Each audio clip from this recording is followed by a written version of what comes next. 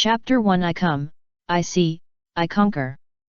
Hachinos, located in the New World, is a remote and small island. But even such a small island, even the most experienced naval generals, when hearing its name, can't help but feel a chill on their backs and their hair stand on end. Hachinos, also known as the Pirate Island and the Forbidden Island, countless vicious pirates gather here, with evil spirits rising all day long and no sunlight. Here, there are countless pirates with bounties of tens of millions, and there are many pirates with bounties of over 100 million. There is a small wooden house on Hachinos Island. Every morning at 10 o'clock, a large number of ferocious pirates will gather here on time, waiting eagerly in front of the door. Quiet as a virgin, not even daring to speak loudly. Squeak! Under the expectant gazes of the pirates, the door of the cabin was slowly pushed open. A boy wearing a hooded coat, with black eyes and black hair walked out. The boy yawned, looking lazy and sleepy. After the boy appeared, the pirates immediately shouted in unison, "Master Key, good morning." Chu Key rubbed his eyes, ignored the group of pirates, and said lightly, "Continue the order of yesterday, number 6635. Master Key, it's me. A one-legged pirate with a cane squeezed out of the crowd, holding a number plate, with uncontrollable excitement on his face. "Come in with me," the others line up in order. After Chu Key finished speaking, he turned back to the cabin, and the one-legged pirate followed closely behind. A few minutes later, the one-legged pirate ran out of the cabin in tears, without the cane in his hand, and walked briskly, with well-proportioned legs like ordinary people. "Ha ha ha ha, my legs are back. The one-legged pirate was crying and laughing at the same time. Other pirates were already used to this scene. After all, the methods of the Black Devil Chu Key were no longer a secret in the entire Hachinos. In the wooden house, Chu Key was lying on a rocking chair made of vines, playing with a crown inlaid with gems in his hands. After playing for a while, Chu Key felt boring and threw the crown in the corner. The corner of the wooden house was filled with all kinds of rare treasures. Even a gem crown worth tens of millions of Baileys looked very ordinary among these treasures. Lying on the rocking chair, Chu Key rested his hands on his head, looking at the ceiling above his head, feeling a lot of emotion in his heart. "I have been here for 3 years, and I don't know how my parents are doing, and whether I can go back." As a fan of pirates, Chu Key dreamed of traveling to the world of One Piece, going on adventures at sea, and competing with the strong. Unexpectedly, it came true. However, Chu Key traveled too early, at least 40 to 50 years before the plot began. Not to mention the protagonist Luffy, the protagonist's father is just a drop of liquid. Roger has not yet arrived in the New World, Edward's beard is still golden, Big Mom is not Big Mom, Garp is undergoing military training at the headquarters. Although there are some regrets, Chu Key is more excited. It is such an honor to be in the same era as these legendary figures. Caesar has a famous saying, "I come, I see, I conquer." This sentence fits Chu Key's current state of mind very well. Since the legend has not yet been born, why don't you join it and become a part of the legend? Even surpass the legend and become above the legend. Open the panel. Chu Key silently said in his heart. 6-door Immortal Thief, perfect, proficiency 100%. Double Hand, great success, proficiency 98.5%. Tongjian, unlocked, proficiency 0. Jingling Jianzhong, unlocked, proficiency 0. Feng Kaokuman, unlocked, proficiency 0. Shenji Balian, unlocked, proficiency 0. Deluo Dongguan, unlocked, proficiency 0. Pan, proficiency 0. As a time traveler, Chu Key naturally has his own golden finger. This is also the basis for him, an ordinary boy, to gain a foothold on the pirate island Hachinos. The 8 wonders from the Yiren comics are his golden fingers, but only the 6-door Immortal Thief and Double Hand are unlocked at present. Only after the previous 8 wonders are fully mastered and the proficiency reaches 100%, can the next one be unlocked.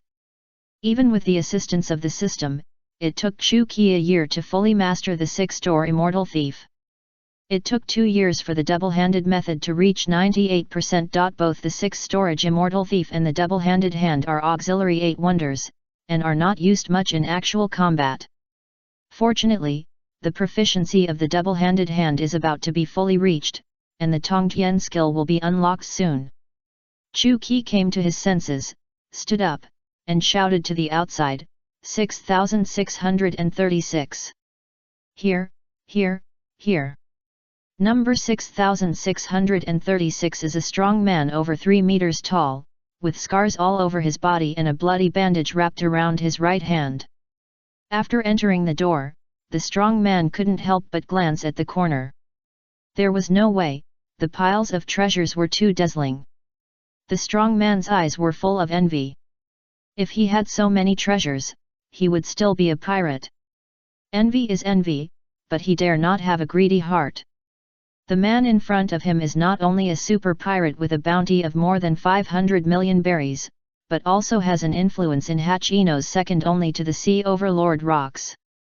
More than 2/3 of the pirates in Hachinos have received favors from Chu Qi. If someone dared to touch Chu Qi's things, he didn't even have to do it himself, just open his mouth, and a large number of pirates would appear and tear it into pieces. Master Qi, take a look, is my arm still salvageable? Do I need to amputate it and change my hand? The strong man asked in a low voice. Chu Qi walked forward, took a simple look, and then said, no. That's good. The strong man breathed a sigh of relief. It only takes 50,000 Baileys to heal a wound once, and it takes hundreds of millions of Baileys to replace limbs and organs, and it must be an equivalent treasure. Now relax your body, don't resist.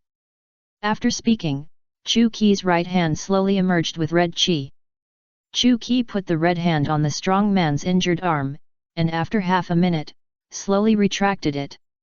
It's okay. Hearing this, the strong man tore off the bandage, and the originally bloody arm became intact and regained consciousness. Ahahaha, as expected of you, Lord Qi, your technique is truly amazing, thank you. After saying that, he put down a bag of gold coins and turned to leave. For pirates, bleeding and getting injured are commonplace, and losing hands and feet is considered lucky. But if a pirate loses his hands and feet, he will most likely be useless. After all, not everyone is called Shanks. The appearance of the Black Devil Chu Qi brought hope to these pirates. Chapter 2 Edward without Whitebeard. The double hand, one of the 8 wonders, has 2 forms, blue hand and red hand, hence the name double hand. The blue hand can modify the soul, can detect lies, read and delete memories, and can even rewrite cognition. The red hand can modify the body, with functions such as disguise, healing, and reshaping limbs. Chu Qi wandered on the sea for a year, and used the double hand to do a lot of things, with a bounty of 580 million Baileys.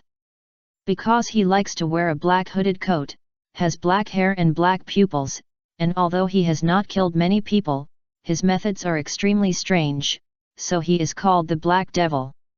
Later, Chu Qi came to the pirate island Hachinos and opened a clinic to improve his proficiency in both hands by helping people treat diseases and injuries. Bang! Chu Qi was changing the heart of an old pirate, and the door of the wooden house was suddenly violently knocked open, and the door frame was smashed together. Who is the Black Devil? The man was a super muscular man with a height of nearly 4 meters, dark skin, and a shape like an iron tower. At first glance, it was clear that he was not a good person. Chu Qi's mouth corners slightly raised, walked up to the muscular man, raised his head, and looked at him. If there is no one else, it should be me. Chu Qi, who is only 1.85 meters tall and slightly thin, stood in front of the muscular man, no different from a child. The muscular man was a little surprised and said in a tone full of contempt, "The Black Devil with a bounty of 580 million Baileys is actually such a small thing. Those Navimen are really useless. Ignoring the muscular man's ridicule, Chu Qi always smiled and said, "What do you want from me, sir? I heard that your medical skills are magical. No matter how serious the injury is, even broken hands and feet can be cured. Is it true?" The muscular man questioned.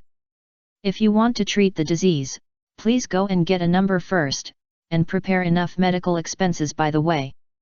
Thank you for your cooperation." He he he. The muscular man laughed and said in an imperative tone, "My pirate group is still short of a ship doctor, it's you, come with me." Ha ha ha. He he he. The pirates outside the door laughed one after another, looking at the muscular man as if he was looking at a mentally retarded person. How did this idiot come to hatch Enos? Alas, the pirates of this generation are not good enough. To be honest, I admire his courage to make trouble here. Chu Qi smiled and did not answer. He slowly turned around, picked up a silver scalpel from the table, and asked, "What if I refuse?" The muscular man looked sinister. "You have no right to refuse. Either follow me or die, choose one of the two." What a difficult choice. Chu Qi looked helpless. Since this problem cannot be solved, the only solution is to solve the person who asked the question. "You are looking for death." The muscular man was furious, and slashed at Chu Qi with a knife, and actually split Chu Qi in half. However, the Chu Qi who was split in half disappeared instantly. After image. The muscular man was shocked, and suddenly sensed something, and turned around quickly. Sure enough, Chu Qi was standing behind him, but for some reason, there was a touch of scarlet on his scalpel. The muscular man was about to. He opened his mouth, but was horrified to find that his limbs had lost all feeling. Then, his eyes went black and he completely lost consciousness. Bang bang bang bang! The muscular man's arms, head, and torso fell to the ground one after another, leaving only his legs standing straight. This is the so-called cut into pieces. Chu Qi picked up the arm on the ground and smiled. "I was worried about not having enough hands and feet recently, but I didn't expect someone to come to my door so soon." While drawing the knife, Chu Qi used the power of his hands to cut off the limbs and head, and instantly repaired the wound without leaving a drop of blood on the ground. Chu Qi's bounty of 580 million baileys is not a drop of water, and his strength can definitely reach the level of 500 million pirates. 6. Storehouse Immortal Thief, the first of the 8 wonders that Chu Qi unlocked. Its function is based on the 6 organs of the body to create a perfect digestive system that can instantly decompose any inhaled substance and convert nutrients into energy through circulation. In other words, because of the existence of the 6-story Immortal Thief, Chu Qi can become stronger as long as he keeps eating. In the past few years, the sea kings and beasts that Chu Qi has eaten are piled up enough to fill up a sea. His current strength and speed can be compared with the future 4th gear Luffy. Not only that, through the perfect intake of nutrients by the 6-story Immortal Thief, Chu Qi's body will hardly age, and his energy will become more and more vigorous. The immortality of the 6-story Immortal Thief, coupled with the physical repair of the double hands. Chu Qi is almost an immortal existence. It is difficult to kill him unless his head and heart are blown up at the same time. After cleaning up the broken limbs of the muscle man, Chu Qi continued his work as if nothing had happened. "Who's next? Hurry up, I want to have lunch." Bang! There was another loud noise, and the already dilapidated door became even more dilapidated. Because the person who broke in this time was 6 meters tall, almost hitting the ceiling. The gate was damaged for the second time, which made Chu Qi a little angry, but after seeing the appearance of the visitor, he immediately smiled. "Hey, Brother Qi, long time no see." Chu Qi laughed and scolded, "Edward, you bastard, you always break my door every time you come, pay me." Gulala. Edward laughed, "You are the richest pirate in Hachinos, do you still need this little money? Stop talking nonsense, the last guy who broke my door is still hanging behind, do you want to be the next one?" Gulala Edward just smiled foolishly, not taking Chuki's words seriously at all. The two have known each other for a long time, and it is common for them to make fun of each other. Edward Newgate is now in his prime, with golden beard and hair, and he has not yet been nicknamed Whitebeard. After entering the house, Edward did not treat himself as an outsider at all, and found a seat casually and sat down with a big horse and a golden sword. "Hurry up and take out the good wine, I must drink more than you today," Edward shouted. "Ha ha ha, want to drink more than me? That's impossible." After saying that, Chuki yelled directly at the pirates outside, "Get out, let's end it early today." "Ah! Lord Key, I've been waiting for 5 days. "What's 5 days? I've been waiting for almost 2 weeks. 3 weeks is too late." The pirates wailed and complained constantly. "What? Do you have any objections?" Chuki just glared at them, and the pirates immediately scattered. The open space that was just extremely noisy was instantly quiet. Chapter 3, Being Targeted by Rocks. Chuki and Edward met in a bar. The two men were full of blood and competed with each other in anger. They drank all the wine in the bar but still couldn't decide the winner. The two people who were dissatisfied with each other, the competition became more and more intense. After drinking for 2 days and 1 night, Edward finally fell down first. It can be said that no fight, no acquaintance, and the two became friends. A few months after they separated, the two met again in Hachinos, so their relationship became better and better. "You came at the right time. Yesterday I received a barrel of century-old wine. It's a good wine that even a million Baileys can't buy. I was planning to keep it and drink it slowly, but you came to my door today. Gulala, don't be so stingy. Wine is something that only tastes good when you drink it together." A few minutes later, Chuki jumped out of the basement with a barrel in one hand. After filling his own bowl, he was about to pour wine for Edward, but he was quick and grabbed the barrel. "Come on, Brother Key, cheers!" Edward took over. Chuki smiled bitterly and shook his head, raised the big wine bowl in his hand, and clinked it with him. "A refreshing, it's really good wine. A century-old wine, the concentration is not a joke, ordinary people may get drunk after smelling it." Edward drank half a barrel in one breath, and a slight blush soon appeared on his face. On the other hand, Chuki's wine bowl was empty, but his expression remained calm, as if he had just drunk water instead of wine. "You are a monster, kid. I'm afraid that no matter how strong the wine is, it is no different from drinking water for you."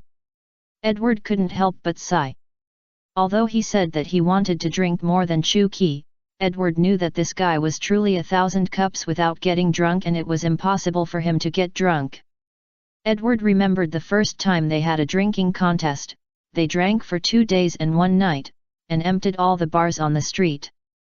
After the contest, Chuki's face didn't even turn red, but he was already drunk and slept for several days before sobering up. "Do you want to know why I can drink 1,000 cups without getting drunk?" Chuki asked mysteriously. "Well..." Edward immediately sat up straight. After hearing this, he raised his ears high, afraid of missing out. Chuki smiled knowingly, and said in a very slow tone, "My secret to not getting drunk is..." While listening, Edward couldn't help but clench his fists, and even his breathing began to become rapid. Edward was never interested in other people's secrets. But as a wine lover, he really wanted to know Chuki's secret of not getting drunk. As he was talking, Chuki suddenly changed the subject. "Alas, forget it, I'll tell you later." Realizing that he was being fooled, Edward instantly became angry and grabbed Chuki's collar and lifted him up. In front of Edward, who was more than 6 meters tall, Chuki was like a little doll. "You little brat, you're playing tricks on me again today. Either tell me the secret of being able to drink 1,000 cups without getting drunk, or go to the sea to feed the fish." Calm down for a moment. I will definitely tell you the secret of being able to drink 1,000 cups without getting drunk later, and I will be the first to tell you, but not now." After Chuki's words, Edward's anger subsided. What else can he do after he said that? Of course, he chose to forgive him. The secret of Chuki's being able to drink 1,000 cups without getting drunk is, of course, the secret of the 8 wonders. The 6-story immortal thief can convert everything in his stomach into energy, and alcohol is no exception, so Chuki can drink 1,000 cups without getting drunk. The 6-story immortal thief is a divine art that can make people immortal. If it is spread out, it will bring about a huge sensation that is hard to imagine. Before he has enough power to fight the world, Chuki will never leak the 8 wonders. He will say to the outside world that he is gifted, or that he is a devil fruit ability. Damn it, I really made a bad friend. Edward sighed and let go of Chuki. Brother, shouldn't I be the one saying this? Chuki said with a wry smile, every time you come here, you eat my food, drink my drinks, take my money, and even break my door. Who is the one who made the wrong friends? Gulala. Edward smiled awkwardly, it's pointless to haggle between brothers. Come on, let's continue drinking. Chuki didn't take the wine, but straightened his collar. He changed his cynical attitude and said to Edward, you came here this time, shouldn't it be just to drink with me? Hearing this, Edward also put down the wine and his expression became serious. Do you know that Rox is forming a pirate group? Chuki laughed, Hachinos is such a small place. I have to face half of the pirates on the island every day. How could I not know? That's right. Did he invite you? Edward nodded, not only me, but also not only Hachinos. He invited almost all the pirates in the New World who can be named. It's called a pirate group, but it's more like a pirate gathering, gathering all the vicious pirates in the New World. Edward's tone was a little disdainful when he said this. Chuki curled his lips, this guy's ambition is simply going to break the sky. That's right. Edward agreed deeply. Do you agree? Chuki asked. After a moment of silence, Edward slowly said, yes. We fought and I lost, so I agreed to join. After a pause, Edward continued, although this guy is very ambitious, joining his pirate group is an excellent experience. This is the second reason why I chose to join. After listening to Edward, Chuki suddenly thought of something and frowned slightly. Edward looked at Chuki deeply, your ability is really excellent, he will definitely not let you go. Chuki laughed, I knew it. For powerful pirates, Rox will personally invite them. He has invited Shiki, Charlotte Linlin, Kaido, and me. It's your turn. According to Rox's style, it's an invitation, but it's actually coercion and inducement.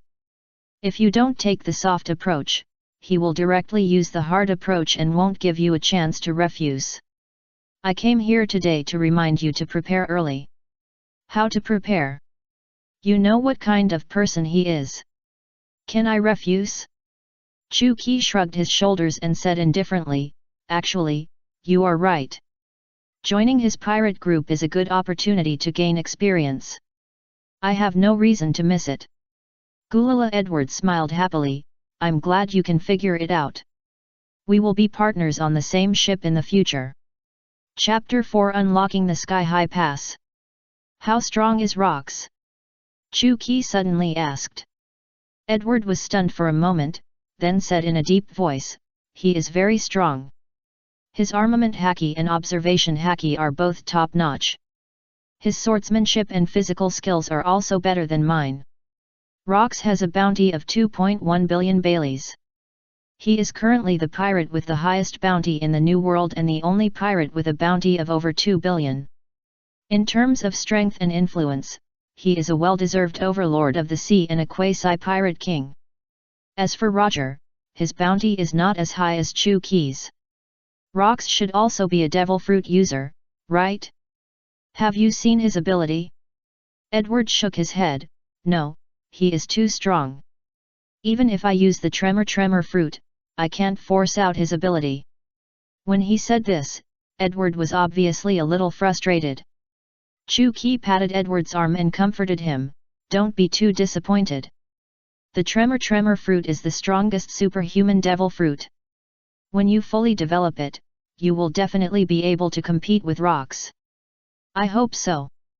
The Whitebeard of the later generations, using the tremor fruit ability, can kill a person with one punch. To shatter an island.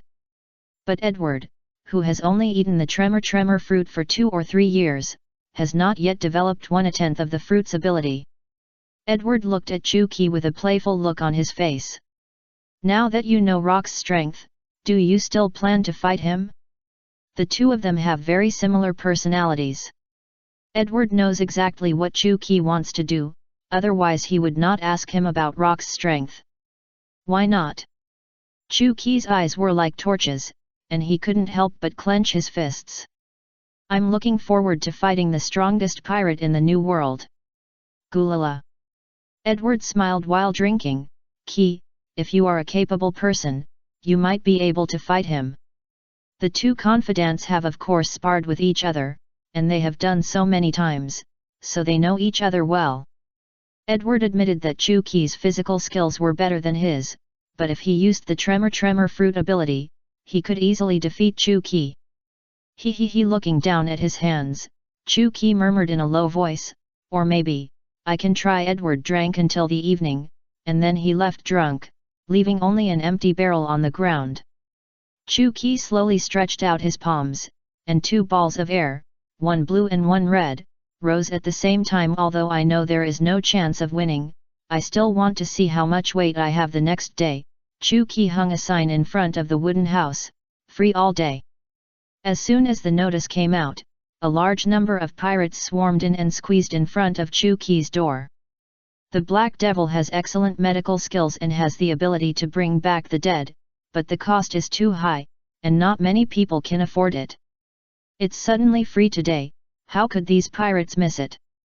Chu-Ki also changed his previous negative attitude of slacking off, and wholeheartedly healed people's injuries, without stopping for a moment, and only reluctantly took a break when his physical strength was exhausted. Every time he cured a patient, Chu-Ki would take a look at the system panel. Double hand, great, proficiency 98.6%. Double hand, great, proficiency 98.9%. Double hand, perfect, proficiency 100%. Ding, double hand proficiency reaches 100%, the third skill of the 8 wonders, Tongtian, is unlocked. Nice, Tongtian is finally unlocked. Finally hearing the system prompt, Chu-Ki almost jumped up in excitement. Unlike Double Hand and 6 Treasury Immortal Thief, Tongtian is one of the 8 wonders that can be fully used in actual combat. Its various uses are definitely not worse than any devil fruit. Tongtian, the ultimate ability of talismans. Ordinary talismans take at least several hours to complete, but Tongtian can draw talismans with bare hands, ignoring all restrictions. If Chu-Ki's strength is at the level of 500 million pirates, now with Tongtian, it is enough to fight against 1 billion pirates. Tongtian Sword, Beginner, Proficiency 1%. I believe that rocks will come to me soon. I must hurry up to practice Tongtian Sword and improve my proficiency. Chu-Ki thought secretly. In the days to come, Chu-Ki's clinic will not be opened again. He does not plan to open it again in the future. After all, he does not care about money. He opened the clinic just to brush up the proficiency of Shuangchuan Hand. Now that the proficiency of Shuangchuan Hand is full, there is naturally no need to waste time. The sea is what Chu-Ki yearns for. 7 days later, on the other side of Hachino's island, Chu-Ki stood in an open space with his hands in his pockets and a calm expression. In front of him was a huge lion more than 5 meters tall and grinning. Chu-Ki stretched out a hand from his pocket and hooked his finger at the giant lion. Come on, little cat, it's lunch time. Ah! After a roar, the giant lion began to exert its strength and rushed towards Chu-Ki. Chu-Ki raised his finger with a little blue light and began to draw a rune in the air. The next second, a complex rune was already drawn. 5 Thunder Rune, first layer. A blue thunderbolt as thick as an arm flew out of the talisman and hit the lion squarely. Awoo! After a scream, the lion fell to the ground, with black smoke coming out of its body, as if it had been roasted, crispy on the outside and tender on the inside. Don't get me wrong, it's time for my lunch. Walking up to the lion, Chu Qi tore off a thigh and started to bite it directly. It tastes good, medium rare. It only took 2 hours for Chu Qi to eat the 5-meter-tall lion until only the skeleton was left. On the other hand, Chu Qi ate so much, but his stomach didn't rise or fall at all. This is the magic of the 6 treasury immortal thief.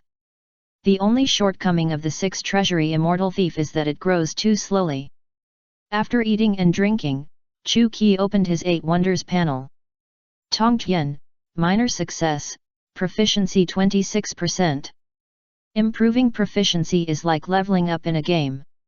It improves very quickly at the beginning, and the higher the level, the slower it gets.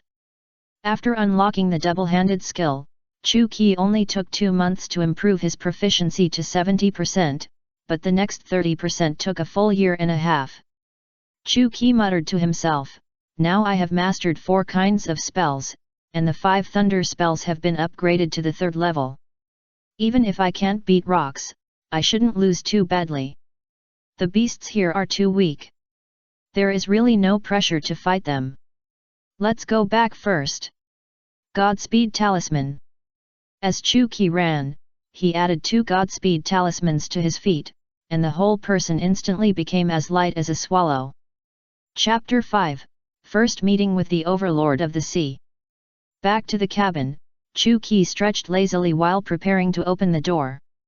Just as Chu Qi was about to touch the door handle, a strong pressure suddenly attacked him from behind the door. The pressure was so terrifying that it could actually cause substantial damage. Cracks began to appear on the wooden house, and Chu Qi couldn't help but take a step back. What a strong domineering color! Chu Qi was not willing to be outdone, and also launched his own domineering color domineering to fight against it. The 2 domineering colors collided with each other, and the surrounding space began to distort, and black thunder appeared. In this domineering color confrontation, Chu Qi was obviously at a disadvantage and inferior. Chu Qi's domineering color domineering was awakened when he sparred with Edward last month. The awakening time was still short, and the opponent's domineering color was more advanced, so Chu Qi naturally couldn't compete. Bang! Finally, the wooden house couldn't bear the pressure of the 2 domineering auras, and it exploded like popcorn. After the smoke and dust cleared, Chu Qi saw the person clearly. Although he already knew who he was still a little surprised when he met him. The person who came was none other than the strongest man on the sea, the pirate overlord Rox. His hair stood up high, like an octopus. He was shorter than Edward, about 4 or 5 meters tall, and there was a big scar on his forehead. Rox was wearing a black coat and sitting on Chu Qi's chair, with his legs crossed and his fingers crossed on his knees, just like a big boss sitting. After the 2 met, they both put away their domineering aura. As expected of the famous pirate overlord Rox, it's true that seeing is worse than hearing. Chu Qi was polite. Rox laughed, the Black Devil is also famous. Although there is only a 500 million bounty, it is said that you are the most skilled pirate doctor in the entire New World, even in the entire sea. He Chu Qi also laughed, Lord Rox, do you want to find me for treatment? It's hard to imagine that you will be injured. Stop talking nonsense here. Rox stood up from the chair and walked towards Chu Qi step by step, with slow steps. I have formed a pirate group, and now I am short of a ship doctor. The best pirate group naturally needs the best ship doctor. You should understand what I mean. The 2 looked at each other, and the distance between them was getting closer and closer. Facing Rox, Chu Qi remained calm. Rox was very strong, but Chu Qi would not bow to anyone, not now, and not in the future. Your proposal can be considered, but I prefer to be a pirate, not a doctor. Chu Qi said lightly. Rox had walked up to Chu Qi, looking down at him, and said in a deep voice, you have no right to consider, and being a pirate requires strength. Do you have it? If it was against other pirates, Rox would first bribe. But the Black Devil is the richest pirate in Hachinos, with more money than him, so Rox is ready to use tough measures directly. Chuki's mouth corners rose. I want to try. Okay, I'll give you this opportunity. As soon as the voice fell, Rox punched Chuki directly. The speed and power tore the air apart, and a sonic boom suddenly sounded. So strong. The speed was too fast. Even though Chuki had foreseen his attack with his observation haki, he could not dodge it at all and could only resist it. Chuki crossed his arms and attached his armament haki to defend himself. Bang! Chuki was directly knocked out by this punch. After rolling in the air, he barely stood up and landed with the help of cushioning. Although he resisted this punch, Chuki's 2 arms were broken and trembling. Not bad, my punch has 70% of its strength. Even if it is a giant, it will be dead or injured if it takes my punch. You can still stand, which shows that your strength is indeed good. Rox said with satisfaction, I admit you, take good care of your injuries, and report to my pirate group when your arms recover. After that, without paying attention to Chuki's reaction, Rox was ready to turn around and leave. Chuki suddenly laughed, and then said, Lord Rox, don't be impatient, we have just started. Well, Rox frowned. Red gas began to emerge from Chuki's arm. After a few seconds, the red gas disappeared, and Chuki's arm was completely restored. Chuki moved his arm and smiled, Lord Rox, have you forgotten? I am a doctor. Interesting, really interesting. Although he had heard of the ability of the Black Devil, this was the first time Rox had seen it. He had always thought it was an exaggeration. Now it seems that not only was it not exaggerated, but it was also underestimated. While being surprised, Rox was also extremely excited. With a Black Devil, he was equivalent to 3 billion level pirates. Imagine how terrible it would be for a pirate group that never had any pirates injured and could always maintain its peak combat power. Thinking of this, Rox's eyes changed when he looked at Chuki. His eyes were shining, like a gangster looking at a stunning beauty. Seeing Rox looking at him like this, Chuki felt his scalp tingling instantly. I am not a beauty, nor a gay. Chuki, no need to fight. After joining the Rox pirates, your status will be second only to me, equivalent to the vice captain. How about it? Rox said seriously. I have heard this countless times, and my answer is always the same. As he said this, Chuki wrapped his arms and legs with his armed color domineering, and took a fighting stance. If you want me to join your pirate group, you must convince me. Chuki knew in his heart that joining the Rox pirates was a foregone conclusion, but he would never give up this battle. Ha ha ha, not bad, with personality, I like it. Rox hooked his finger at Chuki and chuckled, come on, let me see how strong you are. As you wish. As Chuki rushed towards Rox, he exerted force on his legs, jumped high, and kicked with all his strength in the air. Rox's expression condensed, and he raised his right arm, which was already wrapped in armed color domineering, to block Chuki's hook kick. Bang! At the moment of the kick, Chuki's powerful force caused the ground to shatter, and a circular pit with a radius of 4 or 5 meters was pressed out with Rox as the center. Good strength, I really underestimated you. Rox's eyes gradually became serious.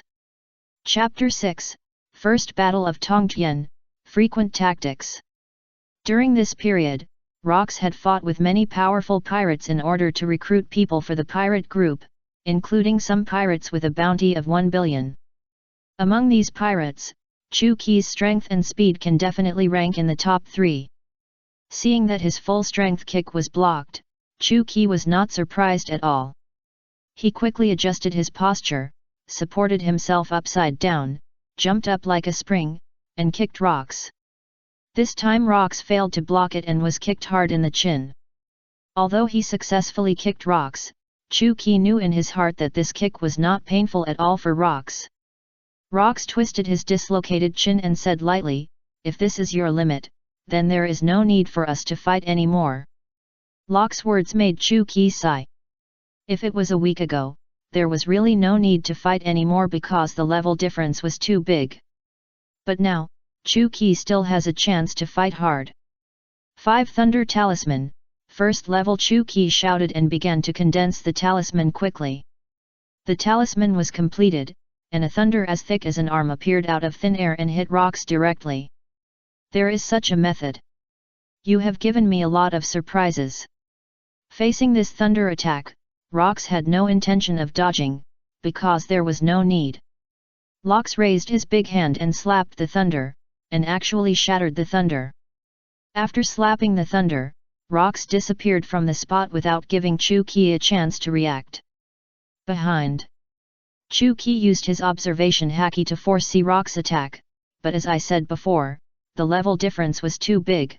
Foreseeing didn't mean being able to dodge. The speed was so fast that Chu Qi didn't even have time to turn around before Rox's fist had already landed. Game over. Just when Rox was about to hit Chu Qi, a burst of blue light suddenly lit up on Chu Qi's back, and then a huge talisman emerged. A large ball of black gas poured out from the talisman, blocking Rox's fist while generating a huge force to push him out. Chu Qi took the opportunity to distance himself from Rox. As long as the distance was far enough, he would have time to react no matter how fast Rox was. The Shangqing 5 Powerful Warriors Talisman can temporarily borrow the power of the 5 Plague Gods for defense or attack. The disadvantage is that the range is small and the spell is complicated. With Chu Qi's current proficiency, it takes at least 1 minute to condense the talisman. So Chu Qi arranged the 5 Powerful Warriors Talisman on his body in advance to save his life, and it will be activated only when he is about to suffer serious damage. Unexpectedly, Rox knocked off his life-saving talisman at a glance. "How many weird tricks do you have? Use them all, don't waste time." Rox looked a little impatient. How could Rox not be angry when he was beaten in the face again and again against a small pirate worth 500 million? Chu Qi didn't speak, he was thinking at the moment. His strongest attack method at present is the 5 Thunder Talisman, triple, but judging from the performance of the 5 Thunder Talisman, even if the 5 Thunder Talisman, triple, is used, it will not cause much damage to Rox. In that case, Chu Qi tore off his coat, revealing 6 abdominal muscles and a body of solid tendon meat. "Rox, I'm going to go all out next. You must not show mercy." Rox just smiled and didn't speak. Chu Qi took a deep breath, then slowly raised his hands and began to condense the talisman. Golden Armor Talisman, double. After the 2 golden talismans were condensed, they attached to Chu Qi's body and arms. The crisscrossing mysterious runes were like a golden chain mail. After the golden armor talisman was condensed, Chu Qi covered his entire body with armed color domineering. The golden runes and the black domineering overlapped, which was extremely cool and powerful. It's not over yet, Chu Qi began to continue drawing talismans. God Walking Talisman 2nd level. After the talisman was completed, 2 blue spells swam to Chu Qi's feet like little snakes. Maintaining the God Walking Talisman 2nd level and the Golden Armor Talisman 2nd level at the same time is not a small consumption for Chu Qi now, so he can only fight quickly. "Let's start, Rox." As soon as the voice fell, Chu Qi rushed towards Rox at high speed like an arrow from a string. With every step, a pit would appear on the ground. So fast Rox's expression condensed. In the blink of an eye, Chu Qi appeared in front of Rox. Rox was not panicked at all and punched Chu Qi in the face. Chu Qi wanted to decide the outcome in close combat, and Rox certainly did as he wished. After all, this was the only way to convince him. The 2 punched almost at the same time, and the huge impact caused by the collision of fists caused the ground within 100 meters to crack, and the powerful momentum went straight to the sky. At the same time, all the pirates on Hachino's island felt it. Gulala Ki, this guy, actually hit so deeply. So strong the momentum just now was not at all weaker than the battle between Edward and Rox. Who is fighting Rox? Edward or Golden Lion?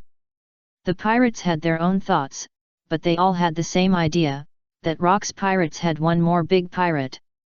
The two of them punched and kicked each other, and in this physical duel, Chu Qi gradually fell into disadvantage, but he was still barely able to parry. Chu Qi became more and more frightened as the fight went on. If it weren't for the dual blessing of the Golden Armor Talisman and the Divine Movement Talisman, he would have been lying on the ground long ago. It is hard to imagine that this is not all of Rox's strength. Can't delay any longer, one move decides the outcome. Chu Qi seized the opportunity and slapped Rox's stomach with one palm, and then shouted 5 Thunder Talisman triple.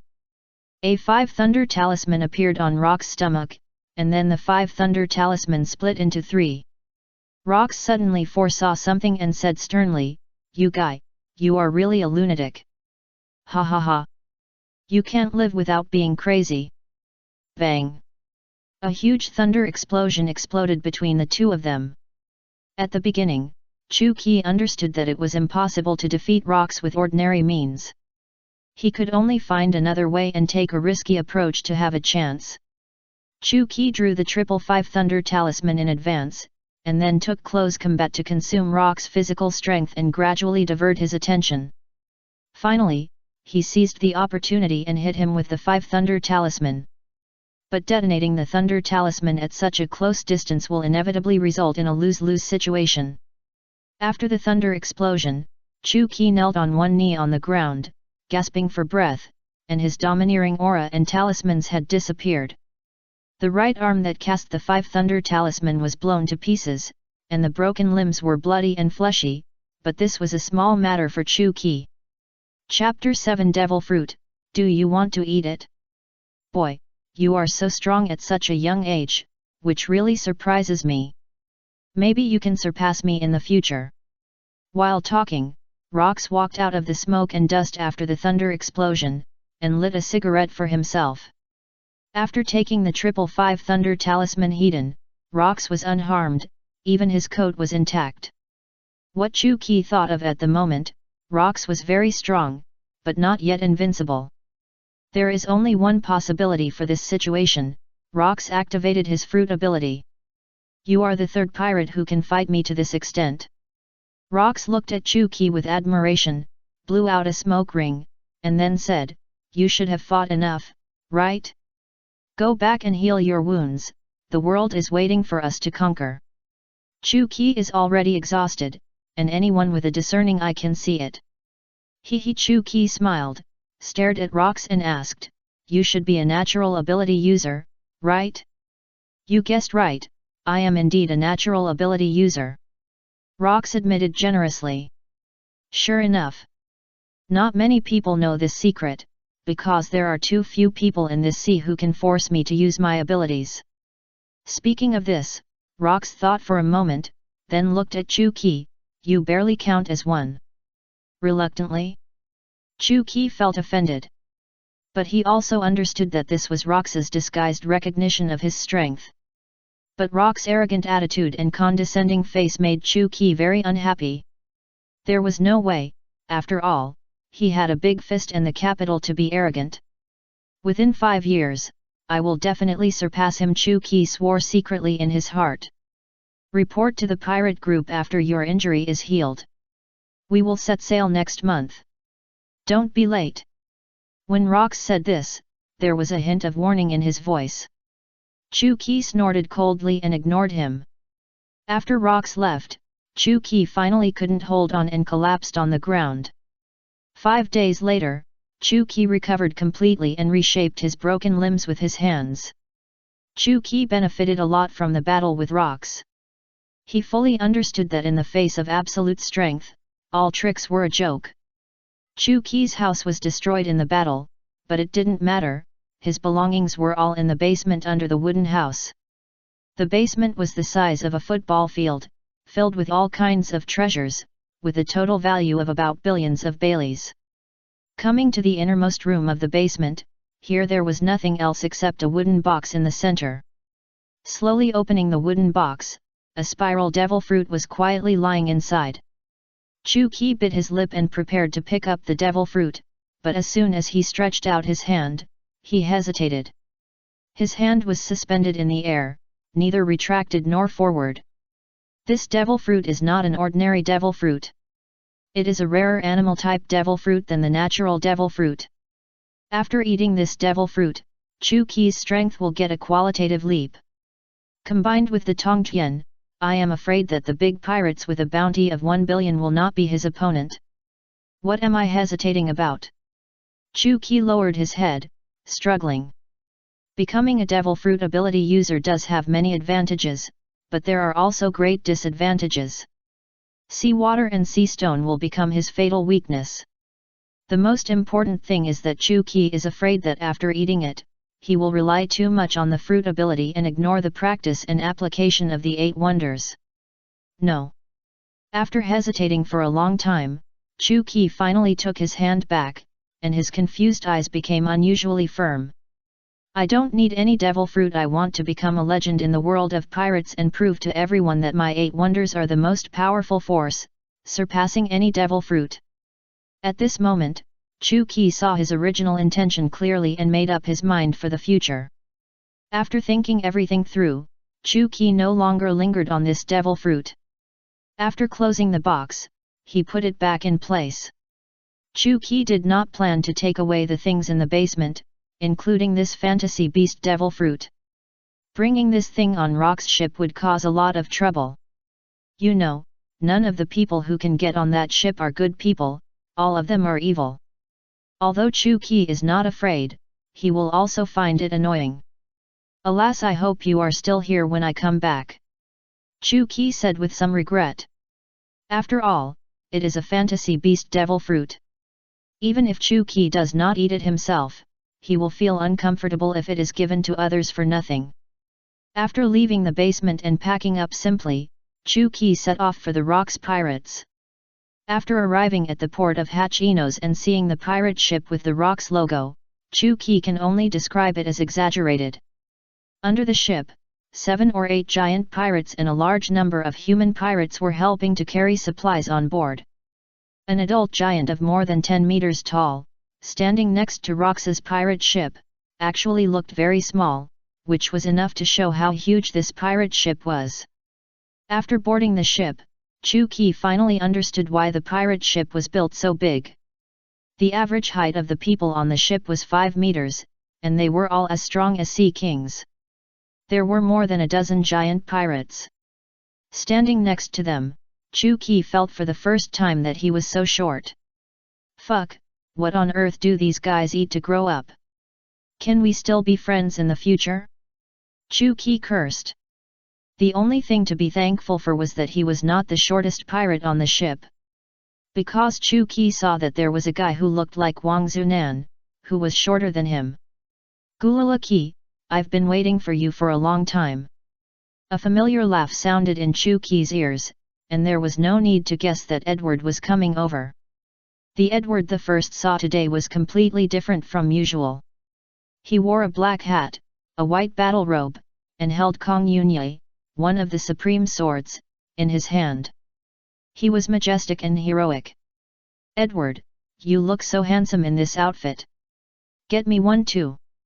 Edward looked indifferent. It's just an ordinary ceremonial robe. The cotters in the regiment can wear it. You must have one too. As the two were talking, Rox also came over. Seeing Chu Qi show up on time, Rox was obviously very satisfied, and the corners of his mouth could not help but rise. Qi boy, you really didn't let me down. Believe me, I promise you won't regret getting on this ship. He Chu Qi smiled twice and didn't bother to pay attention to him. Rox was not angry about this. After all, few people on this ship have good tempers. Chapter 8 Conquer the Sea, Conquer the World. Standing next to Chu Qi, Rox faced all the pirates on the ship and shouted loudly, "Let me introduce him to you. I believe you all know him. This is the great pirate with a bounty of 580 million Baileys, nicknamed the Black Devil, Chu Qi." Rox paused and continued, "From today on, he is the ship doctor of the Rocks pirates and a core coder. As soon as Rocks finished speaking, the crowd immediately started to make a noise. Black Devil, he was actually recruited here. It is rumored that he is the most skilled pirate doctor in the New World and has the ability to reshape broken limbs. I don't know if it is true or not. Lord Key, long time no see, do you still remember me? In terms of bounty, Chu Key is not particularly outstanding, after all, this is the Rocks pirates. But the pirates present have more or less heard of the name of the Black Devil, and many have been treated by him. His fame is second only to Rocks, and he is the most skilled pirate doctor in the New World. It is hard not to be remembered by such a person. The people on the ship knew Chu Key, so Chu Key naturally knew them too. Silver Axe, John, Wang Ji, Ba Jin, some had met before, and some had only been seen on wanted posters. The Rocks pirates deserved to be called the worst pirate group by later generations. None of the pirates present had a bounty of less than 100 million. In addition to Rocks, there were 3 pirates with a bounty of over 1 billion. The Whitebeard that Chu Key was most familiar with, Edward Newgate, had a bounty of 1.2 billion Baileys. The future legendary pirate, Shiki the Golden Lion, had a bounty of 1.05 billion Baileys. One of the future 4 emperors, Charlotte Linlin, had a bounty of 1 billion Baileys. I have to admit that Charlotte Linlin could be considered a first-class beauty when she was young. But her personality was basically the same as in later generations, extremely self-centered, violent, and fond of sweets. In addition to the 3 of them, Chu Key also saw Kaido. But judging from his figure and momentum, he probably hasn't eaten the mythical beast devil fruit that can transform into a dragon. Kaido's bounty is only about 600 million Baileys, and he is not a core coder in the group, but a member of the second echelon. Since Kaido has not yet become 100 beasts, Chu Key can't help but wonder if he can intercept and take the devil fruit. Chu Key himself will definitely not eat it, and it feels good to disgust Kaido. After introducing Chu Key, Rocks continued, in order to welcome the joining of the Black Devil, we will have a banquet tonight to celebrate. Wu Long Live! There was a cheer from the audience. Whenever an important member joins, Rocks will hold a welcome banquet. It must be said that Rocks is very good at winning people's hearts. The banquet lasted from dusk to late at night, and a large group of people fell to the ground. Edward and Rocks were already drunk. Only Chu Key looked normal. After all, drinking was like drinking water to him. Sitting on the top of the flagpole, Chu Key held a big chicken leg in his right hand and a wine pot in his left hand. Looking at the group of pirates on the deck who were already drunk beyond recognition, Chu Key wondered if the Rocks pirates would be wiped out if a big move was hit. As time went by, Chu Key had met all the members on the ship and officially became a member of the Rocks pirates. Only a few pirates, including Edward, were worthy of deep friendship and could become partners. Others were either extremely vicious, greedy, or had problems with their brains. They were all big villains and ambitious people. Chu Key could even foresee that the relationship between crew members would become worse and worse in the future, and internal struggles would become the norm. The time finally came for the Rocks pirates to officially set sail, and everyone gathered on the deck to listen to Rocks' final mobilization. Brothers, the Rocks pirates will become a nightmare on the sea, everyone will surrender to us, and all the wealth will belong to us. Rocks pulled out the saber representing the captain's authority, pointed to the sea ahead, and shouted in an impassioned voice, "Conquer the sea, conquer the world, long live the Rocks pirates! Conquer the sea, conquer the world, long live the Rocks pirates! Conquer the sea, conquer the world, long live the Rocks pirates!" Everyone, including Chu Key, felt their blood boiling and their hearts surging. Conquer the sea, conquer the world, this slogan is indeed very contagious, it is the dream of all pirates. At this moment, Chu Key suddenly admired Rocks. Rocks has the ambition to become the king of the world, and so do others. But so far, only he has dared to take this step to fight against the world government and the whole world. Rocks pirates, let's go! The huge pirate ship slowly sailed out of the port, and gradually went away from the small island of Hachinos behind it. Rox took out the nautical chart and looked at it, then said to the giant helmsman beside him, "Change the route, let's go and poke out that annoying eye first, and give Marineford a welcome gift." The eye that Rox mentioned refers to a neighboring island west of Hachinos, which is an extremely important branch of the navy. Hachinos is a pirate island, and the island is full of vicious pirates. Although the navy dare not attack rashly, it is impossible to leave it alone. The naval branch on the neighboring island is used to monitor the eyes of Hachinos and the movements of the pirates on the island. For a long time, both sides have kept their distance and completely ignored each other's existence.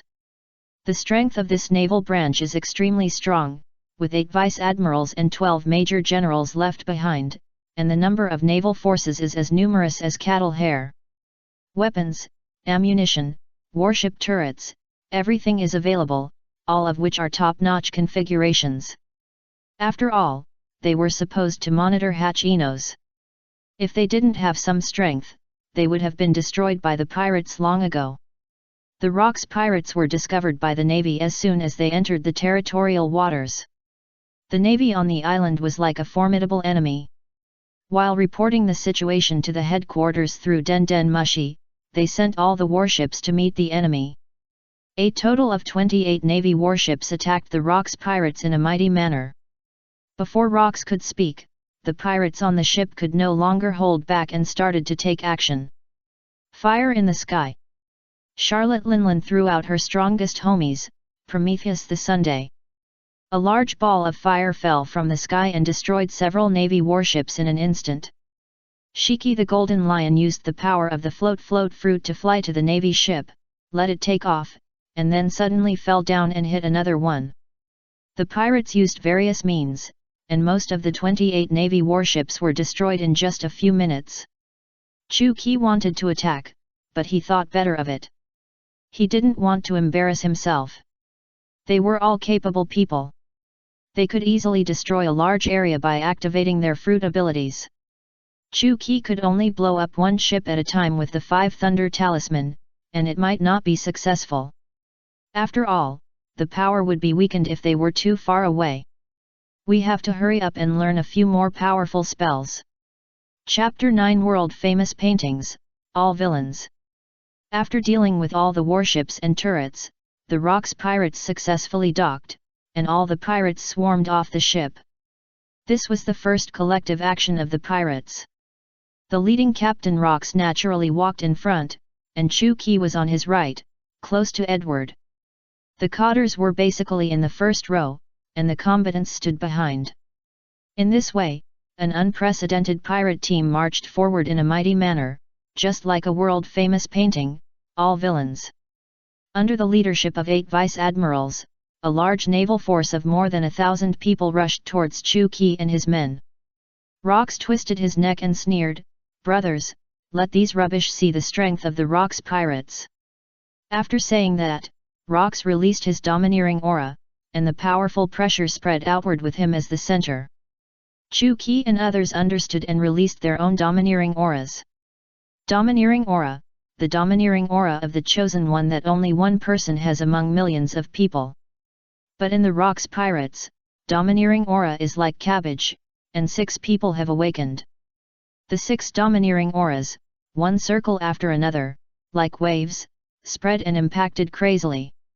The majestic aura rushed straight into the sky, and in an instant, the whole island was dark and thunderous. The pressure of the 6 domineering auras made most of the aggressive navy forces fall to the ground in an instant.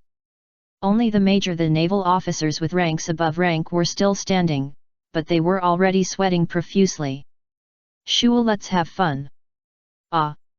Rox waved his hand, and the pirates immediately swarmed up and fought with the navy. Fires were everywhere, and blood and flesh flew everywhere. The navy's wailing and the pirates' laughter continued. Chu Qi, who had been paddling, also took action. His opponent was a giant navy vice-admiral. Immortal Trapping Talisman. Chu Qi drew 2 runes quickly with his pen. The runes were made into 2 real and imaginary chains, which bound the giant vice-admiral tightly and made him unable to move. After controlling the giant vice-admiral, Chu Qi kicked the ground with his feet, jumped high, and punched him in the face, making his face crooked. Bang! The giant vice-admiral's huge body fell down with a bang. Stepping on the head of the giant vice-admiral, Chu Qi muttered to himself, "After all, he is just a vice-admiral of a branch, and his strength is not good enough." This battle was completely a one-sided massacre by the Rocks pirates, and the navy had no power to fight back. "Monster, they are all monsters. Run away, report to the headquarters." 8 vice-admirals and 12 major generals were all killed, and the remaining navy was in chaos and began to flee. "Ha ha ha ha, it's so fun." Golden Lion held 2 famous swords, Sakura Ten and Deadwood, and chased the fleeing navy like cutting melons and vegetables. With one knife, 3 or 4 navy lieutenants were cut in half, and blood spurted 2 meters high. In addition to Golden Lion, there is Kaido. The 2 of them were extremely brutal, and none of the people they killed left a whole body. Chu Qi and Edward were a little unhappy, but it was hard to say anything. After all, it was none of their business. It was natural for pirates to kill navy. After killing almost all the enemies, everyone started to clean up the battlefield and rushed into the navy base to grab the spoils. The navy didn't have much money, but it had a lot of weapons and equipment. Chu Qi and Edward also joined them. "Qi, remember to be the first to tell me where the navy hides the money." "Okay." Chu Qi made a gesture. There is a rule in the pirate group that the first pirate to find the treasure house can get an extra share. As a good friend, Chu Qi certainly knew that Edward was very greedy for money. But all the money he coveted would be used to help his hometown, leaving no penny for himself. "I don't have a weapon that I can use, so you can help me keep an eye out for it." "No problem." Chu Qi naturally disdained treasures, but was interested in famous swords and weapons. This is an important branch of the navy, and it is possible to find a famous sword. Not to mention the 12 works of the Supreme Great Sword, I would be satisfied with a great sword. When I unlock the Divine Machine 100 refinements, all the big swords and Supreme Big Swords are garbage. However, I have only unlocked the Tongtian sword so far, and there are still the Soul-Keeping Generals and Feng Kaokuman. It will be many years before I unlock the Divine Machine 100 refinements. Chu Qi can only find a handy weapon to use first. After all, using a knife is the kingly way, and physical skills have no future. Before, Chu Qi had always used a scalpel as a weapon, and he also realized several knife techniques, which was considered a small achievement. Just when Chu Qi was concentrating on finding a famous sword, the problem he had been worried about had already appeared. "Hey damn bastard, I saw this axe first, give it back to me." "Fool, you saw it first, is it yours? Don't make me laugh. Damn, you are looking for death." The pirate who was called a fool did not hesitate at all, and drew his sword and chopped. Those who can join the Rocks pirates are not ordinary people, and the other party immediately fought back. The 2 men fought on the spot, hitting the vital points with every move, without any intention of holding back. The surrounding pirates watched the whole process, not only did not try to stop the fight, but also opened a bet to see who would win. As the captain, Rocks had no intention of stopping it. In Rox's view, the world of pirates is a world where the strong prey on the weak. The weak who can't keep up should be eliminated, and the same goes for his own crew. After the weak are eliminated, others will be pulled on board, and the cycle will repeat. Then the Rocks pirates will always be the strongest pirate group. Chu Qi searched the navy's arsenal inside and out. Although he didn't find the famous sword, he found a silver musket with exquisite workmanship. Chu Qi liked it very much and regarded this silver musket as the first trophy of his pirate career. Decades later, Chu Qi's silver musket became a legendary artifact on the sea, the Blade Runner. When Chu Qi took his spoils out, he was stunned when he saw the scene outside. Enemy attack? There were a large number of pirates lying outside, some dead and some injured. Others just watched and did not go up to help. Seeing Chu Qi appear, the injured pirates immediately surrounded him. "Sir Qi, please save me, I can't do it. Ship doctor, help me heal my wounds first, quickly. Are you looking for death? I came first. You dare to be so arrogant after I cut off one of your hands?" Chu Qi had nothing to say. Chapter 10 The Iron Triangle of the Navy. The news that the Navy Hachinos branch was attacked by the enemy and the whole army was annihilated was immediately transmitted to the headquarters in Marineford, and the world government soon learned about it. For a time, all the Navy was deeply shocked by the news, either fear or grief and hatred. The Hachinos division was the largest naval division in the New World. It took less than half a day for the pirates to slaughter them all. It was hard to imagine that the other side how terrifying is the strength of the Rocks pirates. All the senior officers of the Navy and the 5 top leaders of the world government held an emergency meeting overnight, and the target was of course the Rocks pirates. A group of leaders sat around a long table with all the information of the Rocks pirates in front of them. The first photo that caught my eye was a group photo of the all villains of the Rocks pirates. The following was the basic information of the members of each pirate group, as well as the bounty order. The Sea Overlord Rox D. Jibek, captain of the Rocks pirates, bounty of 2.16 billion berries. He gathered a group of pirates on the pirate island of Hachinos and formed the Rocks pirates. Edward Newgate, a coder of the Rocks pirates, the strongest superhuman tremor fruit ability user, bounty of 1.2 billion berries. The Black Devil Chu Qi, a coder of the Rocks pirates, a shoulder ship doctor. Bounty of 580 million berries, unknown fruit ability, and specific information. It is said that he is the most brilliant doctor in the New World. The above is the information sent back by CP0, the secret intelligence agency of the world government. The Admiral of the Navy looked serious, and his mustache trembled slightly because of extreme anger. Not only him, but all the high-level people looked extremely ugly. The pirates on this stack of wanted orders are all the most difficult and troublesome guys for the Navy. It is not easy to deal with any one of them. Now they are all gathered together to form a pirate group, and the degree of danger is unprecedented. No matter what method your Navy uses, you must catch the Rocks pirates in one fell swoop. The top leader of the world government said confidently, letting the Rocks pirates go will definitely shake the rule of the world government. We will not allow this to happen. The senior Navy officials present did not speak, but they were cursing in their hearts. Catch them all in one fell swoop? You are probably living in a dream. Everyone has seen how powerful the Rocks pirates are. If you want to take them down, you can only make long-term preparations. The Navy Marshal said, "Our Navy headquarters is going to form an advance team to go to the New World to find out the details of the Rocks pirates, and then make the next arrangements. I don't care how you arrange it, anyway, you must deal with the Rocks pirates as soon as possible, and never let them harass the Holy Land, Maraia." The next day, a recruitment notice was posted at the training base of the Navy headquarters.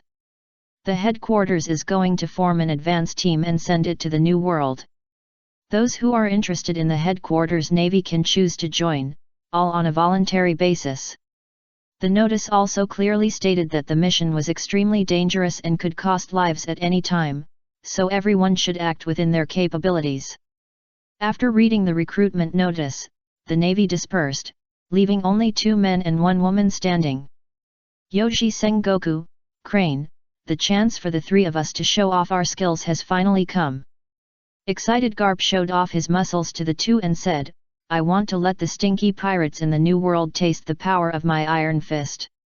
Sengoku on the side said seriously, "Garp, don't be too confident. The pirates in the New World are much stronger than the pirates in Paradise. If you are careless, you will lose your life. Don't worry, no matter how strong the pirate is, I will defeat him, and justice will prevail." Garp was full of confidence. Crane, the only girl among the 3, said thoughtfully, "The headquarters suddenly formed an advance team and sent it to the New World. The mission target must be the recently appeared Rocks Pirates. When it comes to the Rocks Pirates, Garp and Sengoku were indignant. After killing thousands of colleagues in the branch, there is no navy that doesn't hate the Rocks Pirates. Garp said, "Just right, let's go and catch the Rocks Pirates." Sengoku smiled and said nothing. "Garp, you think too much. The advance troops will most likely not fight the Rocks Pirates heathen. If they really fight..." Tsuru didn't say anything else. She knew more about the strength of the Rocks Pirates than the two of them. Garp, Sengoku, and Tsuru were the three strongest navy members of the same period. Garp's passion, Sengoku's calmness, and Tsuru's wisdom complemented each other and formed the strongest iron triangle of the navy. "No matter what, I must go to the New World and catch those bastards. Do you want to join me?" Garp said righteously. Sengoku and Tsuru smiled at each other and said in unison, "Of course." In just over 10 days, the reputation, infamy, of the Rocks Pirates has spread throughout the New World. Other pirate groups, as long as they saw the flag of the Rocks Pirates from afar, all fled. It can be said that the Rocks Pirates reached their peak when they debuted. At dusk, Chu-Ki sat on the top of the flagpole, wiping his beloved gun while admiring the sunset. At some point, Edward sat next to him. The top of the flagpole has always been Chu-Ki's exclusive seat. Except for Edward, anyone who dared to come up would be shot. Edward has been in a bad mood recently, and his golden crescent beard has turned a little grey. I believe that Whitebeard will appear soon. Although he didn't ask, Chu-Ki could still guess the reason why Edward was in a bad mood. Looking at the sunset, Edward sighed, "The scenery here is really good, no wonder you like to sit here every day." Chu-Ki laughed, "If you like, you can also come up every day." "Gulala, forget it. Whatever you want." Glancing at Edward, Chu-Ki said calmly, "Tell me what's on your mind, don't keep it in your heart." Edward, after a moment of silence, he finally spoke. "Ki, I originally thought that after joining the Rocks Pirates, I would have my own family, but look at them. Let alone family, the crew of the Rocks Pirates don't even have a sense of companionship. Because of a little thing, a little money, they can fight for half a day and fight to the death. Chu-Ki, like Edward, has no sense of belonging on this ship." Chapter 11. Eat your sister's donuts. Thanks to Ye a Fool for the 588 point reward, thank you for your support. After speaking his mind, Edward suddenly felt a lot more relaxed. This road is really long, and I don't know how long it will take. Chu-Ki suddenly stood up, punched him on the shoulder, and laughed and scolded, "Don't complain, you are not the only one on this road." After understanding Chu-Ki's subtext, Edward raised the corners of his mouth and smiled knowingly. With friends around, he doesn't seem to be alone. "Gulala, then you have to follow me closely, don't fall." "What nonsense are you talking about? I'm walking in front of you, you should be following me." "Okay, then let's compete to see who walks faster." Edward stretched out his fist to Chu-Ki. Chu-Ki also stretched out his fist and bumped it with him. "It's a deal." The world government has 170 member states, and the member states have to pay heavenly gold to the world government and the celestial dragons every year in exchange for the protection of the world government. Places that cannot pay heavenly gold cannot join the world government, and the world government will certainly not care about them. These places will basically eventually become lawless islands where pirates and human traffickers are rampant. Ordinary pirate groups only dare to run wild in these remote areas. That little bit of oil and water, the Rocks Pirates naturally don't look down on. Rock's goal is very clear, that is to directly take action against the wealthy member states. To attack a member country is equivalent to being an open enemy of the world government. The pirates on the ship were not afraid, but very excited, because there were countless treasures waiting for them to plunder. Chu-Ki didn't feel anything about this. He just wanted to find someone to practice with and raise his mastery of Tongtian to great success. In the cabin, Rox began to hold a meeting with Chu Qi and several other cotters. Our first target is called Baseback. This island has gold mines and is a very wealthy member country. The amount of heavenly gold given to the world government every year is an astronomical figure. Of course, such a member country will definitely be given special attention by the world government. In addition to a large number of navies on the island, they also have their own national forces. At this time, Charlotte Lingling interrupted without warning, "Are there delicious donuts on the island? Lingling really wants to eat donuts." As she spoke, Charlotte Lingling's eyes began to turn red. Everyone was shocked. They had heard that Charlotte Lingling had food cravings, but they had never seen her so far. It seemed that she was about to have an attack. "Hurry up and find some bread and make some donuts for her," Rox said unhappily. "No." Charlotte Lingling started to yell with a hint of tears, "Lingling wants to eat real donuts, real donuts." Charlotte Lingling gradually lost control, her red eyes were full of violence and madness, and her voice became louder and louder. "Psycho, so annoying." Without any nonsense, Chu Qi directly started Immortal Trapping Talisman Triple. The talisman was completed, and 3 chains flew out from it, tightly binding Charlotte Lingling and blocking her mouth. Woo-woo. But Charlotte Lingling was born with supernatural power, and her power was even stronger when she was crazy. During the struggle, the light of the chain gradually faded. "Edward, let's work together to knock her out." "No problem." Chu Qi had no intention of sympathizing with women. In his heart, Charlotte Lingling was not a woman at all. Originally, he could use his hands to modify her cognition and cure her bulimia, but Chu Qi thought that physical therapy would be more comfortable. Chu Qi and Edward punched at the same time, one on the left and one on the right, without holding back. Edward was afraid that the force was not enough, so he used the power of the tremor fruit. Bang! As Charlotte Lingling fell to the ground, the whole world was instantly quiet. "Eat your sister's donuts, no one will spoil you on this ship." "Well done." All the cotters gave Chu Qi a thumbs up. "Okay, let's continue now." Rox ignored Charlotte Lingling on the ground. "We can't go out all this time. Half of the people need to stay behind to prevent the navy from reinforcing. The others will go to the island and capture Baseback. In addition, everyone needs to pay attention to the capable people on the island." Hearing the capable people, Chu Qi instantly became interested and said directly to Rox, "I want to attack the island." Rox nodded, "No problem, you will command the island attack group. After landing on the island, all the crew members will be under your command." With Chu Qi's strength, Rox is not worried about any problems. But except Edward and Rox, no one else on the ship knows Chu Qi's true strength, so they are a little worried. After all, he is just a doctor, with a bounty of more than 500 million, and he often slacks off. How strong can he be? Golden Lion Shiki was the first to stand up and express his dissatisfaction. "Captain, the island attack is a matter of great importance. How can it be handed over to a little kid to command?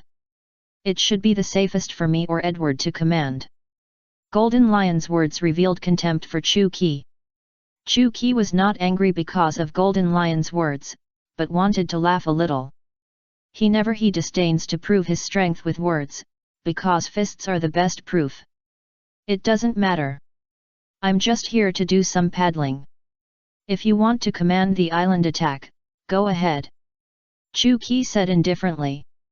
Edward said, "I'm not interested either. Go by yourself." "Okay, since they don't want to command, then you go, Golden Lion." Golden Lion felt insulted and humiliated. He originally wanted to compete with Chu Qi for the position of commanding the island attack, but he wasn't interested at all, and Edward wasn't interested either. It's like, what you regard as a real treasure is a pile of garbage in the eyes of others. At this moment, Chu Qi successfully made it onto Golden Lion's blacklist. Chu Qi didn't know that he had been hated by Golden Lion because of an insignificant matter. If he knew, Chu-Ki would definitely be at a loss. The hatred between pirates was really inexplicable. We will arrive at Basbac in 20 days, so be prepared. Understood. After the meeting, looking at Chu-Ki's departing back, Golden Lion gritted his teeth and said, "Damn you, I'll teach you a lesson sooner or later." Time flies, and the day when the Rocks pirates arrive at Basbac is getting closer and closer. During this period, Chu-Ki studied the Tongtian rune every day, and he has learned more than 10 kinds of runes. Tongtian rune, minor success, proficiency 49%. When the proficiency exceeds 50%, the mastery level will become great success. After great success, Chu-Ki's understanding of Tongtian rune will rise to a new height. What specific changes will happen is still unknown. Maybe because of being too impatient, this 1% has never been broken through. Chapter 12: The Real Magic of Tongtian Rune. Finally, the day of attacking the island came, and everyone gathered on the deck, ready for battle. Rocks led half of the crew to stay behind. Golden Lion was the commander of the island attack. Chu-Ki, Edward, Kaido, and others were responsible for the island attack. After dealing with the army on the island, he fired a signal gun to let everyone go to the island. "Brothers, show your enthusiasm and cheer up, there are countless treasures on the island waiting for us to plunder." Oh! Using treasures to motivate pirates is simply a tried and true method, and the morale of the crew instantly rose. All members of the island attack group boarded the auxiliary ship, and Golden Lion activated the ability of the floating fruit. The auxiliary ship slowly rose into the air, passed through the clouds and came to the top of Basbac Island, but Golden Lion was slow to control the ship's fall. Everyone realized that it was not good, this guy was going to make trouble. "Brothers, I'll go first, you guys can only wish you good luck." Ha ha ha ha! Golden Lion laughed and flew out of the auxiliary ship. The airship is at least 1,000 meters above the ground. No matter how powerful the pirates are, they will die if they accidentally fall down. "Asshole, are you crazy? Let us go." "Damn it, don't stop me, I'm going to kill him." "Golden Lion, this is not the time to joke." Ha ha ha ha! I just like to see you guys running around in a panic, but helpless. Idiot. Chu-Ki looked at him like an idiot. Yun Fu. Chu-Ki used both hands to draw talismans. After a while, he had drawn more than a dozen. These talismans were like eyes, sticking to the backs of the pirates without bias. The spell was activated, and everyone floated into the air. Seeing this scene, the smile of the Golden Lion stopped abruptly.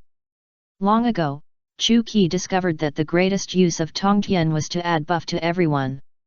Imagine, at the beginning of the LOL game, adding red and blue buffs and big dragon buffs to teammates. How can the opponent play? If a low-ranking pirate group can master the magical skill of Tongtian, then it can be directly promoted to a top pirate group. But Chu-Ki doesn't like to use it this way, not only because it wastes too much physical energy, but also for deeper reasons. Seeing himself flying, the pirates exclaimed in unison. "Wow, Brother Ki, I didn't expect you to have such an ability. Ki, you are simply an all-round pirate." Chu-Ki raised his mouth and said, "Brothers, now is not the time to talk about this. I'm going to beat up the Golden Lion. What do you say?" "Of course, count me in. My iron fist is thirsty." The pirates looked at the Golden Lion with a sneer on their lips. The Golden Lion swallowed his saliva, turned around and ran away without any hesitation. "Run? Where can you run? Immortal trap!" A chain flew out of Chu-Ki's hand and entangled the Golden Lion's feet. Not good. Golden Lion drew out Sakura Ten, turned around and slashed at Chu-Ki with a sword. Chu-Ki didn't need to make a move. Edward waved Kuromachi and easily blocked Golden Lion's sword. "Brothers, treat Lord Golden Lion well." "Yes." Golden Lion said in horror, "Don't come over." After beating Golden Lion beyond human form, they threw him on the boat like trash.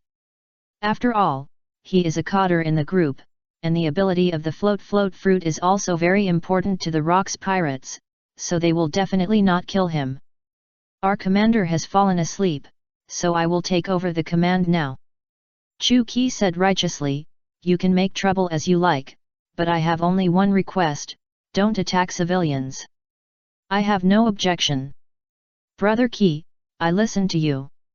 Everyone spoke up with Chu Qi, only Kaido was expressionless and didn't speak.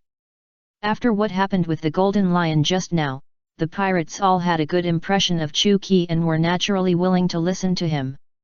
So let's make a big scene now. Chu Qi imitated Rox's way of speaking. Oh woo! Ding ding ding dang dang dang! The alarm bells on Basback Island suddenly rang loudly. Enemy attack, pirates are on the island. The navy on the island quickly took action, and Basback's national forces also began to gather. The general of the army, with a serious look, was urging the soldiers in the barracks to equip themselves with weapons. At this moment, a young man in black clothes and black hair swaggered into their barracks. He, good luck, I won the first prize.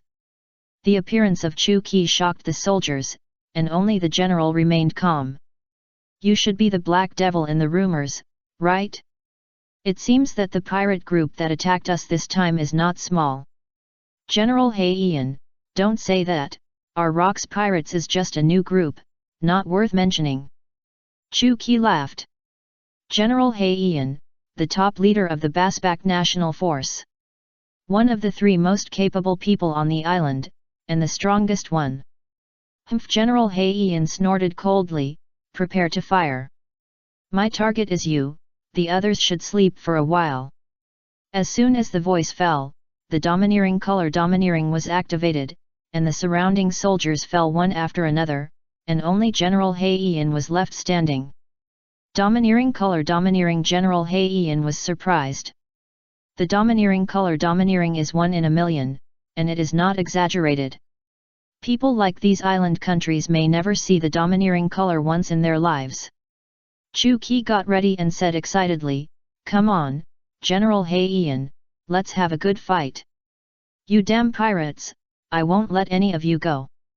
After saying that, General Heian pressed his hand on the ground, and the fruit power was activated. The whole person gradually assimilated with the rocks on the ground and turned into a stone man. The stone fruit is a superhuman devil fruit close to the natural devil fruit. The ability user can assimilate with the rocks that he touches, and take the appearance, hardness, and other properties of the rocks as his own power.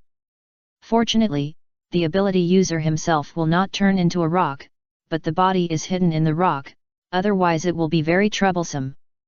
Chu Qi suddenly foresaw something with his observation haki, and jumped away nimbly from the spot. The next second, several stone spikes suddenly pierced out from where Chu Qi just stood. Since you are so anxious, I won't be polite. 5 Thunder Talisman 2nd level. Chu Qi raised his hand, and 2 5 Thunder Talismans appeared in his palm. The waist-thick thunder was like a snake, hitting General Heian. General Heian was not in a hurry. He activated his ability, and a thick stone wall rose from the ground and blocked in front of him. Bang! The power of thunder was unstoppable, and it instantly blew the stone wall to pieces, but General Heian behind the stone wall disappeared. Then, the ground began to shake violently, and a huge human face appeared on the wall, roaring at Chu Qi die. Chu Qi curled his lips and said, it's really troublesome, I should have let Edward come earlier. Chapter 13,000 Talisman Explosion. The entire fortress has been assimilated by General Heian and become his body. A huge rock palm rose from the ground and slapped Chu Qi like slapping a fly. Protective Vajra Talisman. After the talisman was completed, a spherical golden shield appeared around Chu Qi. The rock hand slapped the golden shield without causing any ripples. The Protective Vajra Talisman, like the Golden Armor Talisman, is a defensive rune.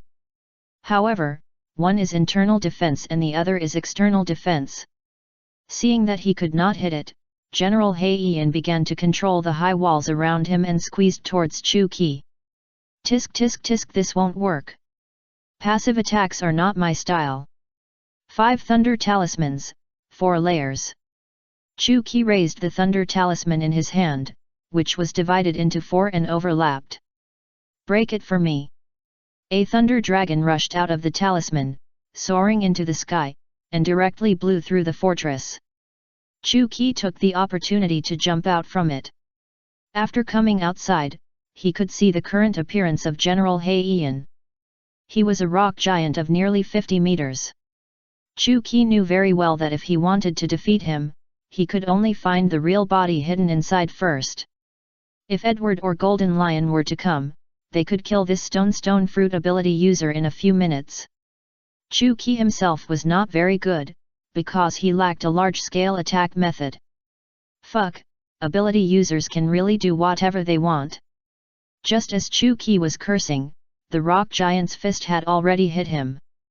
Chu Qi jumped high, used the armed color domineering, and smashed the rock giant's palm with one punch. But it was useless. The rock giant's palm quickly recovered. It's so troublesome. After several rounds of fighting, the rock giant couldn't hurt Chu Qi, and Chu Qi couldn't hurt the black rock general inside, and the situation was once deadlocked. Damn, if we keep fighting like this, I'm afraid we won't be able to finish until dark. If Edward finds out, he'll definitely laugh at me. Chu Qi gritted his teeth and said, in that case, I'll fight you today. If one talisman doesn't kill you, I'll try 100 or 1,000 talismans to see if I can kill you. Chu Qi used both hands to dodge the rock giant's attack while frantically drawing talismans. The runes fell on the rock giant's body like flying catkins. Half an hour later, the rock giant had been covered with thousands of talismans, but Chu Qi himself was still holding on to the talisman. I was exhausted. The lowest level of Luo talisman was pasted, and Chu Qi could detonate it, with the same power as a bomb. Chu Qi imitated the appearance of a middle school character and shouted, "Explosion is art, snap!" The runes on the rock giant were activated, and dots of blue light appeared. Then, thousands of runes exploded at the same time, the sound was deafening, and the ground under the feet trembled. Bang! The rock giant was blown to pieces, and the black rock general hiding inside finally revealed his true form. Godspeed Talisman! Chu Qi didn't care about resting, and after accelerating, he rushed towards the black rock general. With a fist full of resentment, he hit him in the face and knocked him to the ground. Damn! The knocked down black rock general climbed up again, glared at Chu Qi, and roared, "Don't be so arrogant, stinky pirate, let me show you my true strength." The Black Rock General activated his ability again and assimilated the rocks on the ground. But this time he didn't turn into a giant, but turned the rock into a set of heavy armor and put it on himself. At the same time, he activated the armament haki to cover the armor. Chu Qi smiled and said, "Close combat? Then you've found the wrong person." Chu Qi didn't even draw the golden armor talisman, but used the armament haki and rushed towards General He Yian. Die! The two fists collided with each other. After a moment, there was a crack, and a crack appeared on the armor of General He Yian. The crack became bigger and bigger until the armor broke. What? General He Yian was shocked. "Sorry, we have different positions." As soon as he finished speaking, Chu Qi threw his second punch, hitting General He Yian's heart and ending his life. Looking at General He Yian's body, Chu Qi was a little emotional. If used well, the stone fruit should be a very powerful devil fruit. But General He Yian's own strength is not good, and the level of armament haki is too low, so the stone fruit is a waste on him. After getting rid of General He Yian, Chu Qi found Edward, who was sitting on a pile of navy corpses drinking, looking relaxed. "Qi, why did it take so long? Is that ability user difficult to deal with?" Edward said sarcastically. Chu Qi said stubbornly, "I can handle it in minutes. I just got lost by accident." "Gulala, you said it is." After laughing for a while, Edward suddenly said with emotion, "The people on the island country are too comfortable. Such a comfortable life makes them vulnerable." Chu Qi nodded, indeed, whether it is domineering or the use of fruit ability, it is a mess. I may never have such a comfortable life in my life. Oh, don't sigh, hurry up and get rid of the rest of the people. Rocks and others are probably impatient to wait. Chu-Ki said unhappily. I'll go after I finish this pot. Edward suddenly thought of something and said to Chu-Ki, I just met Kaido. He went towards the residential area. You'd better go and have a look. Edward is like Chu-Ki. Although he never shows mercy, he is also a principled person. He will not attack civilians, and he hates those pirates who attack civilians. Chu-Ki frowned slightly. It was obvious that Kaido ignored his previous words. It seems that he is a little itchy and needs my help. In the residential area, as expected, Kaido is wreaking havoc. He does not do anything else, but simply likes it. Kaido wields a mace, and every time he strikes, a house collapses. Many civilians did not have time to escape and were crushed to death underneath. Chapter 14 Kaido is a stinky younger brother. Thanks to the fan Shiva Yuwa for the reward, thank you for your support. Hee hee ha ha. Kaido laughed and destroyed. He found it very interesting to see the civilians running around in fear, and he enjoyed it. Just then, a little red-haired girl suddenly jumped out, stood in front of Kaido, and glared at him angrily. Big bad guy, don't smash our house. After saying that, the girl picked up a small stone on the ground and threw it at Kaido with great effort, trying to drive him away. Although she was just an innocent little girl, for Kaido, as long as he dared to stand in front of him, no matter who it was, he would sweep it flat without mercy. Without the slightest hesitation, Kaido raised the mace in his hand and smashed it straight at the girl. Just as it was about to hit, a blue light suddenly lit up on the girl's back, and the Shangqing 5 powerful warriors' talisman appeared. 2 big hands made of black air stretched out from the talisman, one hand blocked Kaido's mace, and the other hand clenched into a fist and hit Kaido. The black hand was powerful, and Kaido was beaten back 10 meters and almost stumbled and fell to the ground. Damn black devil! The moment the rune appeared, Kaido knew that Chu-Ki was here. After all, no one else had such a weird method except him. Kaido, you are having fun, how about I play with you? Chu-Ki's slightly playful voice sounded behind Kaido. Kaido turned around and saw Chu-Ki sitting on the roof, crossing his legs, looking at him with a smile. Black devil, do you want to fight? Kaido raised his mace, pointed at Chu-Ki and said, I have been unhappy with you for a long time. Obviously, my bounty is higher than yours, so why can you be a cotter? Just because my fist is harder than yours. As soon as the voice fell, Chu-Ki had already jumped towards Kaido and faced him. The door, kicked it. Although Kaido is big, he is not slow at all, and he swung his stick to fight back immediately. Chu-Ki's foot kicked Kaido's mace, and Kaido immediately felt a huge force coming from the mace, and his knuckles were pulled painfully. Kaido did not dare to underestimate Chu-Ki anymore, and suddenly exerted force to push him out. Chu-Ki rolled in the air for several rounds and landed steadily. Crushing impact. Kaido raised his mace high and smashed it vertically to the ground, creating a powerful shock wave. Chu-Ki raised his right hand slowly, protective Vajra talisman second layer. The moment the Vajra shield appeared, it just blocked Kaido's shock wave, but the shield also broke. Honestly, Kaido, there are no more than 5 people in the Rocks Pirates that I can take seriously, but you are definitely not one of them. Don't talk nonsense, Black Devil, I must compete with you today. Compare? Chu-Ki almost laughed out loud, and raised his middle finger directly to Kaido, are you worthy? You stinky brother. Through the fight just now, Chu-Ki basically understood Kaido's level. He is still a long way from the billion-dollar pirates, so it's not too easy to deal with him. After all, he hasn't eaten the devil fruit yet, and is an incompetent stinky brother. For the first time in his life, Kaido was insulted like this, and he was immediately furious. He was furious to the extreme, and used all his strength to hit Chu-Ki with a stick. Die for me! Bang! Kaido smashed a super big pit on the ground that was more than 10 meters long and nearly 2 meters deep. But it didn't hit Chu-Ki. Instead, Chu-Ki stood on Kaido's mace, and the fourfold thunder talisman in his hand was shining with blue light, aiming at him impartially. 5 thunder talismans, fourfold. When the words fell, a thunder dragon roared out and swallowed Kaido. Kaido is Kaido after all.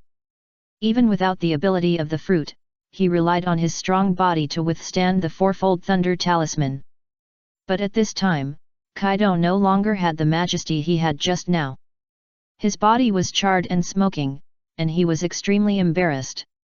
Chu-Ki asked, "Kaido, do you know why I beat you?" Ha ha ha. Kaido suddenly laughed, "Of course I know, it's because of these bugs. Black Devil, don't forget, we are pirates, plundering and burning are our nature. Sympathizing with civilians, don't you think it's ridiculous?" Kaido asked back. No, wrong answer." Chu-Ki shook his finger. "You are wrong about one thing. It is the nature of pirates to do whatever they want. I beat you because I want to beat you, it's that simple. Damn it, don't think you won, let's do it again." "Okay, as you wish." Since Kaido still wants to be beaten, Chu-Ki will naturally satisfy him. Golden Armor Talisman, Triple Speed Talisman, Triple Rune Amplification and Armed Color Domineering, Chu-Ki activated his Rune God of War state. Without waiting for Kaido to react, Chu-Ki disappeared from the spot in an instant, and the next second, he and Kaido were already looking at each other in surprise. So fast! Kaido was shocked by the speed shown by Chu-Ki, and his own observation color domineering could not keep up. Chu-Ki kicked Kaido's chin with a flying knee, and his huge body flew into the air. Ugh! It's not over yet. Chu-Ki jumped over Kaido's head, raised his legs high, and used his heels to hammer Kaido's forehead. Kaido, who had just taken off, was hammered to the ground again.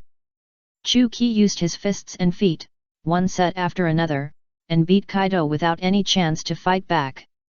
At the end of the fight, Kaido's head was bleeding, several teeth fell out, his eyes were swollen and he could hardly see anything, and he lay on the ruins dying. Chu-Ki stood in front of Kaido, stretching his muscles and saying, "Kaido, sometimes you really should not be too arrogant.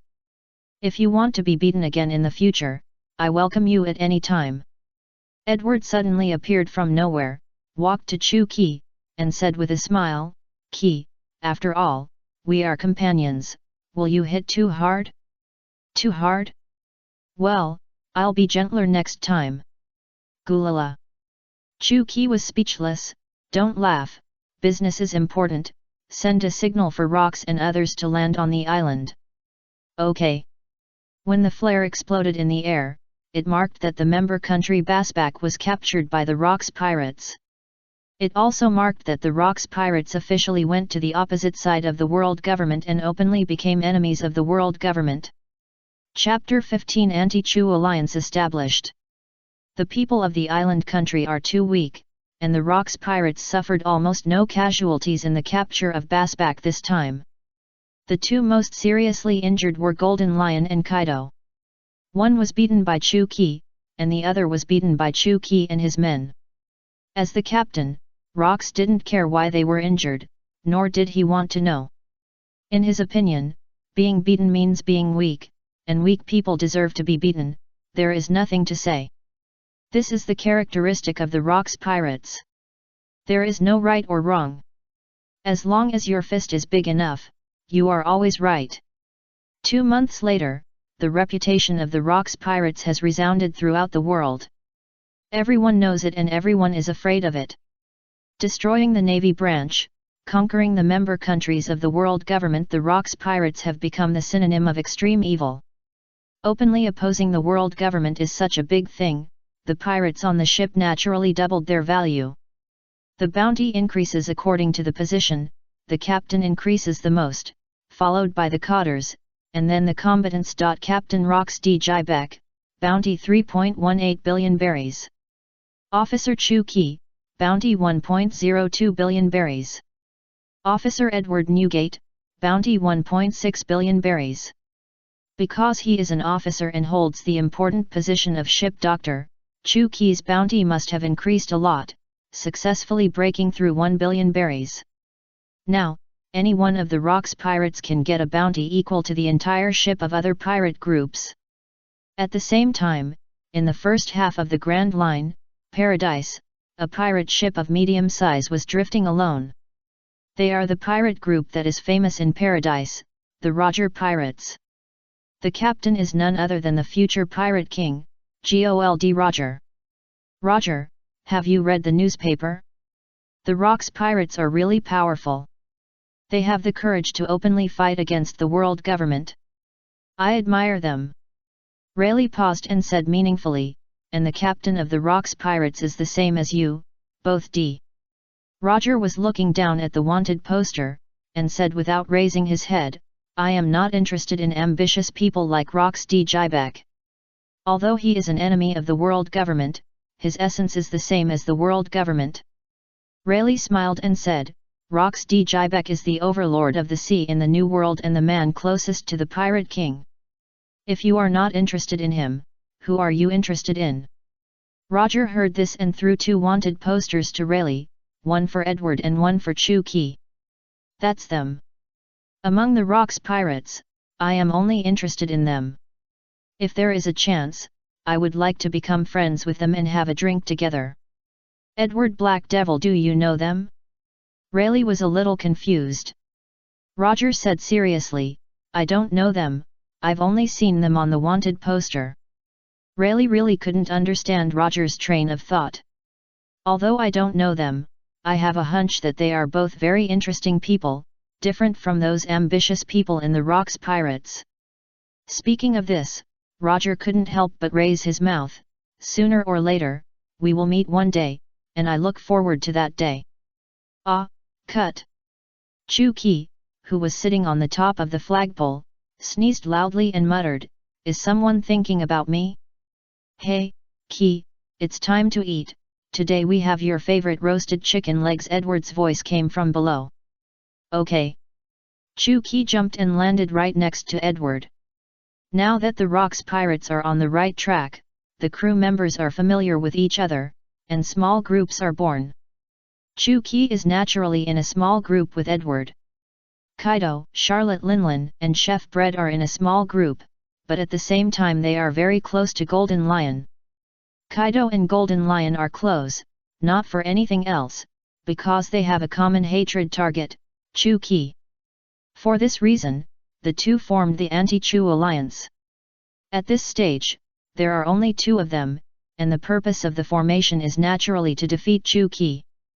The 2 agreed that after defeating Chu Ki and taking revenge, the alliance will disband.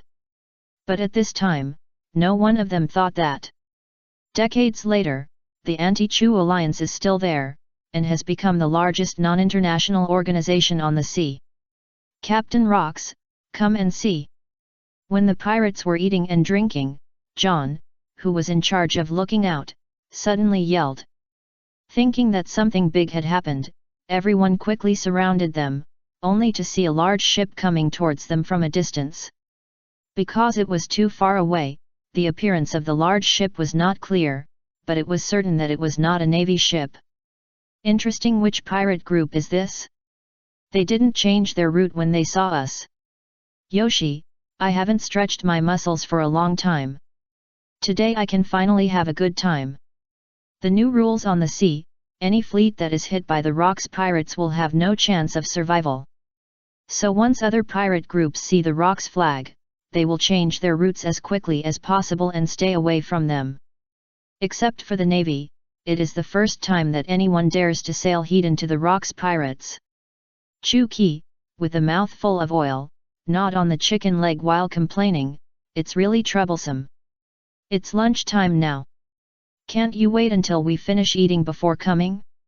The 2 ships were sailing face to face and would soon meet. After seeing the ship clearly, the pirates were stunned. It is not accurate to describe it as ship. It should be giant ship. It is bigger than the ship of the Rocks pirates. The whole giant ship is white, and the hull is inlaid with gold ornaments, which is extremely luxurious. There is a huge statue on the bow, an ugly fat man wearing a glass hood. Celestial Dragon. This word popped up in everyone's mind at the same time, and only the Celestial Dragon can use such a luxurious ship. The pirates fell into silence, and after a moment of silence, they began to cheer wildly, just like a festival. A middle-aged man stood on the giant ship and shouted to the Rocks pirates, "The untouchables on the ship, change the route quickly, this is the treasure ship of the great Celestial Dragon, Rosvala Sheng." Ignoring the middle-aged man's shouting, the pirates looked at him one after another, with a nuclear good smile on their faces.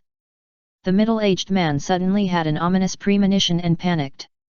Chapter 16 Shock the Celestial Dragon. Actually, on the deck of the giant ship, the Celestial Dragon Rosvala Sheng, who was bruised and swollen, was being watched by a group of pirates, as if they were watching a rare animal. "Is this the so-called world aristocracy? Why are you so weak? The world is actually controlled by these rubbish. It's incredible that the Celestial Dragons are ruled by garbage. Don't the Celestial Dragons live in the holy land of Marijoa? How did they come here? Is it fake? The Celestial Dragons are descendants of the 20 kings who established the world government 800 years ago, and they regard themselves as descendants of the Creator. Because they think they are noble and disdain to breathe the same air as ordinary people, they wear bubble hoods on their heads, which is easy to identify. You damned lowly people dare to hit the great Saint Ross Valley! I must turn all of you into my slaves and make you live a life worse than death." Even though he was beaten into a pig's head, Saint Ross Valley was still shouting and cursing wildly, and he couldn't see the situation clearly at all. Chu Qi hugged his arms and said with a smile, "Yes, it has the taste of Celestial Dragons, it should be true. Captain, I haven't killed a Celestial Dragon yet, can you give me a chance?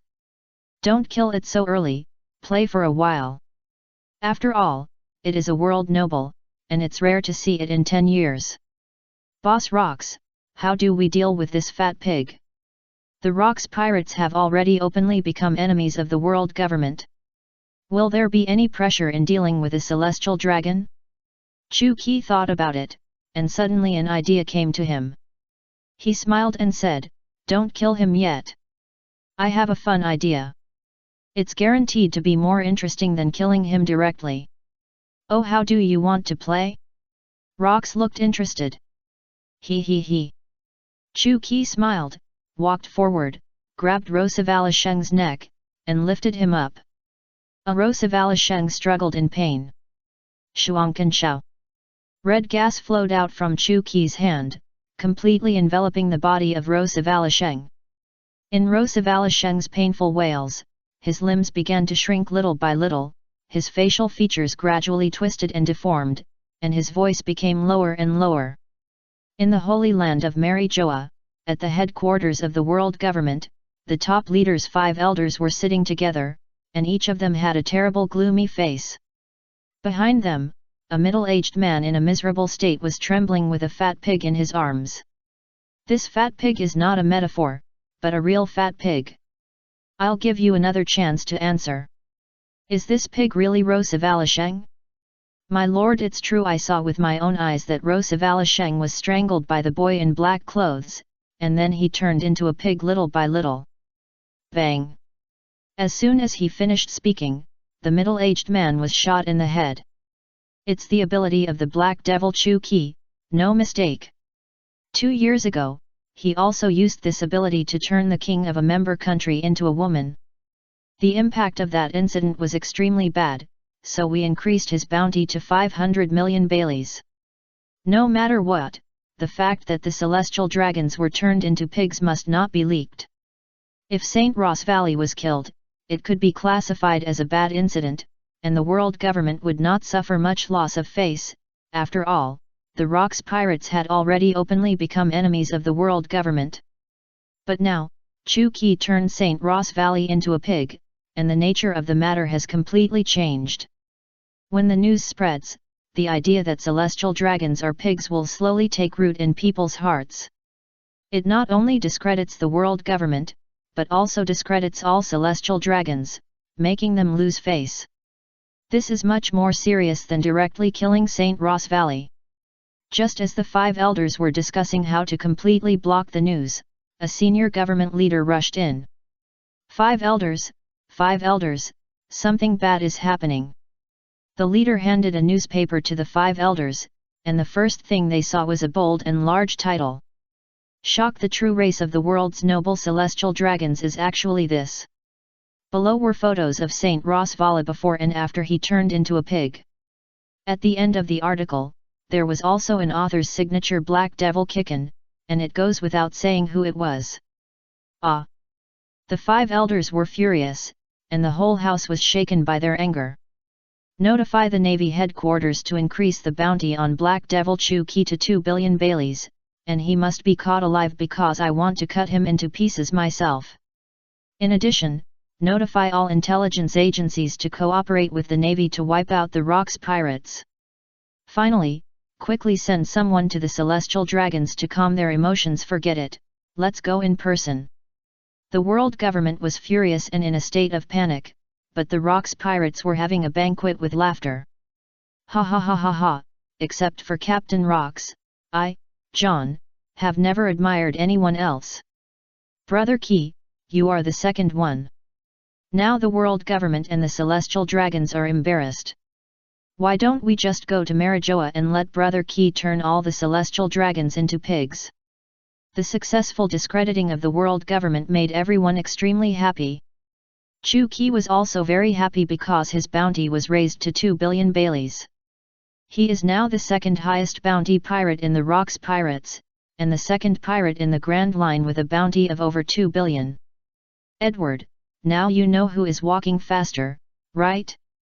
Chu Ki said jokingly to the Whitebeard beside him. Last month, Edward successfully obtained the nickname Whitebeard and his bounty was increased to 1.65 billion Baileys. But Chu Ki was used to calling Edward by his name and didn't want to change it. Gulala, you are just lucky, I will surpass you again sooner or later. Edward, it's not dark yet, why are you talking in your sleep? You are such a sharp-tongued guy, I can't argue with you. Do you dare to fight me with real swords and guns? Ha ha ha ha, come on, I'm afraid of no one. Seeing the two of them eager to try, the pirates immediately started to make a fuss. Open, buy it Whitebeard 1 to 1, Black Devil 1 to 10. Buy Whitebeard for 5 million. I support Brother Nania, and buy Whitebeard for 8 million by the way. Perhaps the Rocks pirates are a vicious pirate group, but because of Chu Ki, there is always fun on the ship. Except for a few people who were beaten up by Chu Ki, most of the crew members like him very much. Chapter 17 Black Devil vs. Whitebeard. The two of them started fighting as soon as they said they would, and they were not joking. It happened that the ship needed to replenish supplies and needed to stop for a while. Whitebeard held Kusugawa Kaire, got ready, and his eyes were like torches. Chu Ki was also ready to confront him. Ki, after getting on the ship, I'm getting stronger every day, you have to be careful. He, this is what I want to say to you, go ahead. Okay, then I won't be polite. Whitebeard clenched Kusunakiri in his hand, raised it high, and chopped it down with a knife. The 4 or 5 meter high knife energy tore the ground and flew towards Chu Ki like a broken bamboo. Chu Ki put his hands in his pockets, and without drawing the talisman, a protective Vajra talisman appeared out of thin air, showing a shield around him. With a bang, the knife energy hit the Vajra shield. Tongtian, great success, proficiency 72%. Since the mastery level of Tongtian has reached great success, Chu Ki has learned to draw talismans directly with his mind, but not all talismans can be drawn with the mind. Thinking is always faster than action. Drawing talismans with the mind is not only efficient, but also allows Chu Ki to free up his hands, so his strength is raised to a higher level. The double Vajra shield can't withstand Whitebeard's knife chi, shattered, but also successfully blocked it. Just when the diamond shield was broken, Whitebeard had appeared in front of Chu-Ki, holding up Kurogiri and slashing at him. Whitebeard's Kurogiri is a supreme big knife, coupled with his amazing strength and armed color domineering. Chu-Ki didn't dare to take it head-on, and could only dodge sideways. Although he successfully avoided it, Chu-Ki's face was still cut by the knife, and blood flowed. But the next second, the blood flowed back, and the wound recovered at a speed visible to the naked eye. "It's not fair, you have a weapon, and I'm barehanded. How can this be played?" Chu-Ki complained loudly. Gulala Whitebeard laughed.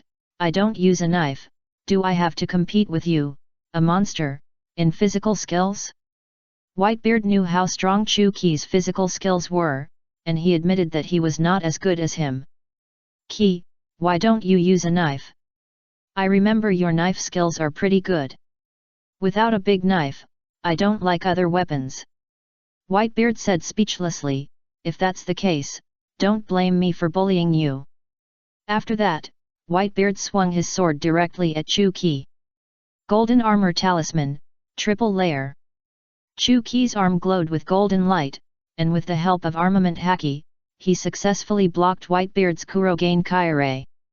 Seeing that Chu-Ki actually used his arm to block his Kurogain Kyurei, Whitebeard laughed instead. "Ki, you dare to block my sword with your hand, have you forgotten something?" No, Chu-Ki frowned. "I haven't seen Whitebeard serious for a long time, and I almost forgot that he is a superhuman, and the strongest superhuman tremor fruit superhuman." Before Chu-Ki reacted, a white air shield appeared on Whitebeard's sword. Then, Chu-Ki heard the sound of crackling glass breaking. Bang! After taking this blow, Chu-Ki was instantly shattered. The shattered Chu-Ki turned into a talisman and fell lightly to the ground. And Chu-Ki's real body appeared dozens of meters away from Whitebeard. "Ki, you guys have endless tricks." Chu-Ki smiled and said, "It's okay. Talisman substitute death curse, like the Shangqing 5 strong men talisman, is Chu-Ki's life-saving talisman and needs to be arranged in advance. You cut me twice, now it's my turn to perform."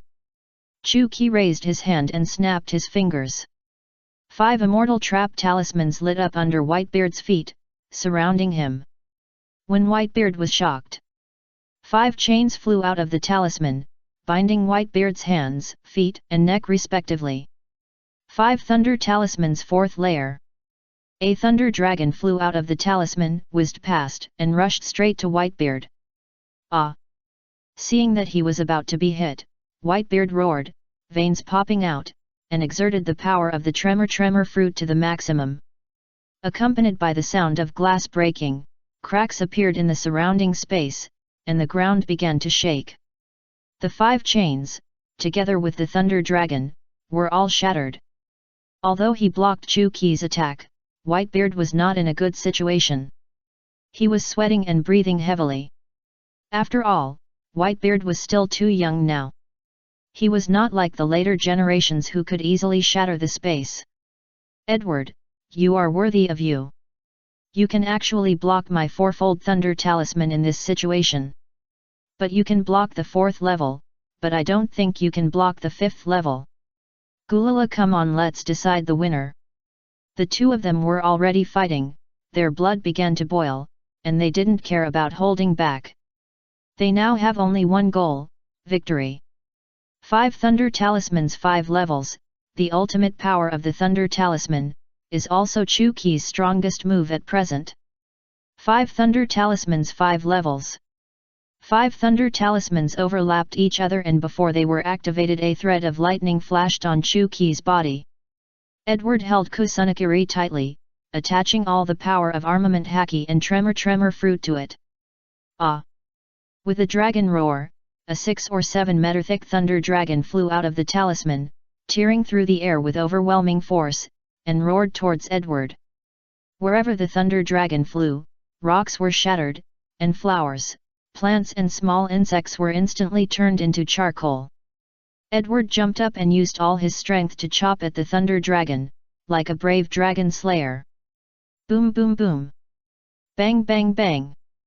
The huge roar and explosion sounded through the sky, and the strong air pressure spread to the entire island. Even the pirate ship outside the island was affected. Oh my god, are these two people monsters?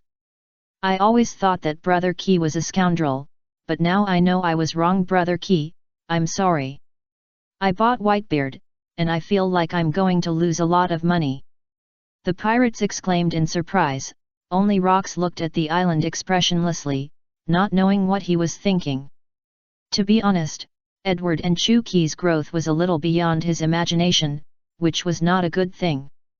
After an unknown amount of time, Edward and Chuki supported each other and walked slowly to the beach. Brother Key, who won? The pirates asked impatiently. Edward and Chuki smiled at each other and said in unison, "Draw." Chapter 18 The Shameless Golden Lion. After the battle with Whitebeard, Chuki deeply felt that he had reached a bottleneck period. Chuki's current strongest attack method, the 5-layer Thunder Talisman, was eventually taken over by Whitebeard. And the limit of the 5-layer Thunder Talisman is the 5th layer, there is no 6th layer. You know, the number stacking and the effect stacking are two completely different things. Which one hurts more, 100 ants biting a person or a dog biting a person? It's obvious. If the more talismans there are, the greater the power, then Chuki would have been invincible. Who can withstand the 20-layer Thunder Talismans at the beginning? Chuki understands that there are only two ways to break through the bottleneck now. The first way is to madly brush the proficiency of Tongtian Talisman and learn the top talismans. But as the proficiency of Tongtian Talisman increases, the improvement speed will naturally become slower and slower, and there will definitely be no effect in the short term. The second way to find a new way, no longer rely solely on physical skills and fighting with the sword, but use weapons. But Chuki is a perfectionist. In addition to the big sword, he really doesn't want to use other junk. Finally one day, a huge surprise fell from the sky. The Rox pirates robbed a caravan and found a famous sword on their ship. It's not just an ordinary famous sword, it's one of the 12 supreme swords, Reikari. An ancient famous sword that is said to be able to cut off lightning, and it is also a rare one-handed sword among the supreme swords. It is simply too suitable for Chuki. Rox doesn't use a sword, so this supreme sword naturally fell into the hands of the people below. There are many people who use swords on the ship, but Chuki's biggest competitor is only one, Golden Lion Shiki. Black Devil, when have you ever used a sword? Don't make a fuss, this Reikari should be used by real swordsmen. Golden Lion, do I need to notify you when I use a sword? And you already have two famous swords, Sakura Ten and Deadwood, what do you mean by fighting for this Reikari? Chuki retorted. Don't you know that I am best at the three-sword style?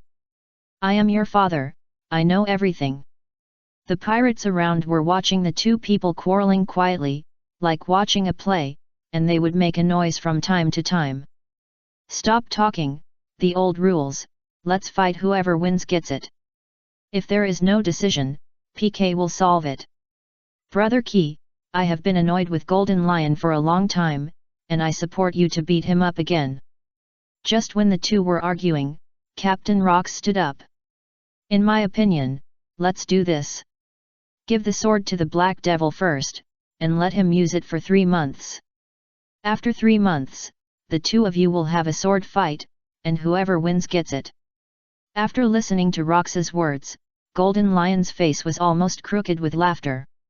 He felt that he had a great chance of winning this time. He was a famous swordsman for many years. He didn't believe that Chuki could beat him in swordsmanship in just 3 months. The confident Golden Lion immediately said, I am willing to accept Captain Rox's arrangement. Golden Lion suddenly thought of something and added, we are competing in swordsmanship. The Black Devil cannot use those weird abilities. Similarly, I don't need the floating fruit. As soon as these words came out, there was a sigh of relief around. Golden Lion, do you still have any shame? You might as well let Brother Key tie his hands and feet to fight you. I have never seen such a shameless person. Golden Lion turned a deaf ear to these taunts, looked at Chu Qi, and provoked, "What do you think? Do you dare?" Chu Qi completely ignored this obvious provocation, but he still decided to accept it. No need to compete with the swordsmanship. Chu Qi is ready to give himself a challenge to break through himself. Although Chu Qi's swordsmanship is good, it is still far from being a great swordsman. It is almost impossible to catch up in 3 months. But challenging the limit and challenging the impossible is the fun of Chu Qi as a pirate. Okay, I agree to compete with the swordsmanship, and rather abilities. Ha ha ha ha, since you agreed, don't regret it. Golden Lion danced happily, as if he had already won.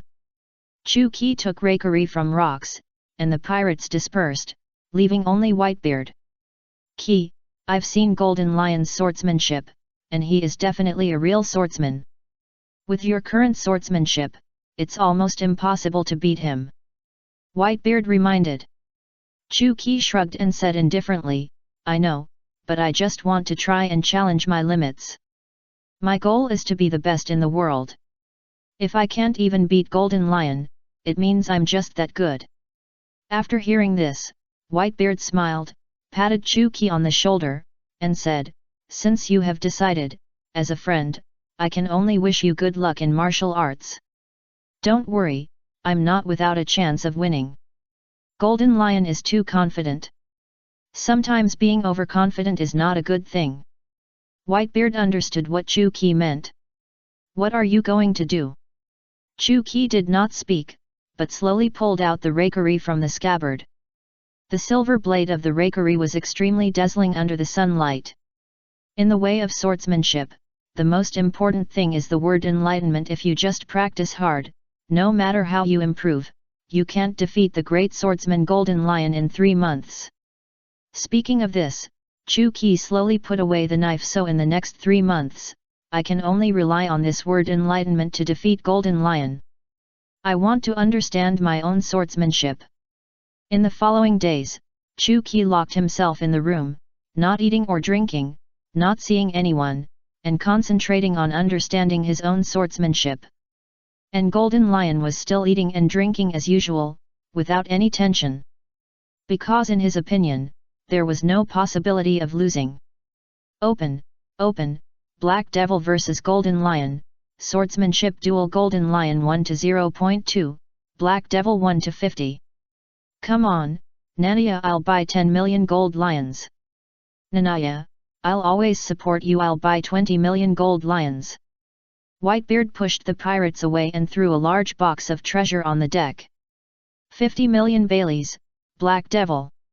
Not long after Whitebeard placed his bet, Captain Rocks came over and said with a smile, Since everyone is playing, I'll have 1 to 100 million Baileys, Black Devil.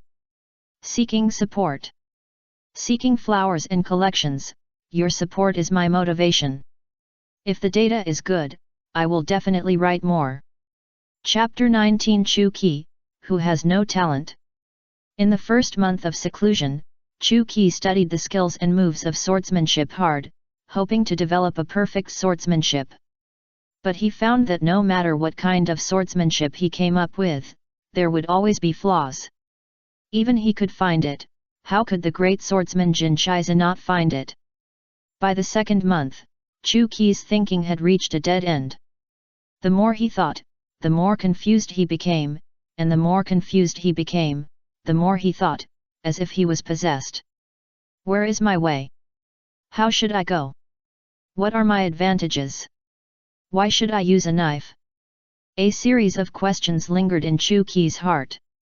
By the third month, Chu Qi had walked out of his misunderstanding, because he discovered a fact, an ironclad fact. The fact is that he had no talent for using a knife at all. As the March deadline approached, Whitebeard would come to Chu Qi's door every day, doing nothing, standing quietly for a few minutes, and then leaving. Whitebeard knew that the outcome of this sword duel was not only about the ownership of the famous sword rakery, but also a self-challenge for Chu Qi. If he lost, Chu Qi's strong heart would be damaged, leaving a regret that could never be filled. Hey, Hey, after 3 months of not eating or drinking, this guy won't die in there, right? How do we determine the outcome? The Golden Lion sneered. Whitebeard glared at him and said calmly, I will throw you into the sea and let you decide the outcome in the underworld.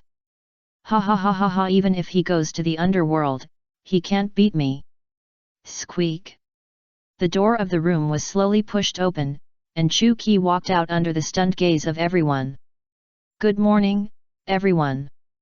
Long time no see. Chu Qi waved to everyone. Compared with 3 months ago, Chu Qi has not changed at all. His body shape and mental outlook are the same. Everyone couldn't help but ask, how can this be a person who has not eaten or drunk for 3 months? Could it be that Chu Qi is really a monster? Brother Qi, have you eaten for these 3 months? What did you eat? John asked first. Chu Qi looked at him like a fool. Nonsense, of course I ate. If you don't eat or drink for 3 months, wouldn't you die early? Just when everyone breathed a sigh of relief, Chu Qi's next sentence raised everyone's hearts that had just been put down. I ate all the tables, chairs, stools, and beds, and I ate a hole in the deck. Who of you can help me deal with it? Thank you. Sure enough, you are a monster. With the 6-story immortal thief here, it doesn't matter what Chu Qi eats. Not to mention wood, he can even eat stone. At this time, the Golden Lion came over and said with a smile, Hey, Black Devil, have you mastered your swordsmanship? The 3-month deadline is almost up. Chu Qi smiled slightly and said truthfully, I didn't practice at all, and I didn't even draw my sword, because I found that I have no talent for using a sword. Everyone was completely confused. This guy was locked up in there for 3 months, but he didn't practice anything. He only concluded that he has no talent for using a sword. Brother Qi, are you kidding? Chu Qi shrugged, and he didn't know whether to laugh or cry. I'm not kidding. I really don't have any talent in kendo. Let alone a great swordsman, I can't even become a swordsman. Haha. Golden Lion said as he reached out to grab the rakery. Wait, Chu Qi stopped him. Although I don't have talent, I still want to compete with you. What if I win? Chu Qi said calmly. Golden Lion was stunned when he heard this. Black Devil, are you kidding? Of course I'm not kidding. Chu Qi's mouth corners slightly raised. I've made everyone wait for 3 months. If I admit defeat without even fighting, wouldn't it be boring? Ha ha ha ha, Golden Lion laughed again. Okay, I'll let you see my swordsmanship, but let me make it clear first, don't blame me if you get hurt. Chu Qi said with a smile, it's my honor to fight with a great swordsman and get hurt. When will we fight? Do you want me to give you a few more days to practice? No, let's do it now. Chu Qi looked calm. Including Golden Lion, everyone was a little confused. Chu Qi's reaction was too calm. There are only 2 possibilities for this situation. Either he has completely given up and has no hope, but if that's the case, he doesn't need to fight at all. The second possibility is that Chu Qi is already sure of victory. The Whitebeard standing next to Chu Qi leaned down and asked in a low voice, Hey, Qi, how sure are you? Chu Qi shrugged and said, I really don't know. After all, I have never fought with Golden Lion. I can only say that I will do my best. If I lose, I lose. Chu Qi didn't lie, he just figured out something. After getting the consent of Captain Rox, the helmsman docked the ship on a nearby island. After all, the 2 were so strong that the ship would not be able to withstand the fight. When they arrived at the center of the island, they stood on the east and west sides, about 100 meters apart. Everyone in the group, including Rox, came to watch the fight. Golden Lion held Sakura Ten in his left hand and Deadwood in his right hand, his eyes were sharp and full of murderous intent. Chu Qi had a calm face, raised rakery in his hand, and slowly pulled it out. At the moment when Chu Qi's rakery was unsheathed, Golden Lion had already swung his sword and slashed a light golden sword energy at him. Just when the sword energy was about to hit Chu Qi, he moved, his hand shook, and the sword was raised, without any extra movements, seemingly weak and powerless, but he easily bounced off the sword energy. This scene shocked everyone, including Golden Lion.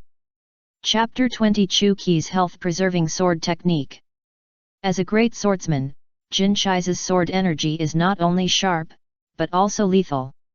Even Whitebeard has to deal with it seriously. Chu Qi didn't even use his armament haki. He just relied on a simple pick to deflect his sword energy. No one except Rox could understand this skill of using a little force to achieve a great result. Let me try it too. Chu Qi raised the rakery in his hand and chopped it down fiercely. A crescent-shaped sword energy larger than Jin Shi's flew out at a very fast speed. Jin Shi's expression condensed, and he quickly crossed his two swords and blocked them in front of his chest. Something that shocked everyone happened again. As a great swordsman, Jin Shiza didn't block it and was knocked out. Because he couldn't use the floating fruit, Jin Shiza was not used to it, so he fell to the ground. After getting up from the ground in a mess, Jin Shiza said angrily, "Hey, Black Devil, what did you do? This is not sword energy at all nonsense. I'm not even a swordsman, how can I use sword energy?" Gulala Whitebeard laughed. As expected of Qi, he can even think of this kind of attack method. I really admire him. What Chu Qi chopped out was not sword energy, but wind pressure using the sharpness of the rakery and his own brutal strength. The wind pressure he chopped out looked very similar to sword energy, but it had no lethality at all. It was more like punching than swinging a sword, so the Golden Lion didn't block it. Damn it, you are not worthy of using a sword. The Golden Lion was furious, holding two swords, and rushed towards Chu Qi at full speed. Two swords style lion dance. The Golden Lion attacked Chu Qi with a very fast sword speed. The dazzling attack was too much to keep up with. However, Chu Qi used very simple movements to beat the slow with the fast, and took on all the attacks of the Golden Lion. Stab, block, pick, chop, swing. The movements were clean and simple, and there was no skill or fancy in the sword. At this time, Whitebeard finally understood Chu Qi's swordsmanship. His swordsmanship was no swordsmanship. Stab, block, pick. These movements seem simple, but they contain mysteries. Chu Qi, who specializes in physical skills Qi, the control of force and speed is so accurate that it is terrifying. When to exert force, when to withdraw force, when to be fast, when to be slow, he has done it all, so every time he draws his sword, he can accurately block the attack of the Golden Lion. This is not a sword technique, it is obviously a physical technique. Whitebeard didn't know whether to laugh or cry. Accurate, clean, and stable, this is the feeling when Chu Qi swings the sword, without the sharpness and murderous aura of a swordsman. Sure enough, just like Qi said, he really has no talent for swordsmanship. No. Rox, who had been silent all the time, suddenly said, he has found his own swordsmanship. He may not become a swordsman in his life, but he may surpass all swordsmen in the future. Whitebeard fell into silence, thinking about what Rox said. His movements are very simple, but they are extremely simple. Isn't that also a realm? Whitebeard suddenly realized, yes, as long as you do anything to the extreme, to the point where it cannot be surpassed, it is a realm, a peak realm. Golden Lion became more and more irritated and frightened as he fought.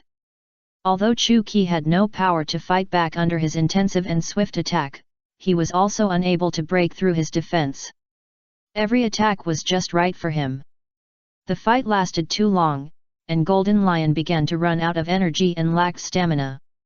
Chu Qi, on the other hand, was still at ease, without even taking a breath.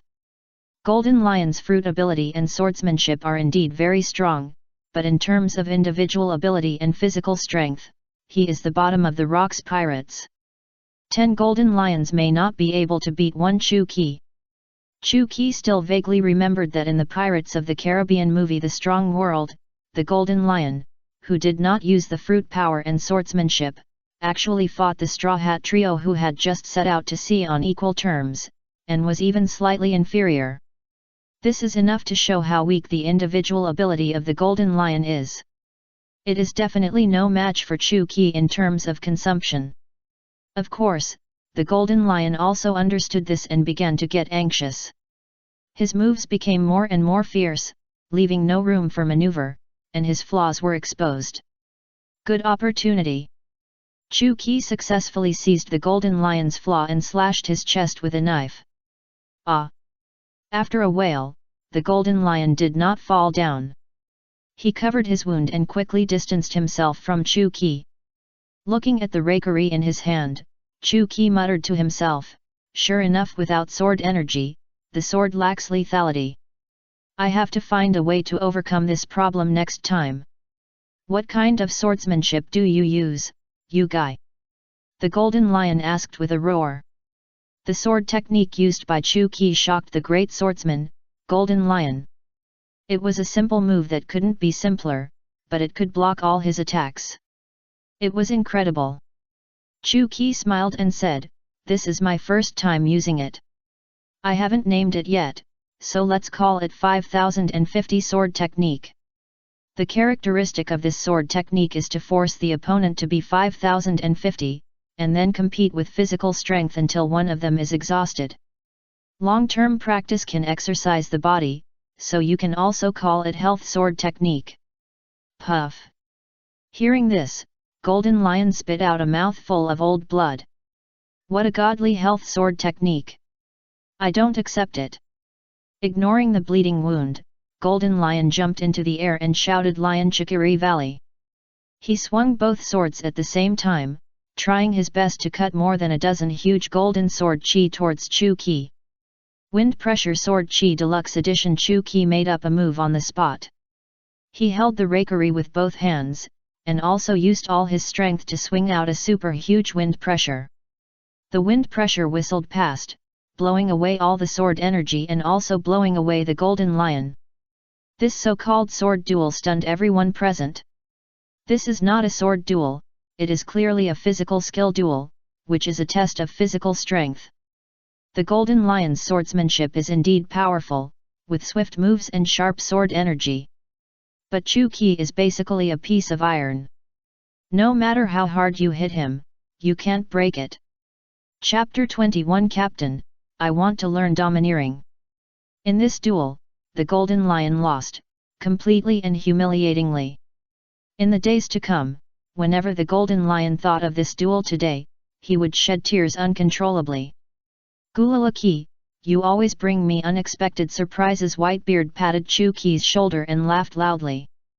Chu Qi can walk out of his own ultimate swordsmanship, and Whitebeard is really happy for his friend. It's unheard of that he defeated a famous swordsman in just 3 months of swordsmanship. "Ha ha ha, I'm just lucky," Chu Qi said modestly. Whitebeard now believes more and more in what Rox said.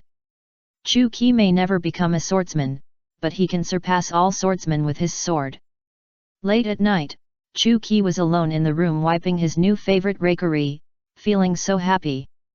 Not only did he gain the supreme sword, but he also walked out of his own minimalist swordsmanship, breaking through the bottleneck, breaking through himself, and getting one step closer to the top of the world. Dong dong dong. The door of the room was suddenly knocked. Chu Qi thought it was Whitebeard, so he smiled and said, "Don't knock, just come in." After the person pushed open the door, Chu Qi was a little surprised. It was not Whitebeard, but Rox. "Come out and talk, I'll wait for you at the bow." After Rox finished speaking, he turned and left, not giving Chu Qi a chance to reply. "Alas, you are the boss, you are awesome." Chu Qi put on his clothes and walked out of the room while cursing.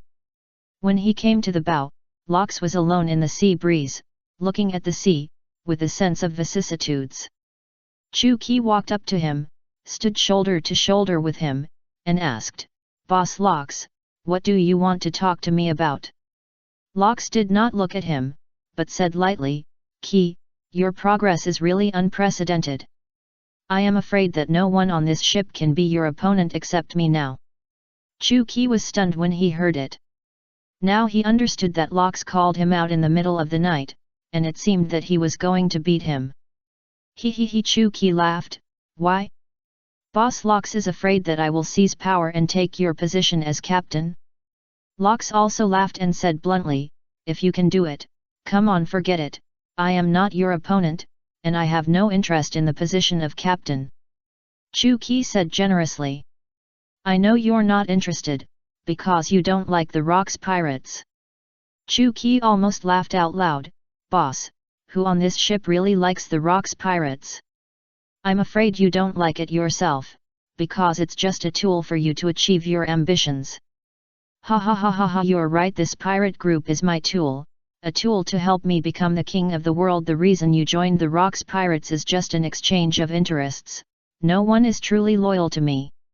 Chu Qi really has nothing to say about people like Rocks. Yawning, Chu Qi said expressionlessly, Boss, do you have anything else to do? I want to go back to sleep. Before he finished speaking, Rocks suddenly turned around and punched Chu Qi. Rocks was not fast, and Chu Qi took a step back and easily avoided his fist. Hey, you! Just as he was about to speak, Chu Qi suddenly felt a pain in his internal organs, and then he spit out a mouthful of thick blood. Where are your weird tricks? Why didn't you use them? Rocks looked at Chu Qi with a half smile. Chu Qi used his hands to heal his wounds while exclaiming, is this the advanced use of armament haki? Rocks smiled and said, yes, this is a skill that only high-level armament haki users can master. It can release invisible haki outside the body and directly evolve into substantial attack or defense power. Furthermore, it can even attack the enemy's body and destroy it from the inside. No wonder. In addition to the advanced use of armament haki, I also master the use of advanced observation haki, mind reading, lie detection, and even short-term temporarily predict the future. Chu Qi's expression froze. Why are you telling me this? Rock's mouth corners rose. How about it? Want to learn? I can teach you. Chu Qi was silent for a moment, and slowly said, what's the price? Rocks did not answer directly, but said to himself, Black Devil, you are the freest and most arbitrary pirate on the ship. The Rocks pirates are just a place for you to rest and train. You will leave sooner or later, right? Chu Qi did not speak, which was considered as tacit agreement. I can teach you how to use advanced armed color domineering and advanced observation color domineering, but you must promise that you will stay in the Rocks pirates until I dominate the world. He, Chu Qi asked meaningfully, what if you fail? Ha ha ha ha, I can't fail. Chu Qi almost laughed out loud, knowing that he would say that. Okay, I will stay in the Rocks pirates, but no matter whether you succeed or fail in the end, I will leave. It's a deal. As long as the Rocks pirates have you and me, we will conquer the world. Chu Qi just laughed and said nothing. Rocks underestimated the hidden power of the world government, so his failure was doomed. In this case, Chu Qi will treat it as retirement, stay in the Rocks pirates for a few more years, and run away after Rocks is dead. There is no way. Who said that the skills of armament haki are too attractive? Chu Qi even wanted to say loudly, Captain, I want to learn haki. When will you teach me how to haki? Chu Qi was a little impatient. I really want to teach you now, but there is no way. Your armament haki has not been practiced to the highest level. Come to me after you have practiced it. Chapter 22 Fishing, Caught Shark. In the New World, a certain naval base, the advance troops sent by the headquarters are stationed here. The highest commander of the advance team is also a famous naval hero, Vice Admiral Kong, known as Steel Bone. Facing a group of naval officers, Kong said confidently, in the past 2 months, we have collected enough information about the Rocks pirates. The headquarters has sent an order, it's time to launch a capture operation against them. Oh! A group of naval officers began to cheer, they have been waiting for this opportunity for too long. In the past 2 months, they have been quite depressed. The advance team mainly collected intelligence and did not confront the Rocks pirates head-on. They are obviously the Navy, but when they see the Rocks pirate flag, they must retreat immediately, and the relationship is reversed.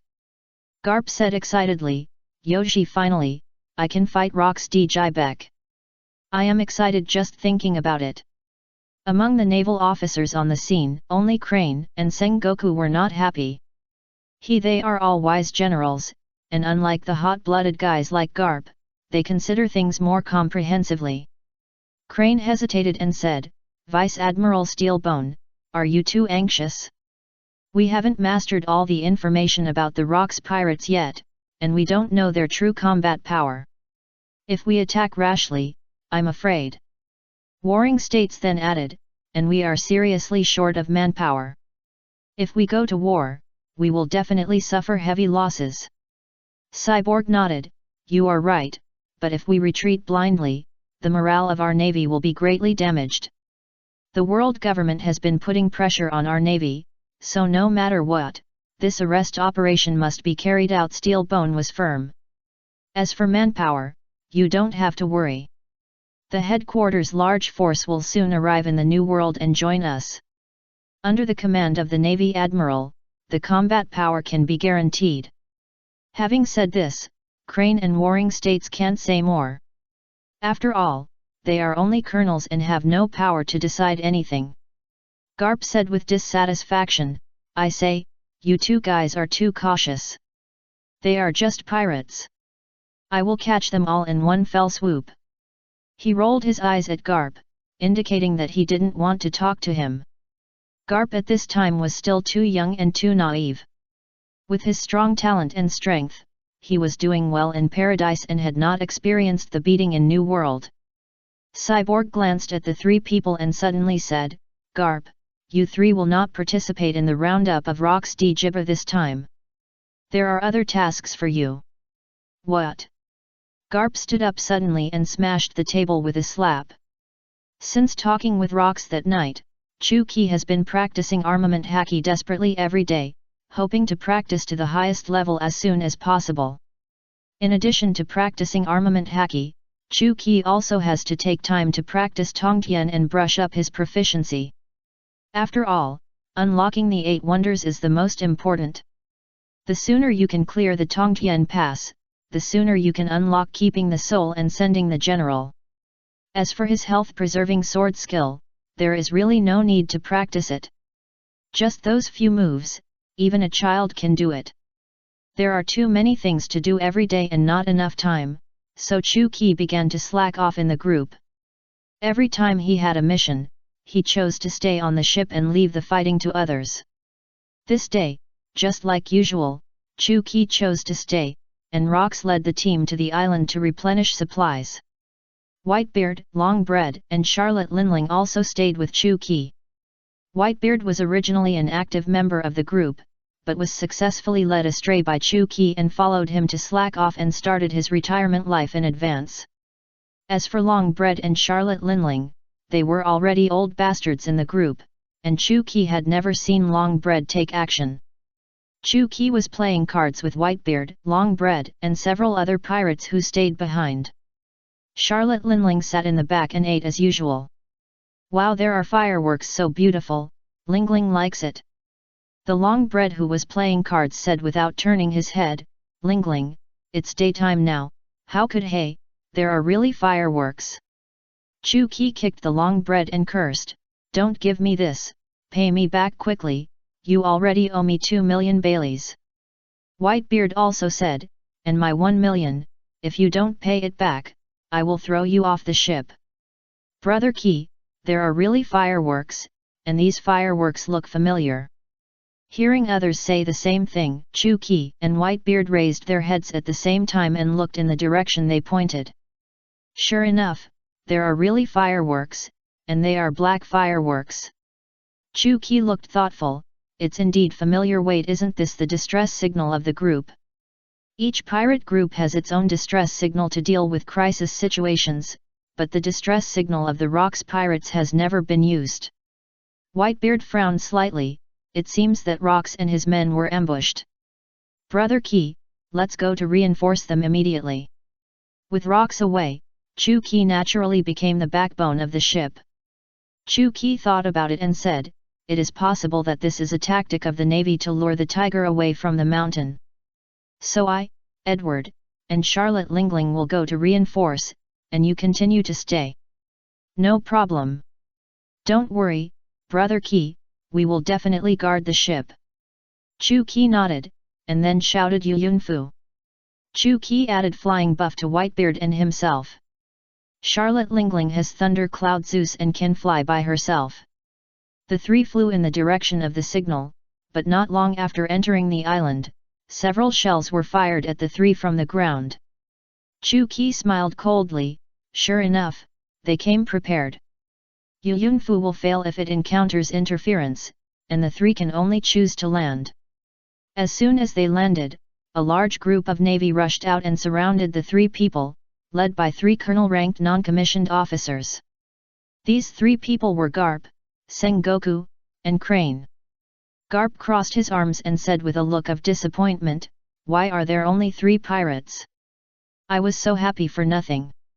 Sengoku and Crane, who were standing next to him, had serious faces and cold sweats flowing down unconsciously, as if they were facing a great enemy.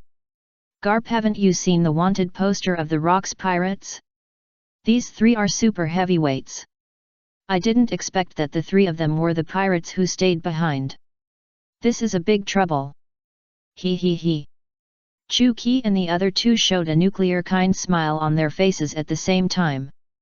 Chapter 23 Chu Qi vs Garp. Zhang Guo and he did not expect that they would catch 3 sharks when they came fishing. The development of the situation has far exceeded their expectations. Zhang Guo said nervously, "Black Devil, Whitebeard, Charlotte Linlin, the 3 major cauders of the Rocks Pirates, the bounty added up to nearly 5 billion. 5 billion. Hearing this number, Garp not only did not feel a sense of crisis, but became more excited. He bumped his fists and said proudly, "Although we can't fight Rocks D. Jibek, it's not bad to catch them." Chu Qi couldn't help laughing. "Edward, it seems that we are completely underestimated." Gulala Whitebeard also laughed. "Pa!" He slapped Garp on the head and cursed, "Garp, are you a fool? They are terrifying beings who can conquer a country alone." The 2 said so much just to make Garp pay great attention and not get too excited, which would be in vain. Although the 3 black devils were terrifyingly powerful, the fish had been caught, so they had no choice but to bite the bullet. "Open fire!" Sengoku gave an order, and the battle was about to start. "Don't get in the way, you small fish!"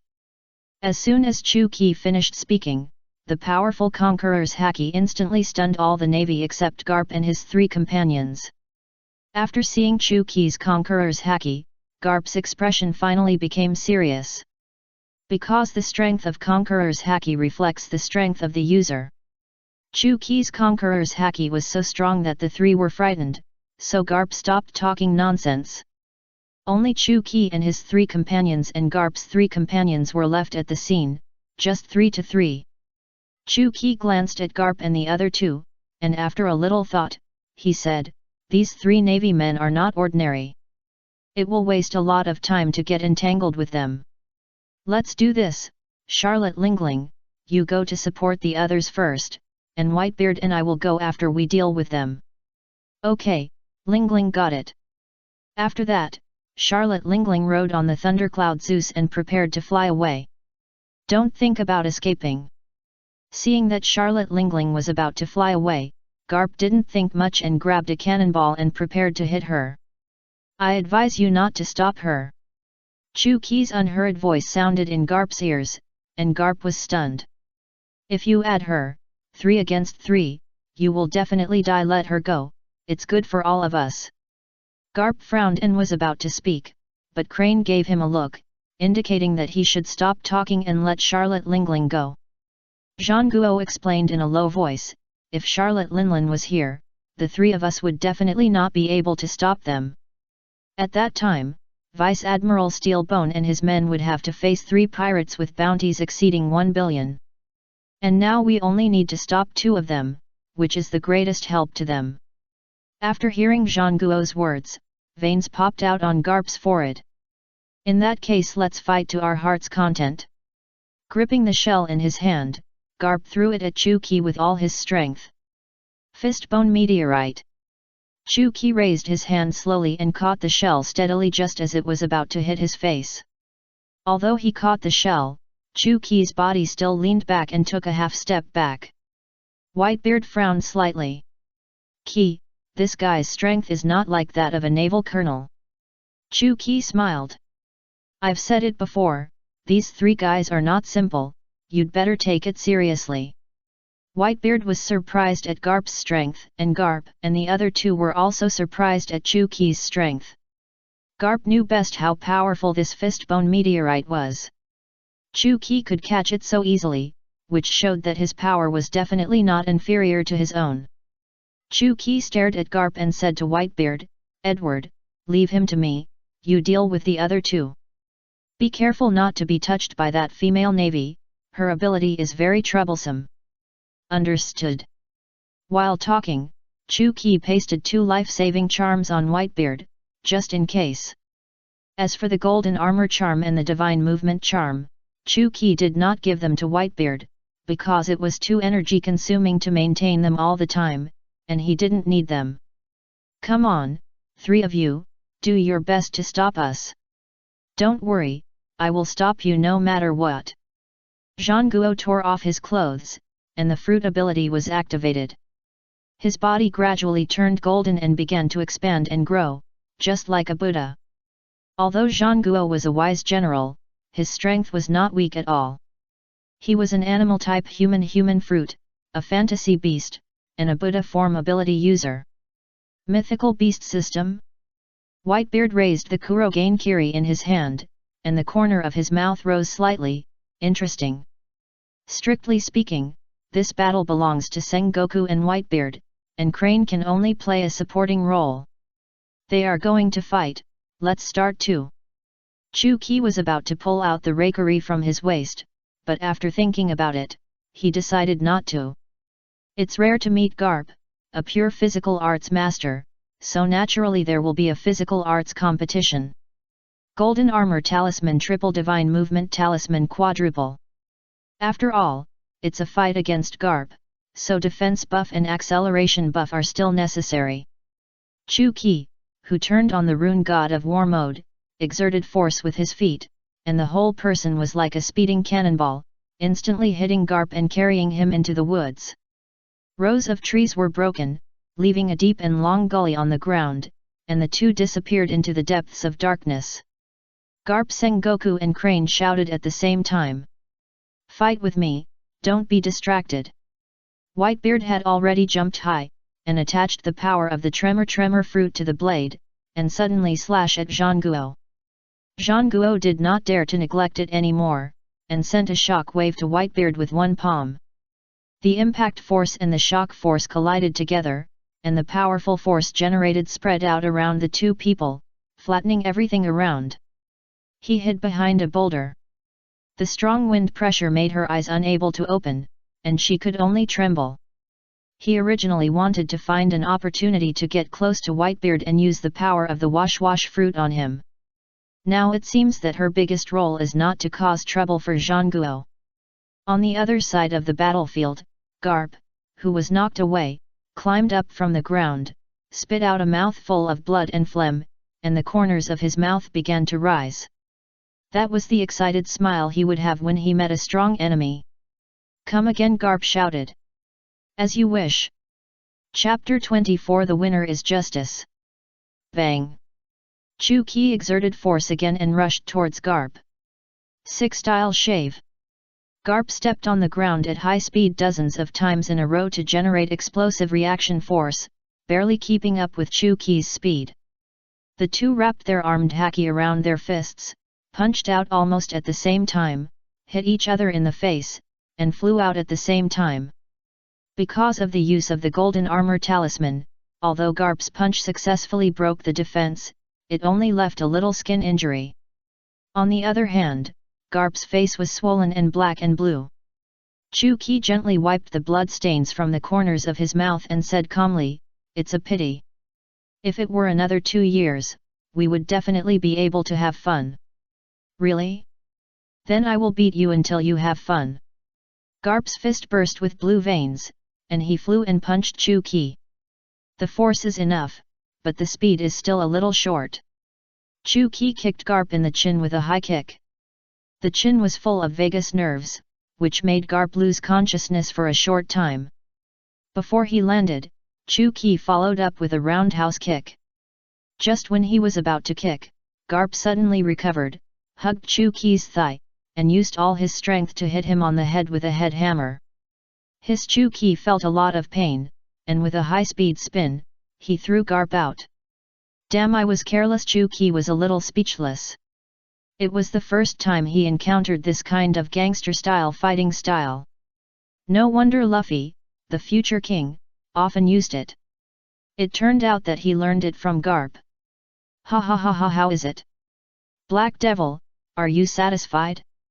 He, very good, but next, I have to be serious." It couldn't be better. Mountain opening 5 ding talisman. Chu-Ki quickly drew a brown rune, and after the rune was completed, it merged into Chu-Ki's body. The mountain opening 5 ding talisman is one of the top runes in Tongtian. The 5 ding refers to the 5 strong men of the ancient Shu kingdom, who have the ability to chisel mountains. So the mountain opening 5 ding talisman is naturally a rune buff that increases strength. After adding the strength buff, Chu-Ki punched the ground fiercely, and the ground instantly collapsed on a large scale, and Garp was a little unstable. Without a stable footing, Garp could no longer use 6 styles shaving to keep up with Chu-Ki's speed. By the time Garp reacted, Chu-Ki was only a few feet away from him. 6 styles iron block. Garp took a horse stance, speeding up muscle movement to make his body as hard as iron. Bang! Chu-Ki punched Garp in the chest, and a strong chi burst out of his body. Puff! Garp immediately spit out a mouthful of thick blood and sprayed it on Chu-Ki.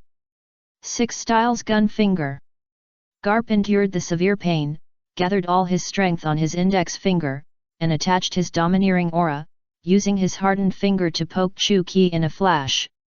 Chu-Ki quickly raised his hand and caught Garp's gun finger with his palm. But from Chu-Ki's frown, it can be seen that Garp's power was not small. Garp wanted to press on, but Chu-Ki would never give him another chance. He hit him with an uppercut and sent him flying. Then, Chu-Ki also jumped into the air and delivered a roundhouse kick. This time, Garp failed to hold Chu-Ki's legs and was kicked out. After watching Garp fall heavily to the ground, Chu-Ki ignored him and turned around to leave. After taking 2 punches and 1 kick from Chu-Ki, Whitebeard might not be able to stand up. "Hey stinky pirate, it's not over yet, don't try to escape." Garp's intermittent voice reached Chu-Ki's ears. Turning back, he saw Garp dragging his wounded body and trembling to his feet. Chu-Ki frowned, stared at Garp and said coldly, "Do you really want to continue? If you keep fighting, you will die." Garp's answer was only 4 words, "Justice will prevail." Justice will prevail? That's bullshit. Chu-Ki took off his clothes, removed all the armament haki and rune buff, and faced Garp in his original state. "Let me tell you what justice is. The winner is justice." As soon as the voice fell, the two rushed towards each other at the same time, punching each other, and fighting. Chu-Ki kicked Garp in the stomach, and Garp exchanged injuries and punched Chu-Ki in the face. This melee lasted for an unknown period of time. Garp, who was covered in bruises, finally fell down completely, and closed his eyes with a heart full of unwillingness. "Ho ha ho ha!" Chu-Ki stood in front of Garp, breathing heavily, and the injuries on his body were recovering at a speed visible to the naked eye. "Kapu, you are such an interesting guy. I had a great time today and look forward to meeting you next time." After saying that, Chu-Ki picked up the clothes on the ground and turned away. It would be easy to kill Kapu now, but if he killed him, he would be in trouble in the future. What fun is there on the sea? On the other side, the battle between Whitebeard and Sengoku has become fierce. Sengoku's strength is obviously inferior to Whitebeard, but with the powerful physique given by the mythical beast fruit, he temporarily makes up for the lack of strength. No, if this goes on, Sengoku will lose sooner or later. He hid in the dark and winked at Sengoku. The tacit understanding cultivated by the two people fighting side by side for a long time made Sengoku understand immediately. Although Sengoku was unwilling to let he take risks, there was no other way now. After all, Garp's life and death were still uncertain. The Black Devil is a super pirate with a bounty of 2 billion Baileys. It is said that his methods are extremely strange. With Garp's personality, it is sure that he will be easily fooled. How can the two not worry? Sengoku, who has been on the defensive, suddenly jumped up, took the initiative to launch an offensive, and charged towards Whitebeard. Whitebeard's expression condensed, and he swung his knife at Sengoku. Sengoku tried his best to bounce off Whitebeard's knife. Then, Zhanguo rushed forward, grabbed Whitebeard's arms, and restricted his movements. Now, Crane! Crane descended from the sky, activated the power of the washing fruit, and slapped Whitebeard with one palm. Whitebeard was shocked. He was so absorbed in the fight just now that he actually forgot about her and Chuki's reminder. Just as Crane was about to hit, a blue light suddenly lit up on Whitebeard's back. It was the Shangqing 5 powerful warriors talisman arranged by Chuki that was activated. A big hand composed of black air slapped Crane away like slapping a fly, and his life or death was unknown. Crane Zhanguo was shocked. Chapter 25 Zhanguo in tears. Seeing Crane being hit away, Zhanguo panicked for a moment. I reminded you, don't be distracted when fighting me. Taking advantage of Zhanguo's distraction, Whitebeard used the power of the tremor fruit on his feet, and then kicked Zhanguo's golden Buddha belly. Ka-ka-ka. Accompanied by the sound of breaking glass, Zhanguo was kicked out and fell heavily to the ground. Fortunately, Zhanguo's golden Buddha form had amazing defense, so he did not fall completely. Zhanguo got up in a mess, golden blood flowed from the corner of his mouth, and a pit was kicked out of his stomach.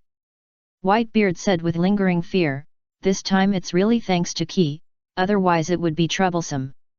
I didn't expect that I would be forced to this extent by 2 naval colonels, but that's all. As he said, Whitebeard raised Kuromokuri again. Edward, let's forget about it today, we have wasted too much time.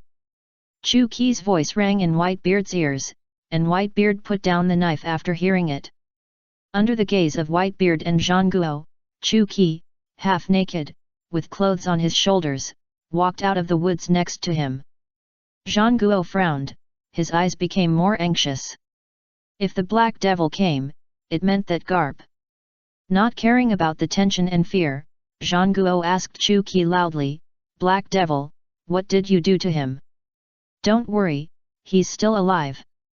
But if you continue to block our way, not only him, but all 3 of you will die here. After that, Chuki patted Whitebeard's hand and said, let's go. Whitebeard nodded and walked forward with Chuki. The two passed by Zhanguo directly. Zhanguo gritted his teeth, but did not react at all. After the two left, drops of water slid across Zhanguo's face and fell to the ground. It was not sweat, but tears. That's right, Zhanguo cried, and those were tears of weakness and humiliation. Zhanguo's advantage is calmness, but today, he hated his calmness. If it was Garp, he would fight to the last moment with all his life, even if the result was doomed to fail. But Zhanguo is a wise general. He understands that compared to using the lives of 3 people to buy a few minutes of delay, now is obviously the best result. But in this way, he gave up his perseverance and responsibility as a navy. Chuki and Whitebeard walked along the way and saw many navy corpses, as well as people from the Rocks pirates. The sound of fighting came faintly from all around. It is obvious that the navy's action this time is not a small fight, but has been planned for a long time. Chuki said seriously, Edward, you go to Rocks, I will help the other brothers, and act separately. Whitebeard glanced at him and said with some worry, "Key, I don't think your condition is very good, or I will go to help, you go to rocks." "It's okay, I have almost recovered. I am faster and can help more places." Whitebeard did not insist. "Okay, be careful, the navy from the headquarters is not easy to deal with. Yet, helping others is the main thing, and the two are not worried about what is happening with rocks. After all, Rock's strength is there is no need for help, just to take a look." After separating from Whitebeard, Chu-Ki ran in the direction of the fighting sound. In a corner of the island, two giants, a man and a woman, were fighting. The female giant is a fighter of the Rocks pirates, Nana. One of the few female pirates in the Rocks pirates, with tattoos on her arms, fighting by physical skills, a bounty of 220 million, nicknamed Manik Nana. The male giant is a vice admiral of the Navy headquarters, holding a giant axe, and a size larger than Nana. Nana was obviously not an opponent and was knocked to the ground, followed by the Navy giant's axe.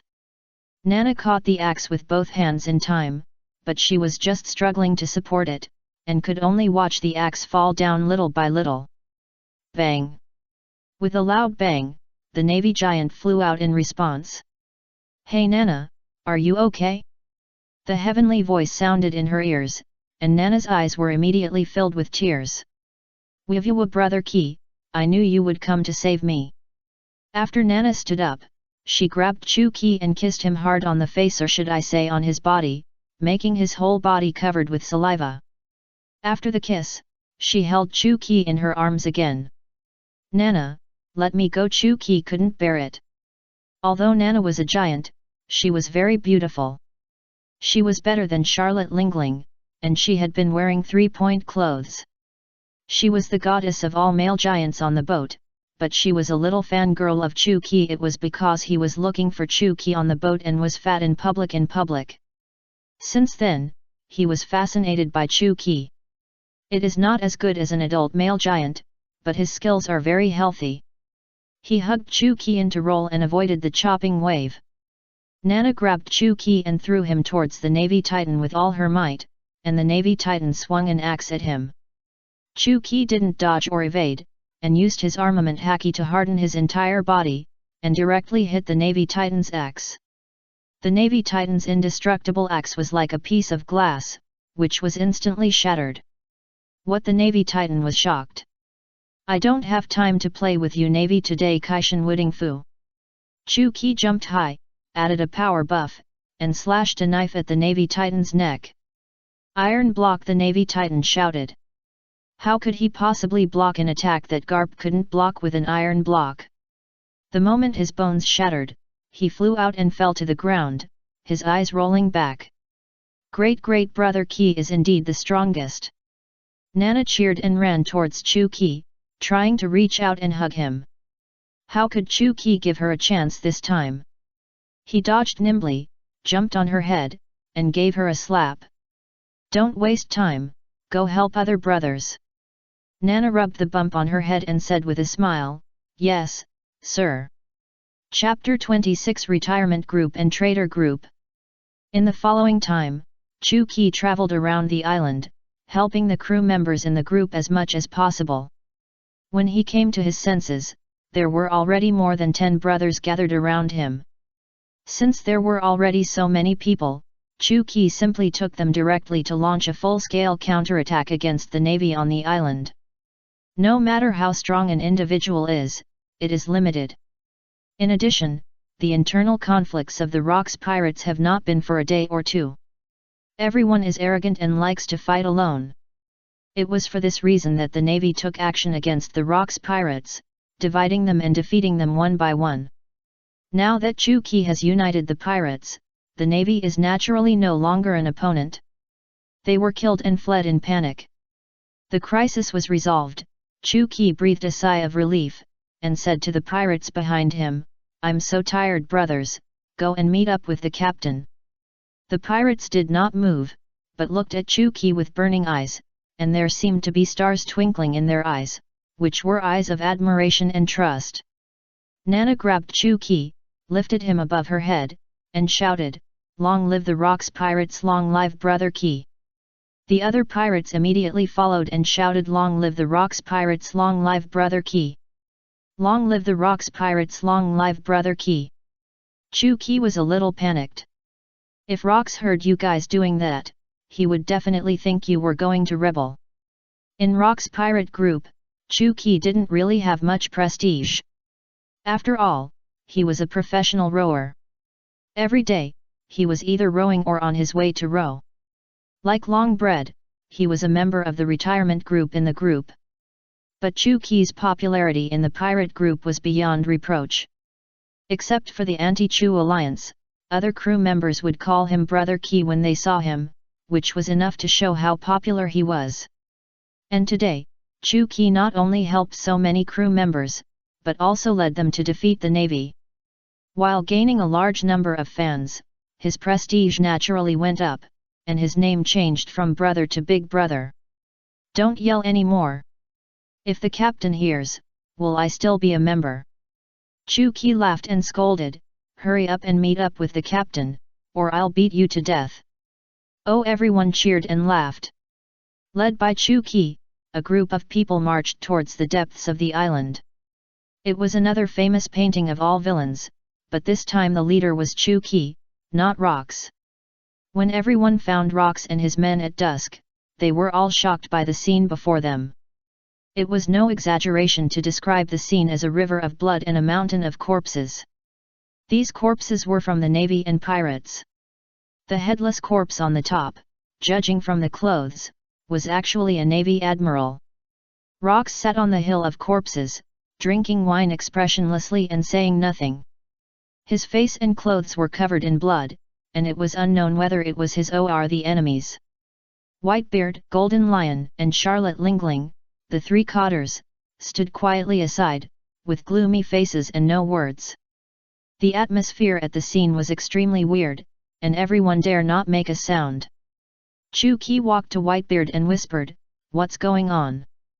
Whitebeard also whispered back, "There are traitors in the group, and there are more than one, and there are even cotters." This time the Rocks pirates were ambushed. It was planned by the Navy and the traitors. Rocks didn't let us intervene, and he killed everyone present by himself. No wonder Chu Key suddenly realized. Chu Key actually knew that there were traitors in the group a long time ago, and Rocks should know it too. After all, Rocks's means of recruiting crew members are either inducement or coercion. How many people really join? The crew members recruited are all those who are extremely vicious and ambitious. It would be strange if there were no traitors. But Chu Key really didn't expect that the traitors would defect so quickly. What kind of strength is Rocks? Don't you have any idea in your mind? Who gave you the courage? The admiral lying on top. At this time, Chu Key suddenly noticed the Golden Lion Shiki standing next to Charlotte Lingling. There was a drop of cold sweat on this guy's forehead, and his fingers were shaking slightly unconsciously, which was obviously a manifestation of guilt and fear. Iron Traitor, confirmed. It is estimated that he also participated in this rebellion, but did not take action. He should be looking for an opportunity, but while looking for it, the Navy was wiped out. Chu Key ignored him and was too lazy to care about him. He was a member of the retirement group and did not want to be associated with their traitor group. Alas, in this broken group, except for the elderly, there are traitors. Sooner or later, it will be over. Back on the ship, John counted the casualties. This time, the loss of the Rocks pirates was not particularly heavy, because at the critical moment, Chu Key led everyone to counterattack the Navy and saved the situation. However, this can be regarded as the first major setback encountered by the Rocks pirates since they went to sea. After nightfall, everyone who had fought hard for a day fell asleep early. Rocks stood alone at the bow, blowing the sea breeze. His back was not only vicissitudes, but also a bit more lonely. Chu Key walked up to him and stood side by side with him. Just as he was about to speak, Rocks interrupted him. "What do you want to say? If it's consolation, then there's no need to say it." I had expected this situation to happen. Chu Qi wanted to curse.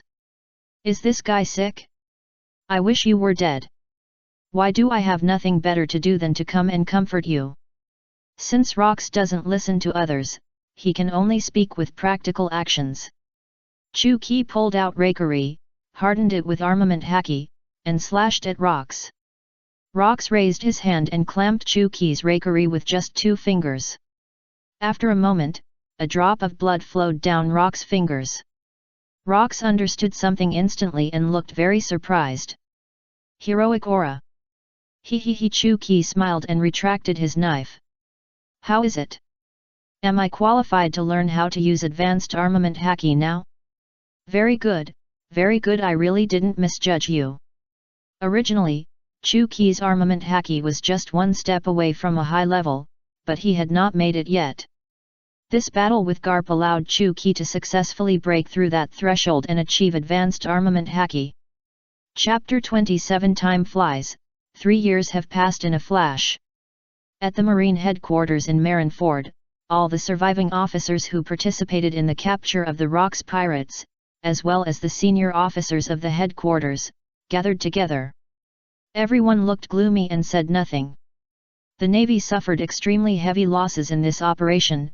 With the death of 1 admiral and 11 vice-admirals, almost the entire army was wiped out. Although the remaining people survived by chance, almost everyone was injured, and some even had broken hands and feet. Among the 3 people, Garp was the most seriously injured, with more than a dozen broken bones all over his body, and was wrapped in bandages like a mummy. The Admiral of the Navy said in a heavy tone, "I declare that from today onwards, all actions against the Rox pirates will be temporarily cancelled." This roundup operation was a perfect success, but what was the result? Not only did they fail to capture Captain Rox D. Jibek, but they also failed to capture several billion-dollar pirates such as the Black Devil. The Navy was almost completely wiped out, and the losses were so severe that the headquarters could not recover in a few years. If this happens twice, the Navy may be in name only.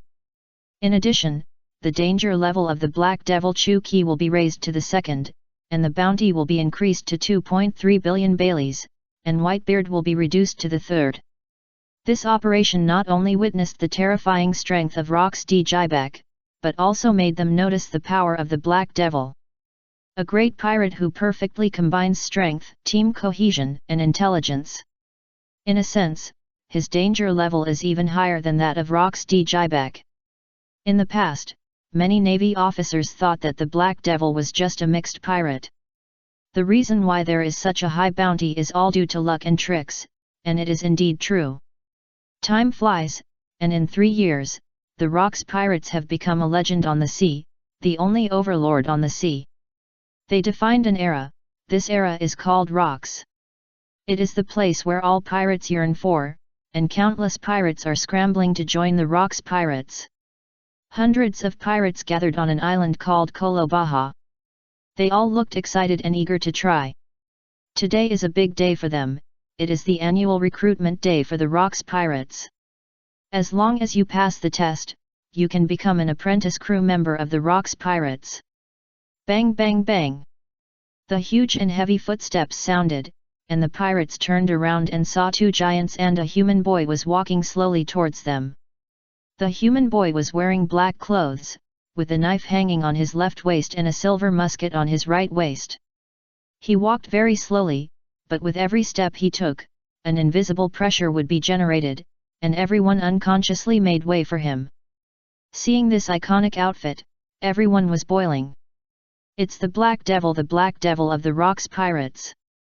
Is this the super pirate with a bounty of 2.6 billion Baileys? The Black Devil defined by the world government as the 2nd most dangerous person in the world?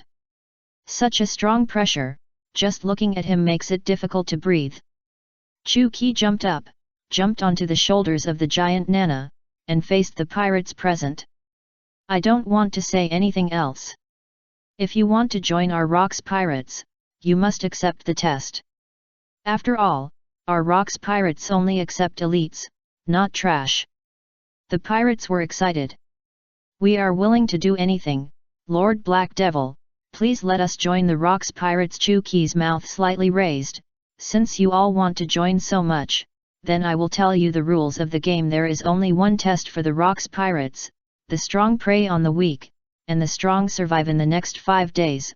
You must fight on this island. When there are only 10 people left, the test is over. The remaining 10 people can become trainee crew members of the Rocks Pirates. What? Everyone was shocked, obviously frightened by this test. There were hundreds of people present, and only 10 survived, with a survival rate equivalent to 1 in a few tens. A bearded pirate roared, "What kind of crazy test is this? I won't participate." Chuki smiled, and without saying a word, he pulled out the silver musket from his waist and shot. Bang! After the gunshot, a pirate fell to the ground, but it was not the bearded man who fell, but the tall and thin pirate next to him. Sorry, I missed." Chuki apologized. "Damn it, these bastards from the Rocks Pirates are trying to kill us on purpose." "That's right, instead of waiting to die, we might as well fight them. No matter how strong the Black Devil is, he is just one person. We have hundreds of pirates, so we don't have to be afraid." Dozens of pirates echoed in succession, and most of them were silent. 1, 2, 3 Forget it, I'm too lazy to count. Ghost General Chuki shouted softly. A long, spiked black unknown object jumped out from Chuki's shadow. The pirates didn't know what happened, they only felt a black shadow flashing in front of them, and heard a swish-swish sound in their ears. When everyone came to their senses, they were horrified to find that the dozens of pirates who had just shouted had become headless corpses, with their heads at their feet. Devil, really a devil? It turns out that Black Devil is not a nickname, but a name, and the pirates thought of it at the same time. Chuki smiled slightly. "Okay, now your competitors have been reduced by 1/10, so don't thank me." A female pirate who was very close to Chuki suddenly said, "Lord Black Devil, there are so many people on the island, you can't keep an eye on them all, right? We can't beat you, can't we choose to escape?" Chuki glanced at her with interest. "What's your name?" "Xiachi." Chuki nodded, without speaking, raised his hand and began to draw runes in the air. After a blue rune was drawn, it slowly rose into the air, and was divided into 10 in the air, and 10 into 100. Hundreds of runes were connected together, and a huge blue translucent barrier appeared, covering the entire island. This barrier will shrink a circle every day, and your activity space will become smaller and smaller until there are only 10 people left. Chuki continued, "Of course, you can also try to break it, if you can." Chuki was not worried at all, because the rune barrier he set up could only be broken by pirates of Kaido's level. The pirates here obviously did not have that kind of strength. Chapter 28 The fourth trick, summoning spirits and sending generals. After setting up the barrier, Chuki looked at the female pirate Xiachi and said gratefully, "Thank you for reminding me, otherwise I would definitely forget it. Now I don't have to worry about someone escaping." Xiachi suddenly realized something and looked back. Sure enough, the pirates were staring at her fiercely, wishing to eat her alive. Xiachi was dumbfounded. This guy was definitely doing it on purpose. He was too black-bellied, right? Now the game begins. After announcing the start, Chuki and the giant Nana came to the beach and waited for the new recruits to end. Chuki sat on a reef, silently saying, "Open the panel." 6 Storage Immortal Thief, perfect, proficiency 100%. Double-handed, perfect, proficiency 100%. Tongtian, perfect, proficiency 100%. Spirit Reinforcement, great success, proficiency 92%. Feng Kaokuman, unlocked, proficiency 0. Shenji Balian, unlocked, proficiency 0. Deluo Dongguan, unlocked, proficiency 0. Pan, proficiency 0. A year and a half ago, Chuki successfully unlocked the fourth of the 8 wonders, Soul Reinforcement.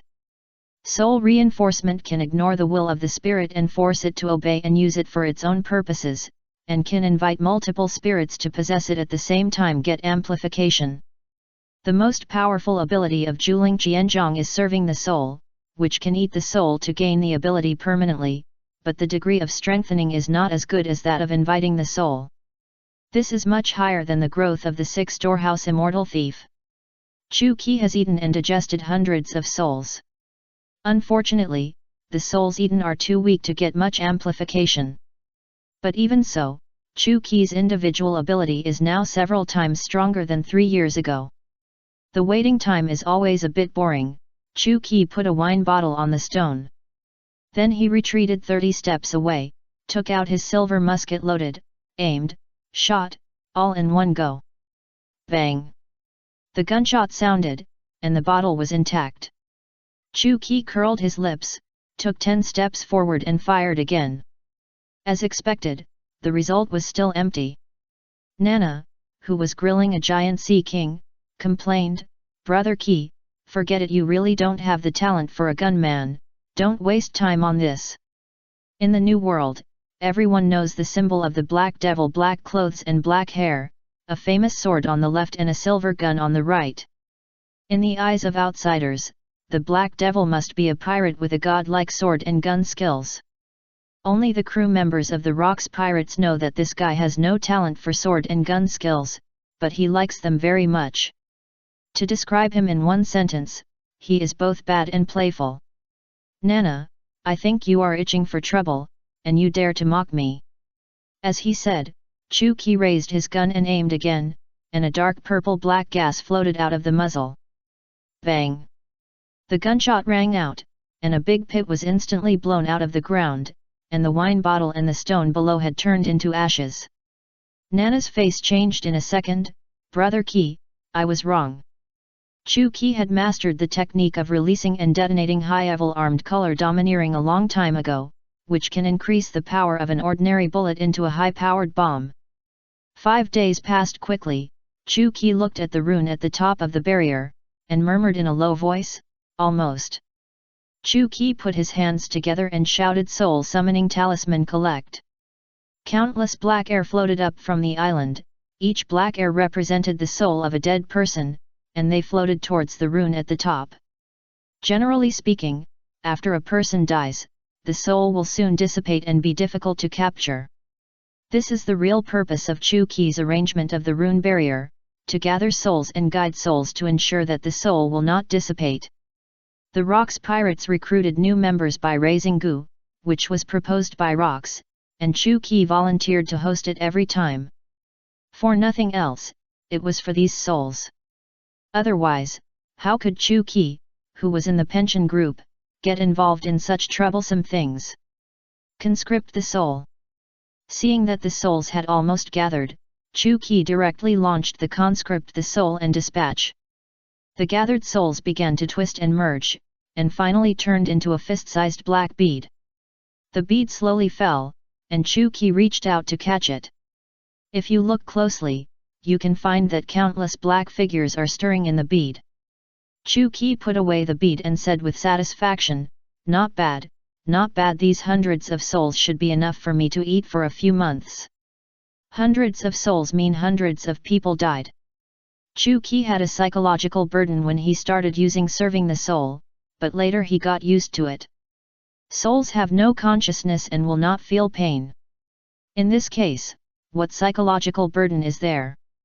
And the dead are all pirates. Most of these guys are villains. Their death is considered to purify the environment. The barrier on the island gradually disappeared. An hour later, 10 bloody and miserable pirates walked out of it and stood in front of Chu Qi.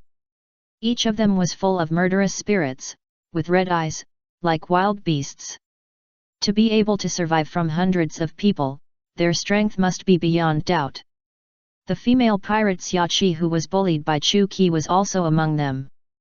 Compared with the other 9, her condition was much better. At first glance, she was Voldemort who made it to the finals. "Pa pa pa!" Chu Qi applauded and laughed. "Congratulations, everyone! From today on, you are trainee crew members of the Rocks Pirates." To celebrate everyone joining the group, I will give you a little gift. As he said, Chu Qi raised his finger and drew a green rune. The rune was divided into 10, flew towards the 10 interns, and stuck to their bodies. The green light flickered faintly, and they immediately felt refreshed, their fatigue was swept away, and their injuries were healed. The Qing Ling Fu, one of the top auxiliary runes, has the function of calming the mind and healing injuries. Just as everyone was exclaiming at the miracle, a large ship slowly sailed towards them. Under the sunlight, the Rock's pirate flag on the top of the ship was so dazzling. Welcome to join the Rock's Pirates. Chapter 29 The Super Nemesis of the Soul Fruit. After Chu Qi brought everyone on board, Whitebeard came over and asked, Qi, how are the newcomers this year? No highlights. Chu Qi thought for a while, and added, there is a female pirate named Xiaoqi who is pretty good. She is much more interesting than those reckless men. She should be able to survive. Whitebeard glanced at the interns and said with a smile, they think they have come to heaven, but they don't know that this is hell. He Chu Qi smiled and said nothing. In the past 2 years, Whitebeard's resentment towards the Rock's pirates has grown, and he can't stand the behavior of the people in the group. Life and death are determined by fate. The outcome is their own choice. Don't worry about them. Go eat. I'm starving. Chu Qi patted Whitebeard's wrist. Chu Qi was less than 2 meters tall before, so he could only pat the back of Whitebeard's hand. Now he is more than 2 meters tall, so he can just pat his wrist. Chu Qi and Whitebeard came to the main hall. The huge round dining table was piled with all kinds of exquisite delicacies, which made people's appetites grow. Several interns were deeply moved and thought it was a welcome feast prepared for them by the group. The other pirates saw it, but they all frowned and cursed. The meals on the ship were arranged by the chef, long bread. If the ingredients were not enough, he would use the ability of the eat fruit instead.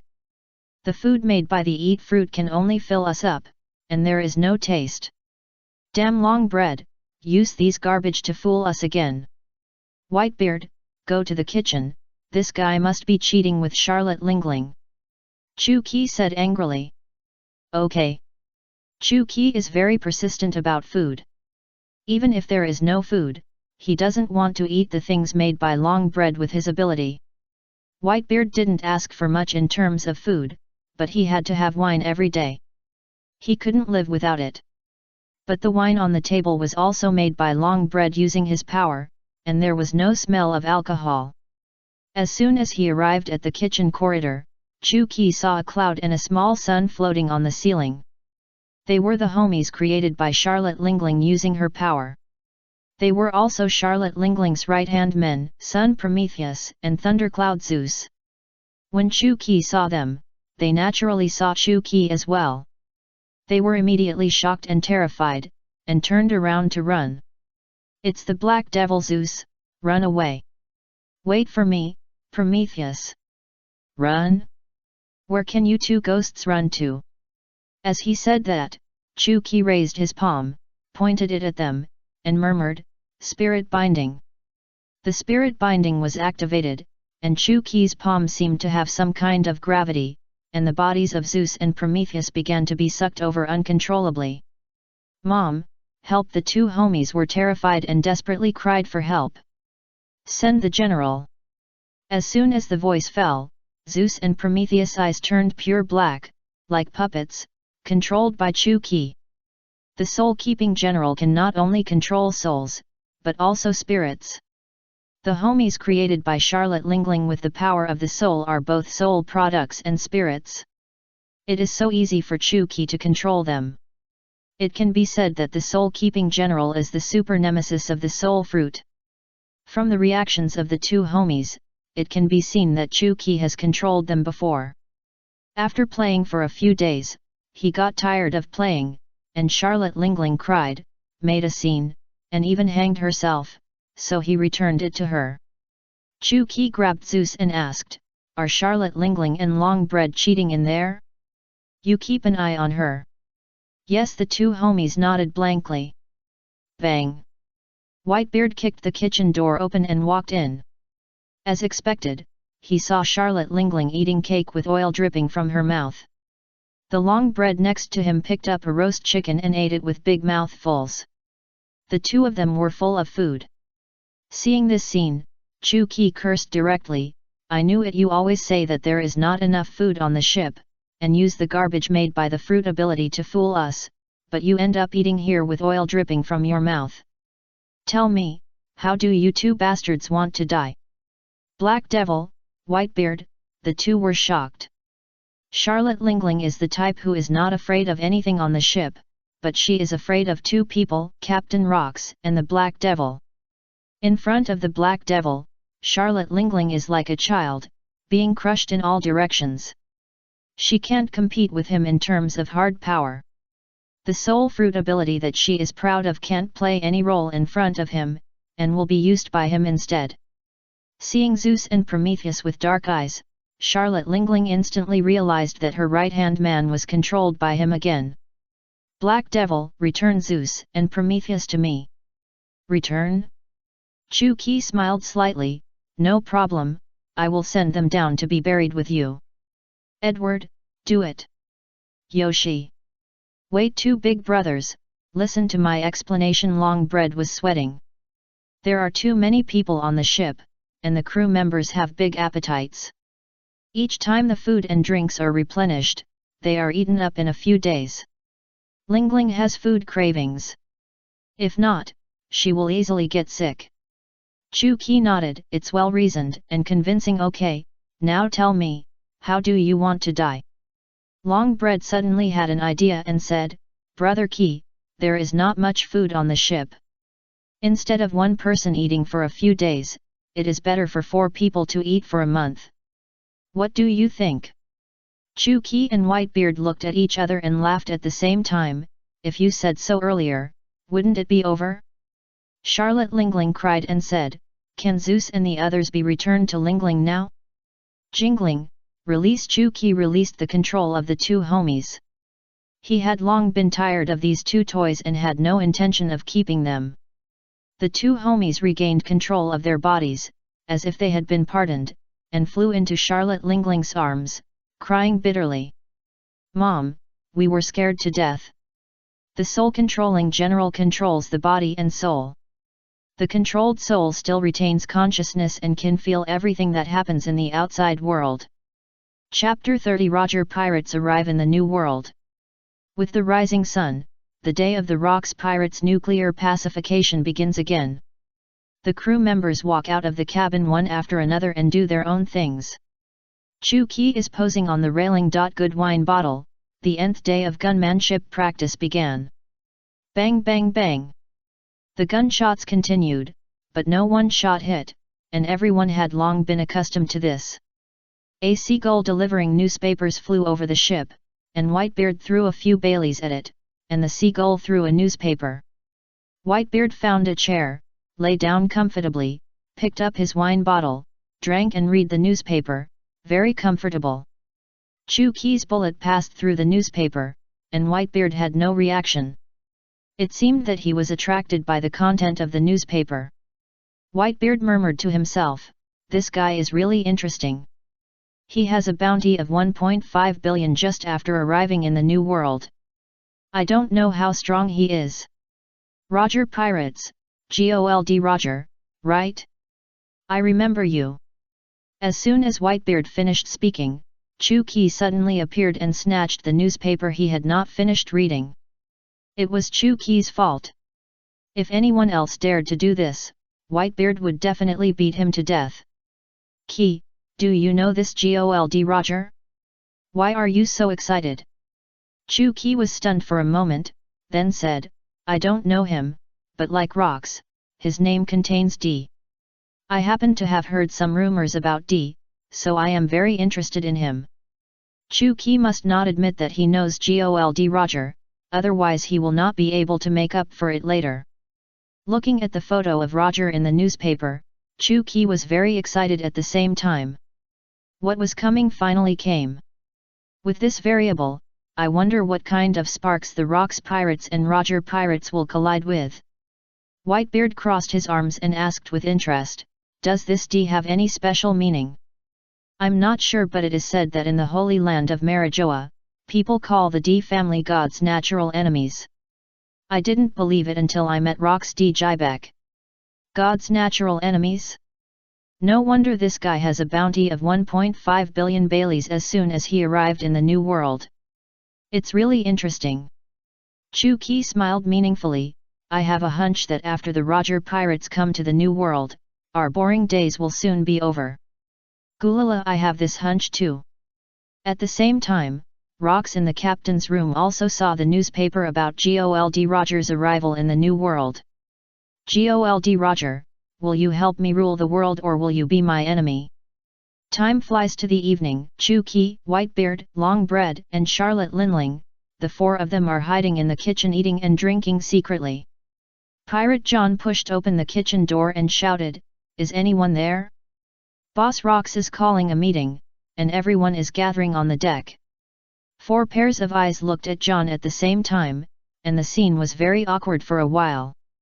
Chu Ki took the lead in breaking the awkwardness, walked in front of John, hugged his neck, and said lightly, "You didn't see anything, right?" John swallowed his saliva and said, "Yes, yes. If the news leaks out, you will bear the consequences, understand?" "Understand." In fact, John is also a tough guy on the ship, but the 3 people present have a total bounty of nearly 6 billion, how can they be tougher than them? Don't be nervous, after all, I'm not a devil.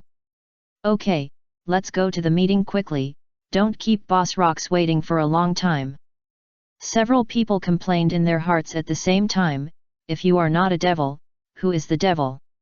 When they arrived on the deck, the pirates in the group were basically all there. Rox walked to the bow, facing everyone, and then said, "Let's get straight to the point. I plan to recruit a pirate group to become a squadron of our Rox pirates." Hearing this news, everyone was a little surprised. It was incredible that a pirate group could catch Rox's eye and take the initiative to recruit them. Chu Ki and Whitebeard were stunned and thought of the Roger pirates at the same time. This pirate group is called the Roger Pirates, and they came to the New World not long ago. Their captain Gold Roger has a bounty of 1.5 billion Baileys and holds some important secrets about the world government. Our Rox pirates need them very much. Sure enough, Chu Ki whispered. So I plan to send someone to recruit the Roger pirates. If he refuses, you should know what to do. When saying this, Rox's eyes were full of viciousness, which made people shudder. Is there anyone willing to? Before Rox finished speaking, Chu Ki had already volunteered. Boss Rox, I'll go. After all, Gold Roger is a pirate with a bounty of 1.5 billion berries, so it's safer for me to go. What's going on? The sun is rising from the west?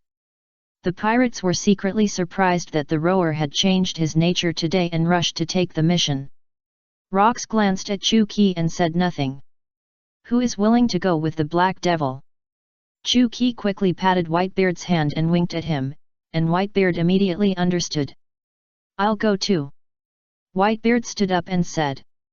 Rox nodded, okay, you two are the most tacit partners in the group. It should be no problem to work together to take down the Roger pirates. Chu Ki suddenly thought of something and said, we two don't have much sailing experience. We need a navigator to lead the way. Is there anyone coming? The pirates whispered, but no one stood up. Hey, no one is willing? This is a once-in-a-lifetime opportunity. You can brag about being able to team up with the two of us for the rest of your life. At this time, a slender's hand was raised. I'm a navigator, I'll go with them.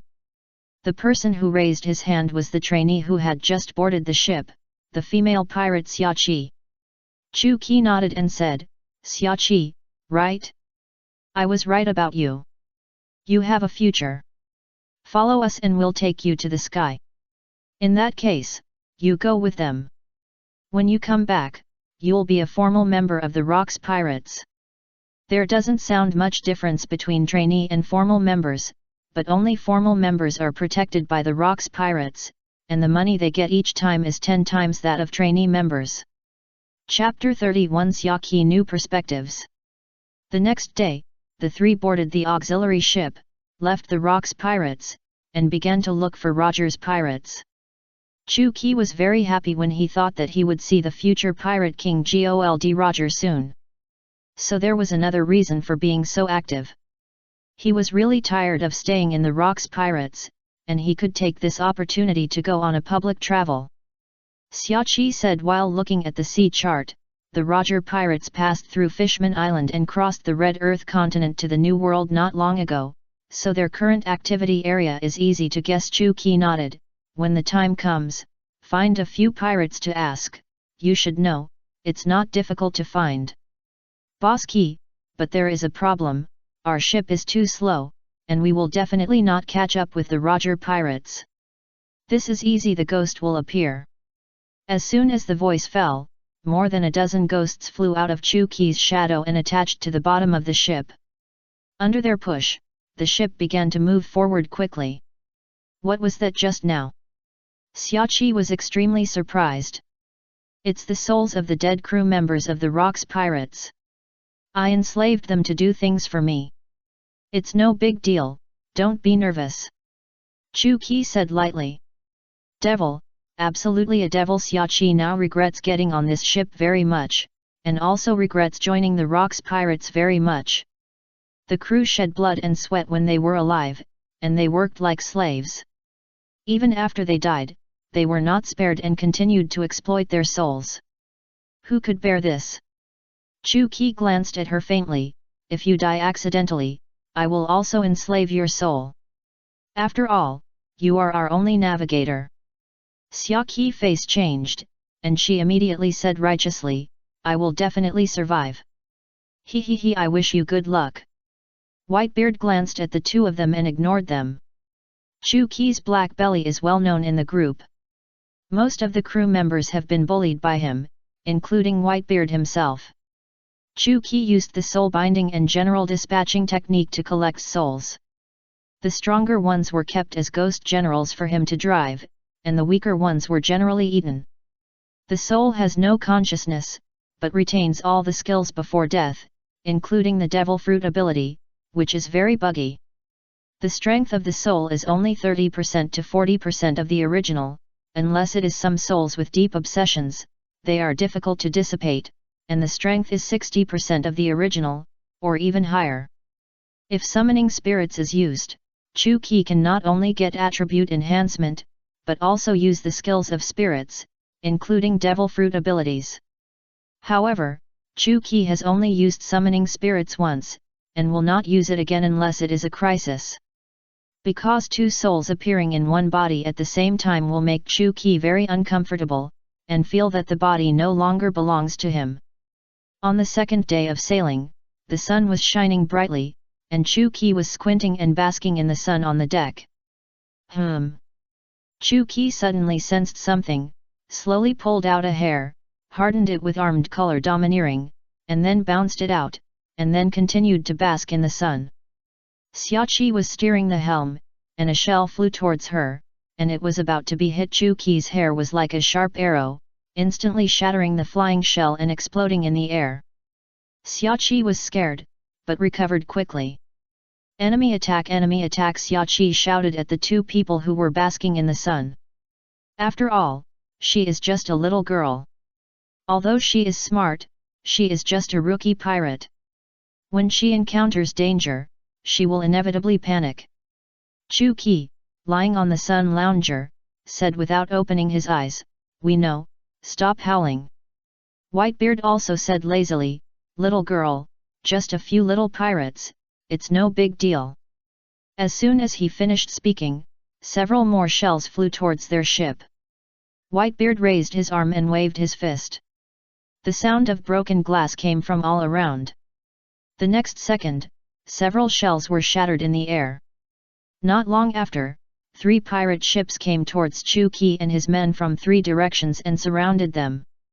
A fishman pirate with a mouth full of sharp teeth shouted, listen, everyone on the ship, we are the Blood Shark Pirates. The captain is a big pirate with a bounty of 87 million Baileys, Blood Shark. If you know what's good for you, surrender immediately and hand over all the treasures, and you can save your life." Chu Qi opened his eyes and glanced at Whitebeard, and said with a fake smile, "Since when did you dare to call yourself a big pirate with 87 million Baileys? Alas, pirates this year are not very good." Whitebeard sighed. "You come or I. You come, I don't want to move." As he said that, Whitebeard turned over, changed to a comfortable position, and continued to bask in the sun. "Okay, it's your turn next time."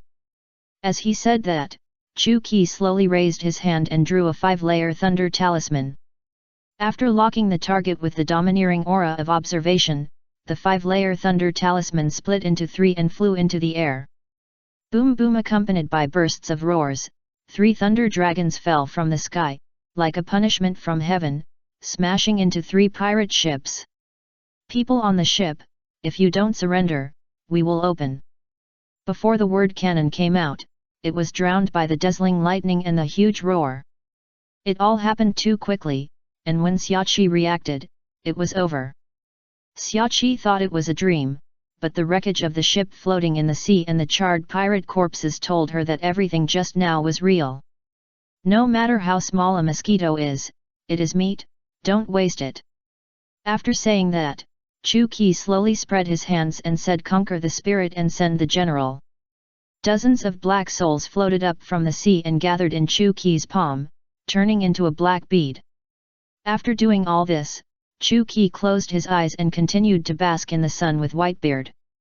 Xiaoqi was stunned, and her worldview was refreshed for the nth time. The reason why she became a pirate was because she was too bored and wanted to find some excitement. Now it seems that this is not looking for excitement, but looking for death. Isn't the world of pirates too scary?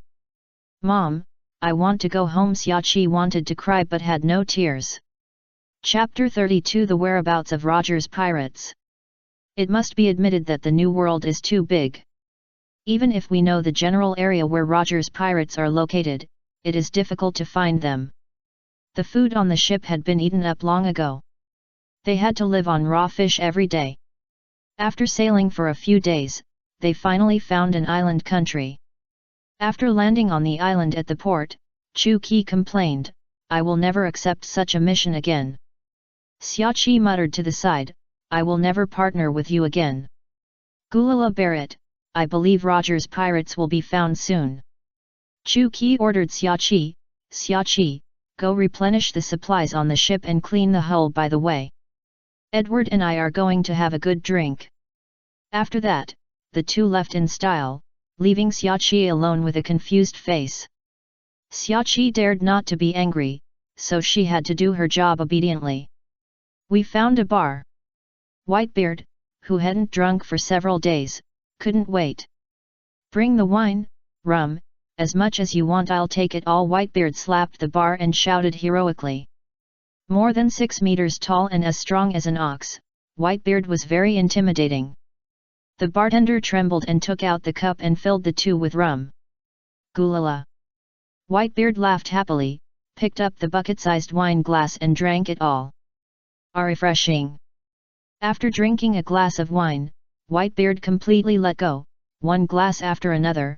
His stomach seemed like a bottomless pit, and the people around him were stunned. Chu Qi ignored him and sat next to him, drinking in small sips. At this moment, the conversation between the two people next to him attracted his attention. "Hey, have you heard? The 8 Treasures Navy fought against a pirate group that had just arrived in the New World, and they actually lost. Don't underestimate that pirate group. Do you know how much their captain's bounty is? 1.5 billion Baileys. 1.5 billion pirates from Paradise can actually have such a high bounty. It's amazing." The two wanted to say something, but Chu Qi walked over and asked them bluntly, "Is that pirate group called the Roger Pirates? Is the captain Gold Roger?" Chu Qi's attitude obviously irritated the two. "Who are you? Why should I tell you? Get out of my way, or you'll have your head blown." The two obviously didn't recognize Chu Qi, but it was reasonable. After all, the Black Devil was an unattainable existence for them. No one would have thought that Whitebeard and the Black Devil of the Rocks pirates would appear in such a small bar. Okay, just as you say. As soon as he finished speaking, Chu Qi had already made the two people's heads blown. Can you tell me now? Chu Qi asked, grabbing a head with one hand. Yes, it's Roger's pirates, their captain is Gold Roger. Where is the 8 Treasures Navy? Right on this island. Chu Qi heard this, let go of the two people's heads, turned around and shouted to Whitebeard, Edward, let's go, there's work to do. The 8 Treasures Navy is a violent pirate group that came to the New World from the West Sea Flower Country. With a large number of people and a long history, it is considered a well-known pirate group in the New World. Their leader is called a pillar. Qing Jiao is the 12th generation pillar of the 8 Treasures Navy, and the bounty is 430 million baileys. In the tent, Qing Jiao is drinking with a gloomy face, and he looks very bad. Not long ago, the 8 Treasures Navy and the Roger pirates launched a big battle. If it weren't for the advantage in numbers, he might not have come back. Although he lost, Qing Jiao did not give up, and he was ready to continue to challenge the Roger pirates. After all, if they can't beat a pirate group that just arrived in the New World, how can the 8 Treasures Navy gain a foothold on the sea in the future?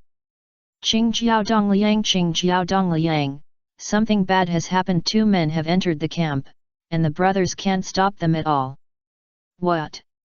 When Qing Jiao arrived with his men, all the brothers in the camp had fallen down. Fortunately, they just fainted and didn't die.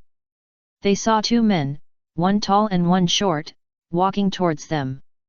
Every step forward brought great oppression to people, even Qing Jiao felt that he had difficulty breathing. Whitebeard hugged his arms and said condescendingly, You are the leader of the 8 Treasures Navy. Do you want to take the lead? We have something to ask you. Looking at the 2 people, Qing Jiao suddenly remembered something, his face turned extremely pale, and cold sweat could not be controlled. White crescent beard, black clothes and black hair, a famous sword on the left and a silver spear on the right. Apart from those 2, is there anyone else?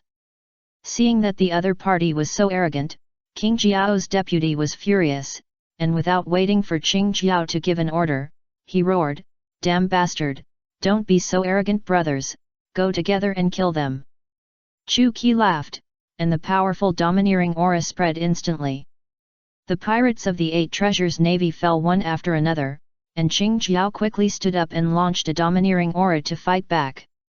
The 2 domineering auras collided with each other, but in just a few seconds, Qing Jiao's domineering aura was dispersed by Chu Qi's domineering aura. After dispersing Qing Jiao's domineering aura, Chu Qi also retracted his domineering aura.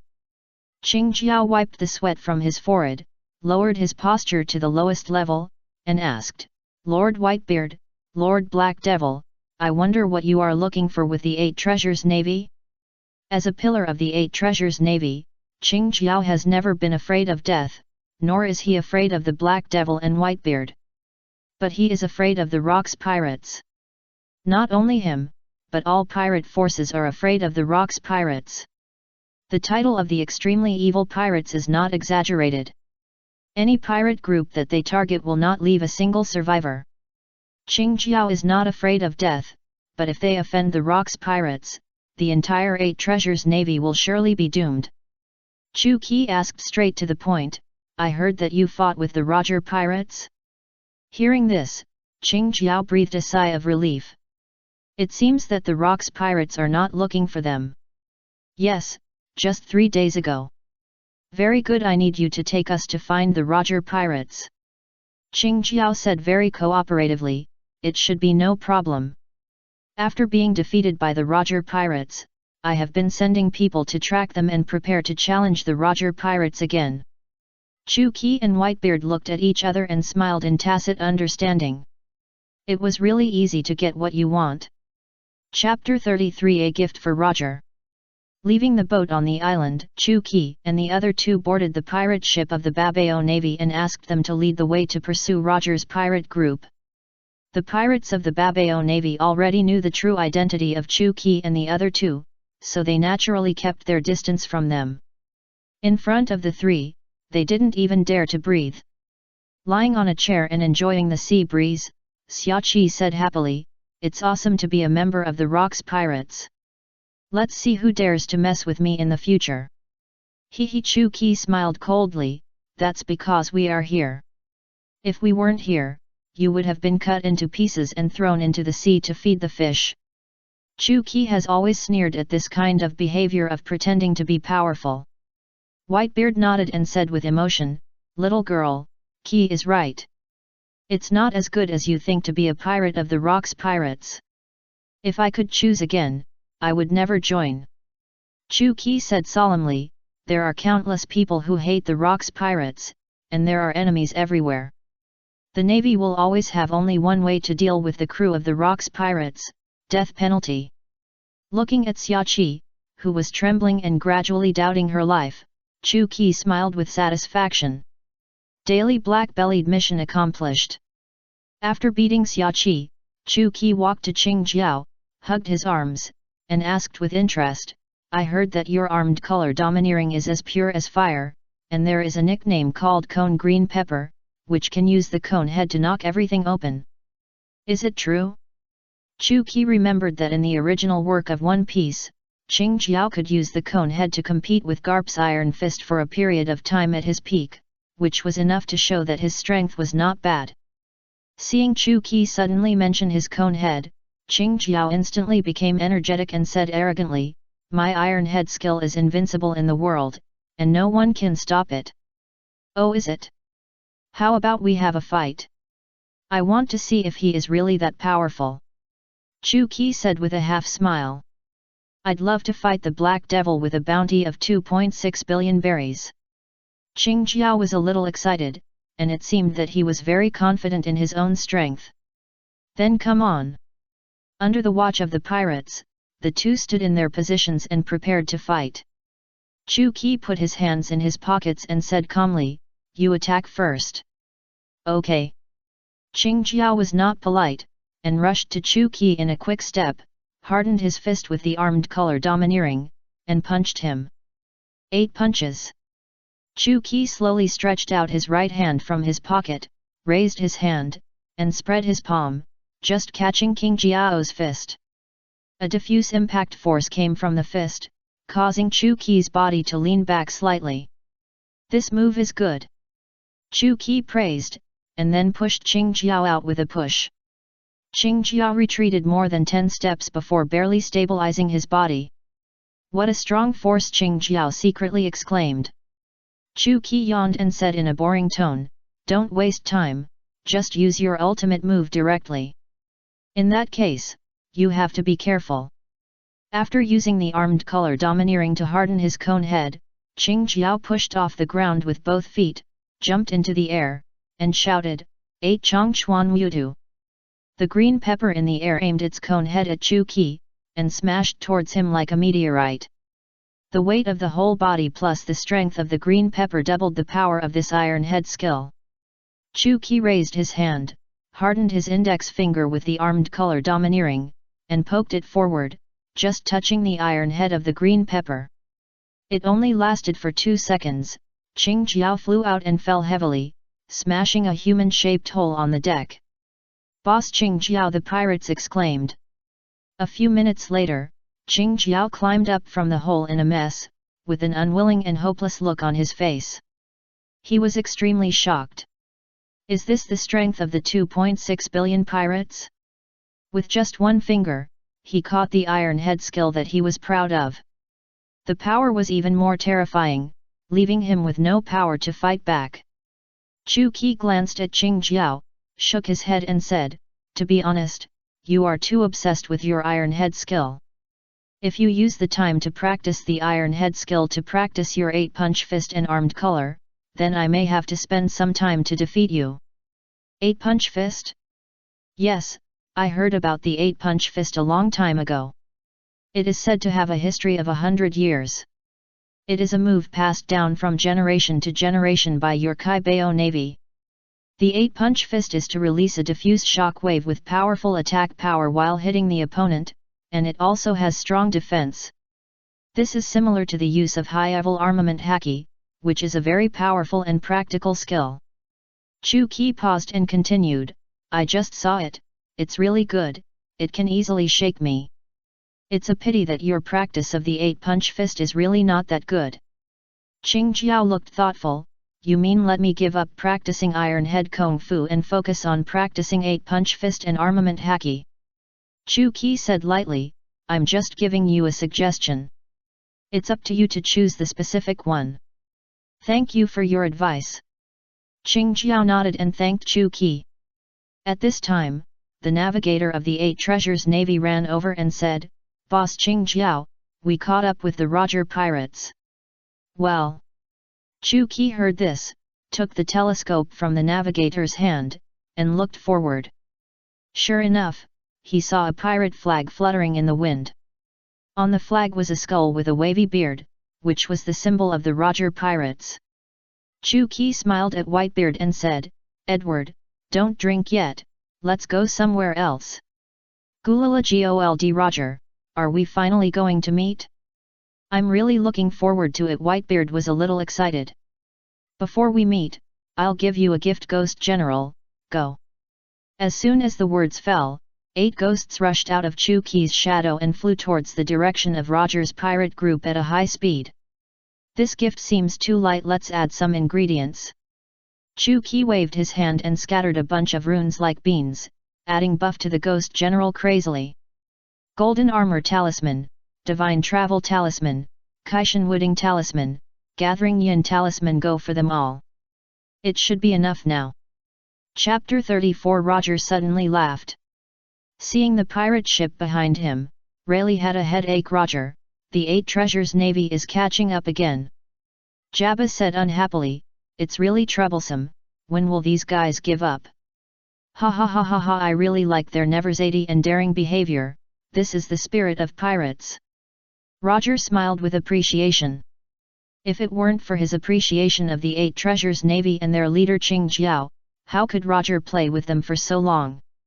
Stuff that can be easily solved. Just as the three were talking, it was still calm, but the pirate ship suddenly began to shake violently. Everyone who realized the danger immediately became alert. Boom!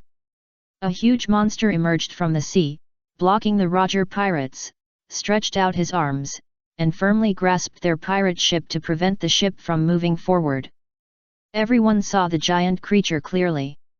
It was a strange creature with thick black gas all over its body.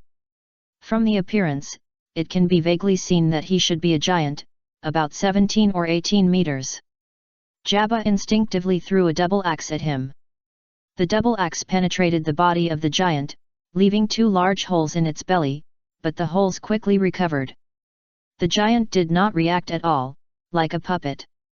Rayleigh frowned slightly, this thing has no entity. Swish swish swish.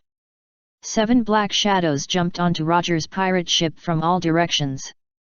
Their appearance is very similar to the giant, with black gas all over their bodies. You can vaguely see their facial features and clothes, and the weapons in their hands are all made of black gas. What the hell are these? Everyone, be careful, it comes from evil. The murderous aura emanating from these black humanoid creatures made even Rayleigh feel frightened. Without hundreds of lives in hand, there is no way to gather such murderous aura. Just when the 2 sides were in a stalemate, one of the black shadows moved, holding a large sword, and slashed at Roger at a very fast speed. So fast everyone was shocked. Roger used his observation haki to foresee its attack, dodged sideways, and slashed off the black shadow's head with a feint. After the chopped head fell to the ground, it turned into black gas and disappeared, but the next second, the black shadow's head condensed again and recovered as before. Is it an unkillable monster? This is troublesome. After the black shadow recovered, he continued to raise the sword and slashed at Roger. The other 6 black shadows also took action and killed the other crew members. Before everyone had time to think about it, they were entangled with these black shadows, and the battle was about to break out. The crew became more and more frightened. Although these black shadows moved woodenly, their speed and strength were enough to rival the senior pirates with a bounty of over 100 million. Moreover, they have their own unique moves, and they are not afraid of pain and are immortal, so you can imagine how difficult it is to deal with them. The Black Shadows will not be injured, but people will be injured, and some crew members have already fallen down one after another. Fortunately, these shadows will not attack the crew members who have fallen to the ground, and they will avoid the vital parts every time they attack. So many people were injured, but no one died. After dodging the mace of a shadow, Rayleigh said to Roger, "Hey Roger, it seems that someone is provoking us, but they don't have much ill will towards us. Anyone with a discerning eye can see that these shadows are dolls controlled by others."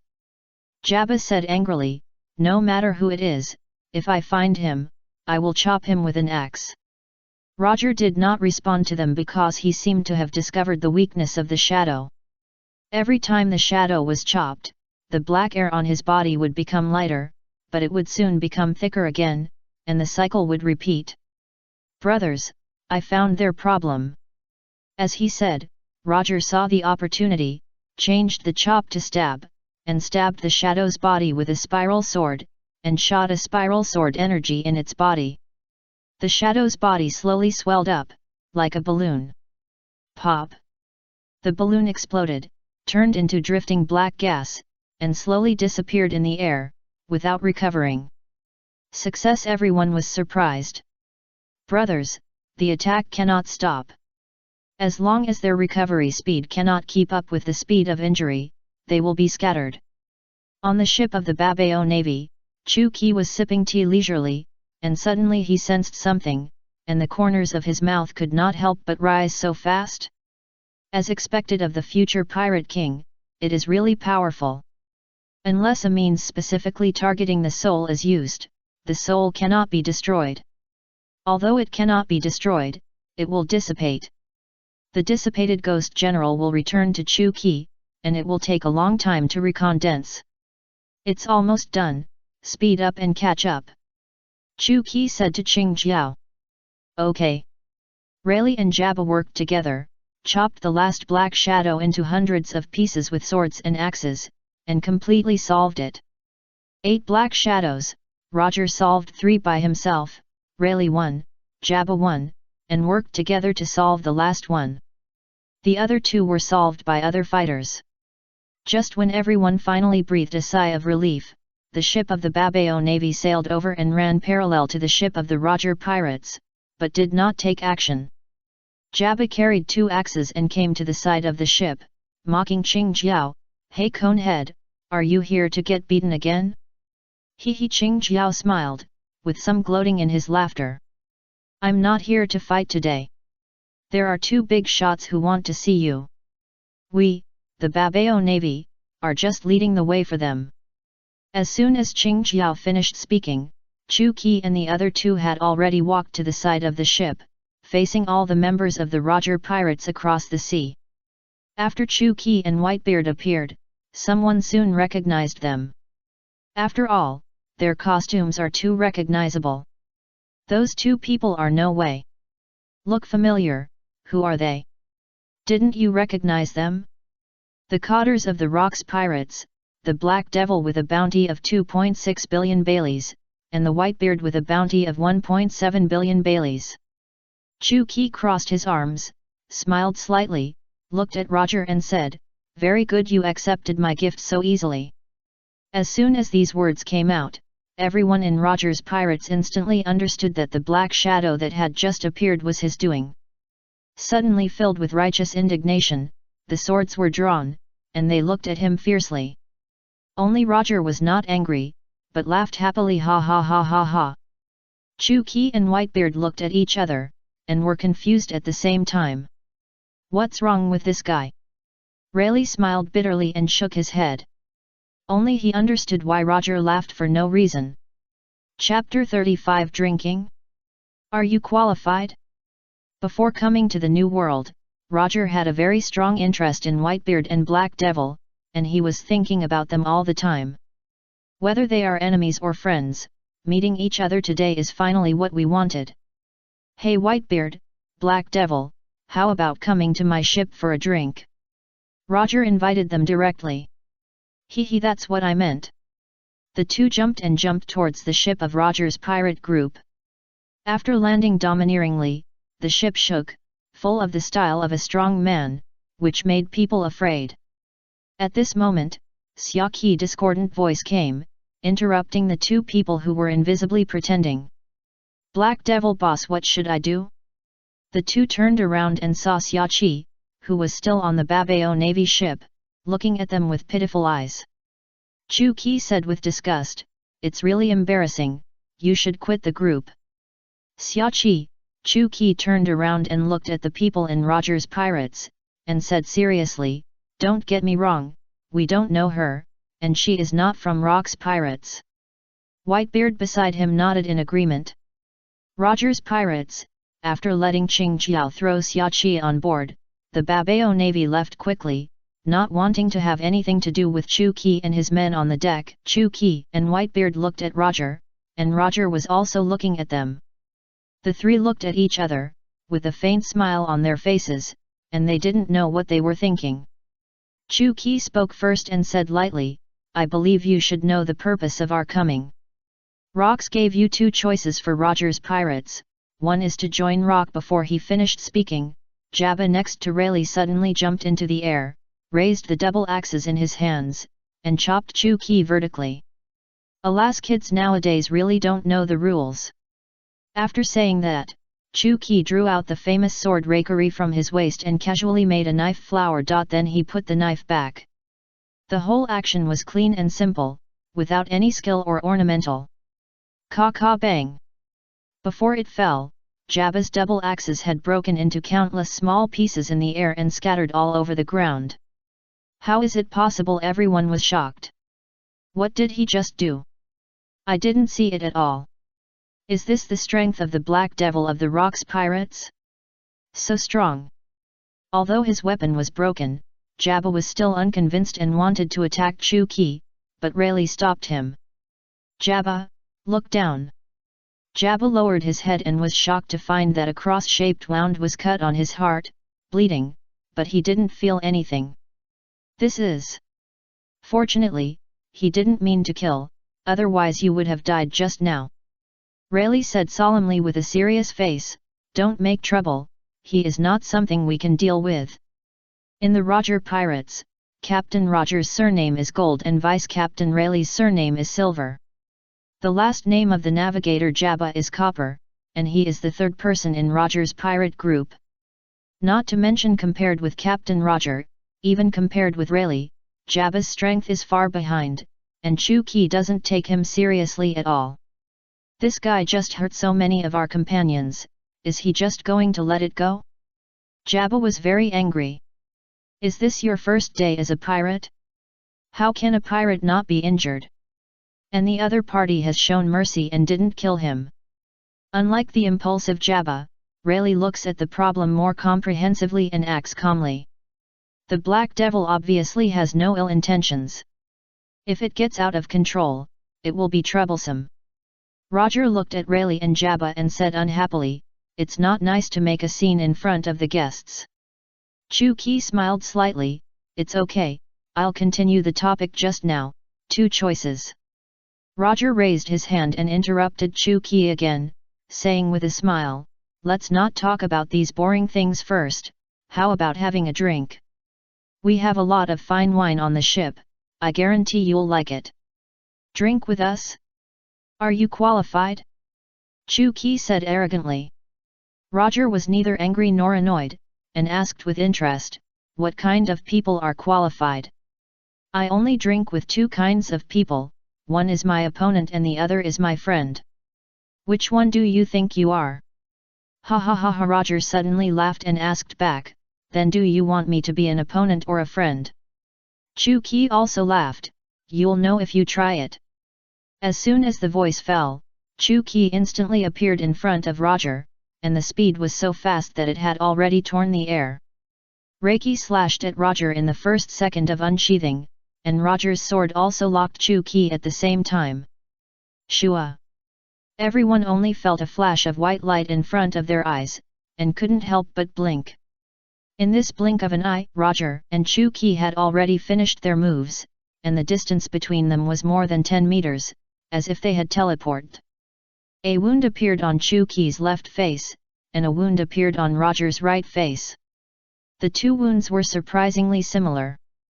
Out of instinct, Chu Qi used both hands, but the wound on his face did not heal immediately, as if there was an invisible force tearing it. Chu Qi could feel that the wound was left with the dual effects of sword energy and armed color domineering. Really good, I haven't been injured for many years. Chu Qi couldn't help but praise. Hee hee ha ha, I'm just the opposite of you. I get injured often, so I'm used to it. Don't be funny if you take this move, then from today on, we are opponents. As he said, Chu Qi released the armed color domineering that was almost liquid, wrapping the blade of Reikari. The general armament haki is black, but Chu Qi's armament haki is dark purple, flowing on the blade like water.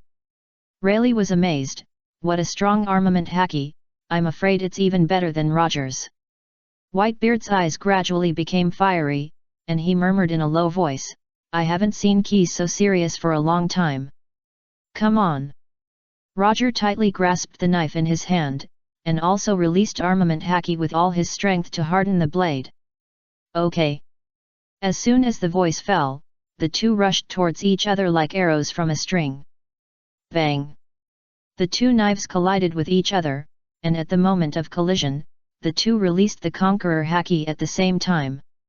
Everyone present could see that this was not a duel, because the two had not used any moves from beginning to end. It was just a simple competition, the ultimate competition of strength and domineering. Chapter 36, The First Contest of Three People. The collision of strength, the collision of armed color domineering, the collision of domineering color domineering under the collision of three powers. The wind and clouds suddenly changed, the waves rolled, and the hull began to shake violently. What kind of terrifying power is this? The air around seemed to be sucked dry, making it difficult to breathe. Black lightning flashed between the two swords, and the space seemed to begin to distort. The strongest competition between the two made Whitebeard, who was watching the battle, finally unable to hold back. With fire burning in his eyes, he raised the Kusukamoki in his hand and chopped over. Hey, what is this guy going to do? The crew of Roger's pirate group thought that Whitebeard wanted to go over to help. With 2 against 1, they suddenly felt a little restless. Don't go, Rayleigh quickly stopped them and said seriously, this is not something you can interfere with. Of course, Whitebeard was not going to help, he wanted to join in and compete with the two. The competition between the two became a competition between 3 people. When Chu Qi was fighting against Roger, he was also fighting against Whitebeard, and the same was true for Whitebeard and Roger. It was like a stable equilateral triangle, but if one of them failed to hold on, he would bear the impact of the other two's power, and would be seriously injured if not dead. The collision of the 3 strongest domineering colors directly set off a storm on the sea. The aura rushed straight into the sky, the clouds above began to spiral and twist, the sky gradually darkened, lightning and thunder, and strong winds. The 3 people all showed extremely excited smiles on their faces, and they all raised their momentum to the peak. As the competition between the 3 people escalated, cracks began to appear on the deck and guardrails, and the surrounding pirates fell one after another. The few crew members who were still standing were deeply shocked by the power of the 3. The ship of the Roger pirates, or Jackson, was built with the treasure tree atom. The hull was extremely strong, let alone cutting with a knife. Even if it was bombarded, it would only leave some shallow marks. However, under the collision of the 3 domineering colors, so many cracks were actually produced. How could it not be shocking? Another minute passed, and only Rayleigh and Jabba were left standing. Rayleigh couldn't help it anymore, and shouted to the 3 people, "Hey Roger, if you keep fighting, the boat will fall apart, stop it. It seems that it's hard to tell who's better today." After saying that, Roger didn't ask the 2 people, and he started to withdraw his strength directly. Chu Qi and Whitebeard were stunned. Now it was a triangle situation, and whoever withdrew first would be suicidal.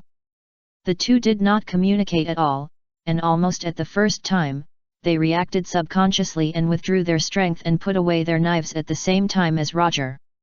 After withdrawing their strength, Chu-Ki and Whitebeard were extremely surprised. They and Roger had such a deep tacit understanding, which was incredible. Ha ha ha ha, I knew you would let go. Roger laughed happily.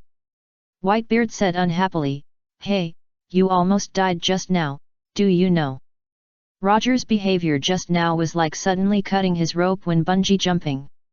Because I believe in you, you will not let me die, right? Chu-Ki curled his lips and said, I regret it. I should have killed him just now.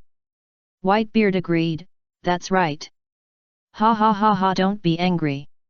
I prepared good wine. How about drinking it as an apology to you? Hee, do you think we need your wine? Cheers. The 3 cups collided together, and half of the wine spilled directly. Ah, it's great, it's really good wine. Whitebeard's cheeks were slightly red, and he looked very comfortable. Chu-Ki put down the cup, grabbed the roast chicken next to him, and said while eating, now there is a question, what is our relationship now? Rivals or friends? Is there any difference? Roger asked back. Gulala, according to me, we are both rivals and friends, so we should drink twice as much wine. Agree. Chu-Ki smiled. Ha ha ha ha, really, bring some more wine. The people on the boat haven't woken up yet, and Jabba fainted at the last moment. Now, Rayleigh is the only one who can move on the boat except Chu-Ki and the other 3. Even though Rayleigh was unwilling, he eventually became a tool for the 3 of them, responsible for getting wine and grilling meat. The 3 of them drank a few more rounds, and Whitebeard suddenly thought of something and said to the 2 of them, it seems that there is another very important question, how should we calculate the victory or defeat between us? Chu-Ki waved his hand and said with a generous face, I'll suffer a little loss, and barely count it as a draw with you. Chu-Ki's words immediately made the 2 unhappy, who could tolerate this? I think we need another fight. Roger, what do you think? I think so too. Rayleigh, who was grilling meat nearby, was startled and said quickly, you can fight, but don't fight on the ship. Our Jackson can't stand it. Then find a place to stop the ship and we will continue. Don't worry, the Roger pirates still have a commission to complete. After it is completed, we will continue. Roger suddenly said. Whose commission? It was Neptune, the king of the Dragon Palace Kingdom of Fishman Island. When he came to the New World through Fishman Island, he commissioned us to help rescue the residents of Fishman Island who were captured by pirates. Neptune? He and I are old acquaintances, and he has taken care of me a lot in the past. Whitebeard said. In that case, let me and Whitebeard come to help. Rescue the residents of Fishman Island as soon as possible, and let us decide who is better. Ha ha ha ha, it would be great if you are willing to help. Let's not talk about this for now, drinking is the most important thing. Strength determines strength, and of course drinking capacity also determines strength. Whitebeard urged, holding the wine jar. Drinking capacity? There is no need to compete, you will never drink more than me. Stop talking nonsense, drink quickly. After 3 rounds of drinking, Whitebeard was a little confused, muttering, what exactly did we come to Roger's pirates for? Never mind, keep drinking. At this moment, Rox, who was thousands of miles away, was looking up at the starry sky at a 45-degree angle, muttering to himself, I don't know how the tasks assigned to Black Devil and Whitebeard have been completed. Have they eliminated Roger's pirates? Chapter 37 Arrival in the Dark World. What Rox didn't know was that the 2 were drinking and eating meat with Roger, and had long forgotten the tasks he had assigned. If Rox knew about this, he would burst into tears. Is there anyone in this group who works hard? They are all traitors. The next day, Chu-Ki and the other 2 followed Roger's pirate group on their journey to find and rescue the residents of Fishman Island. The reason for helping is mainly due to 2 reasons. One is that Chu-Ki is too idle and wants to find something to do. The second is that Neptune is an old acquaintance of Whitebeard, and it is right to help. Chu-Ki looked at Roger and asked, "Roger, do you have any clues about the pirates who caught the fishmen?" Roger shook his head and said, "No, but these fishmen should be sent to the underground world for sale. If we get there earlier, we can rescue them." Chu-Ki smiled and said, "This is too easy for us. No one in the world dares not to give us face. The underground world is also called the Dark World. It is full of illegal transactions, underground arms transportation, weapons, poison gas, slaves. Both the black and white worlds rely on it, so there is a huge living space. The Rocks pirates are the largest customers of the Dark World. Chu-Ki and Whitebeard are naturally familiar with them. They have been there several times and know several big guys." "That's great. We can solve it peacefully. We don't want to use force. The power of the underground world is extremely huge. If you dare to make trouble there, you will offend both the black and white worlds at the same time." Even Roger is unwilling to take this risk. "Boss Black Devil, can I go with you? I have long wanted to see the rumored Dark World." Xiaoqi said with anticipation. "Why are you going? Stay on the boat honestly. Don't you have any idea of what you are like? With your little arms and legs, you are not enough for those people to fill their teeth." It has become Chu-Ki's habit to destroy Xiaoqi's little heart. "Ha ha ha ha, since this little girl wants to go, take her with her. Let Rayleigh and the others follow. There shouldn't be any trouble." Roger chimed in. Xiaoqi's eyes lit up. "Really? Thank you so much, Boss Roger." Since Roger said so, Chu-Ki didn't say anything more. The entrance to the Dark World is in a place called Fishbone Island. It is not marked on the sea chart and can only be reached by the Eternal Compass. After a day and a night of sailing, the Roger pirates finally arrived at the port of Fishbone Island. The island is a very ordinary city. The entrance to the underground world is inside. All entrances are guarded by a notorious pirate group. Newcomers who are not invited are not allowed to enter. At this time, Chu-Ki and Whitebeard came into play. After finding an entrance, everyone was about to go in, and a mighty and tall pirate suddenly stood up and stopped them. "Stop, who are you? I have an invitation." Before the mighty pirate finished speaking, Chu-Ki had already pressed his head to the ground.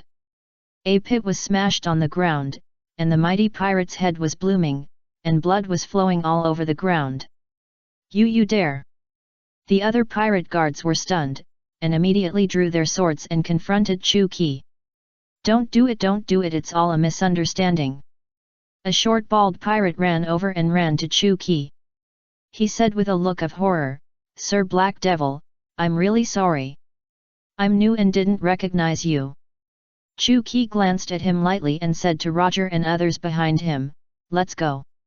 After the group entered the underground world, the bald pirate kicked the big guy who had fainted on the ground fiercely and cursed, "Hurry up and get rid of him, damn guy, he almost killed us."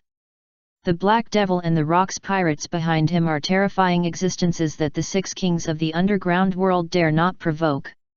Even if they are a small gatekeeper group and are destroyed by the Black Devil on the spot, no one will say a word of no. Although you can't cause trouble here, don't be afraid of trouble. You have to make others afraid of you so that you can live in peace here, just like I did just now. Chu-Ki said to Roger and others. Roger and his friends were here for the first time, and they didn't understand many of the rules. Chu-Ki and Whitebeard briefly explained them. The underground world and the city above ground are actually not much different, the only difference is the trade items. Arms and weapons are like fruits on the stalls. Human slaves are like chickens and ducks being bought and sold. Roger, Whitebeard, just the 3 of us will go to the slave market. The others can go somewhere else and look for fishmen to buy and sell. Roger nodded, "No problem." Arriving at the entrance of the slave market, the receptionist handed them 3 slave price lists. Humans 500,000, dwarfs 700,000, orcs, fur tribe, 700,000, longhand 700,000, long-legged 700,000, snakehead 700,000, fishmen, male and female, 1 million, mermaids, male, 1 million. As for giants and mermen, they are generally not quoted, and are all auctioned. The giants have amazing combat power, and the mermen are extremely beautiful, and the auction prices are all over 10 million baileys. Chu Qi crumpled up the quotation sheet and threw it on the ground, saying to the receptionist, "Tell your boss that the Black Devil wants to buy all the mermaids and fishmen, let him quote a price."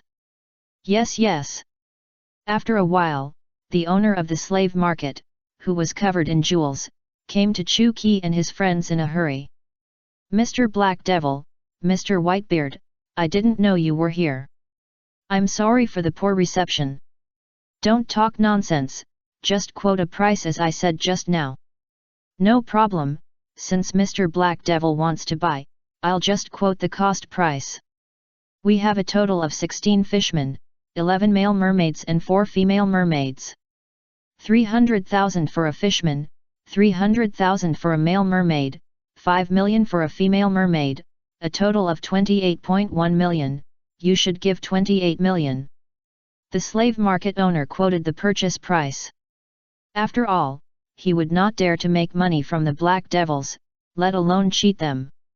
Chu Qi nodded, turned to Roger and said, "This price is very fair, Roger, go get the money." Roger was silent. Chapter 38. Take tens of millions to spend. Whitebeard was a little surprised.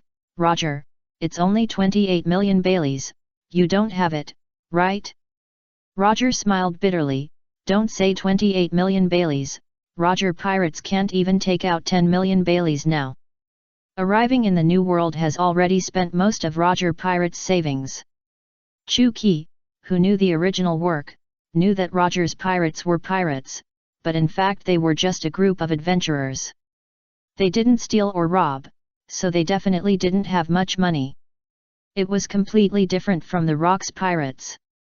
A lazy cotter like Chu Qi could get millions of baileys every time he robbed.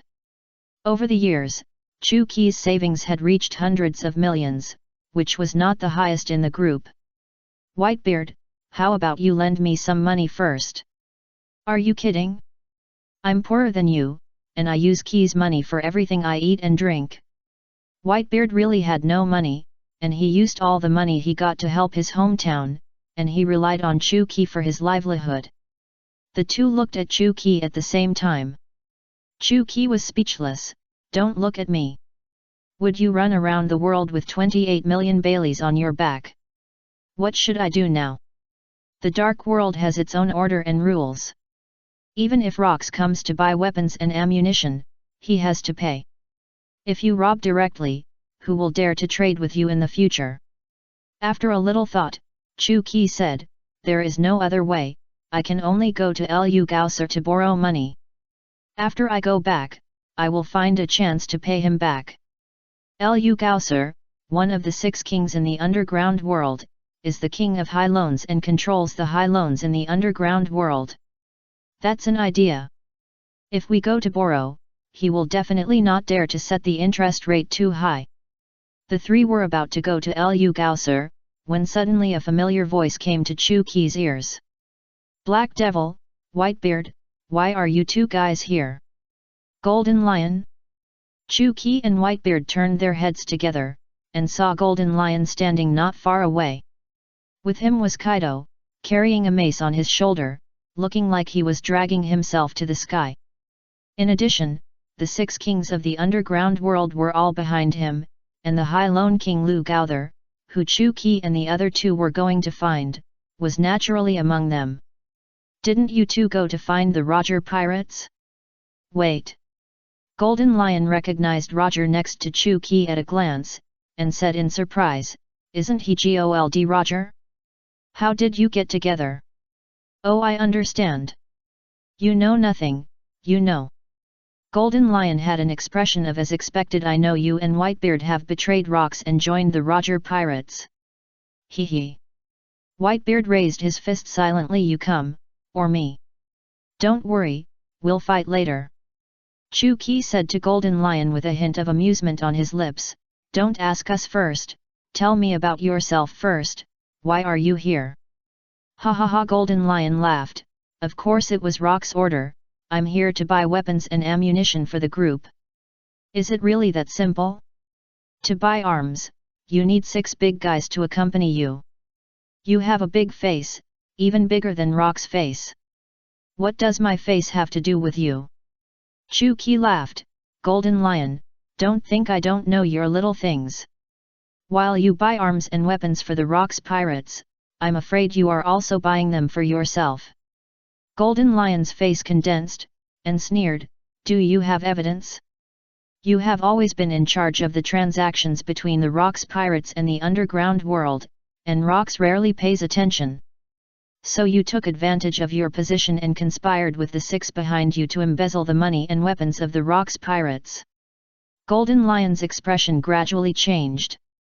Chu Qi glanced at him and continued, the embezzled money and weapons are placed in the warehouse of Hidden Master Gibson. You are going to rebel against the Rock's pirates when the time is right, and use these money and weapons to set up your own pirate group. At this point, Chu Qi smiled playfully, I'm afraid you have even chosen the name of your own pirate group. It's called Flying Pirates, right? Golden Lion was shocked, how do you know? As soon as the words came out, Golden Lion immediately regretted it, but it was too late to regret it now. Golden Lion turned around suddenly, grabbed Hidden Master Gibson, and angrily said, you dare to betray me? I swear I absolutely didn't. I am a time-honored brand in the warehouse industry, and I will never disclose customer information even if I die. Then tell me, how did he know? Ha ha ha ha. Chu Qi burst into laughter. Don't embarrass him. I just tricked you. I didn't expect you to blow yourself up so soon. Golden Lion roared, how is it possible? How do you know that my money is with the Hidden Master? Chu Qi spread his hands and said helplessly, 5 out of 10 people in the Rock's pirates hide their money in the Hidden Master's warehouse. Plus, you have such a good relationship with him, I think it's hard for him not to know. After listening to Chu Qi, Golden Lion's expression looked like he had eaten shit. Ha ha ha ha ha, are all the people in the Rock's pirates so funny?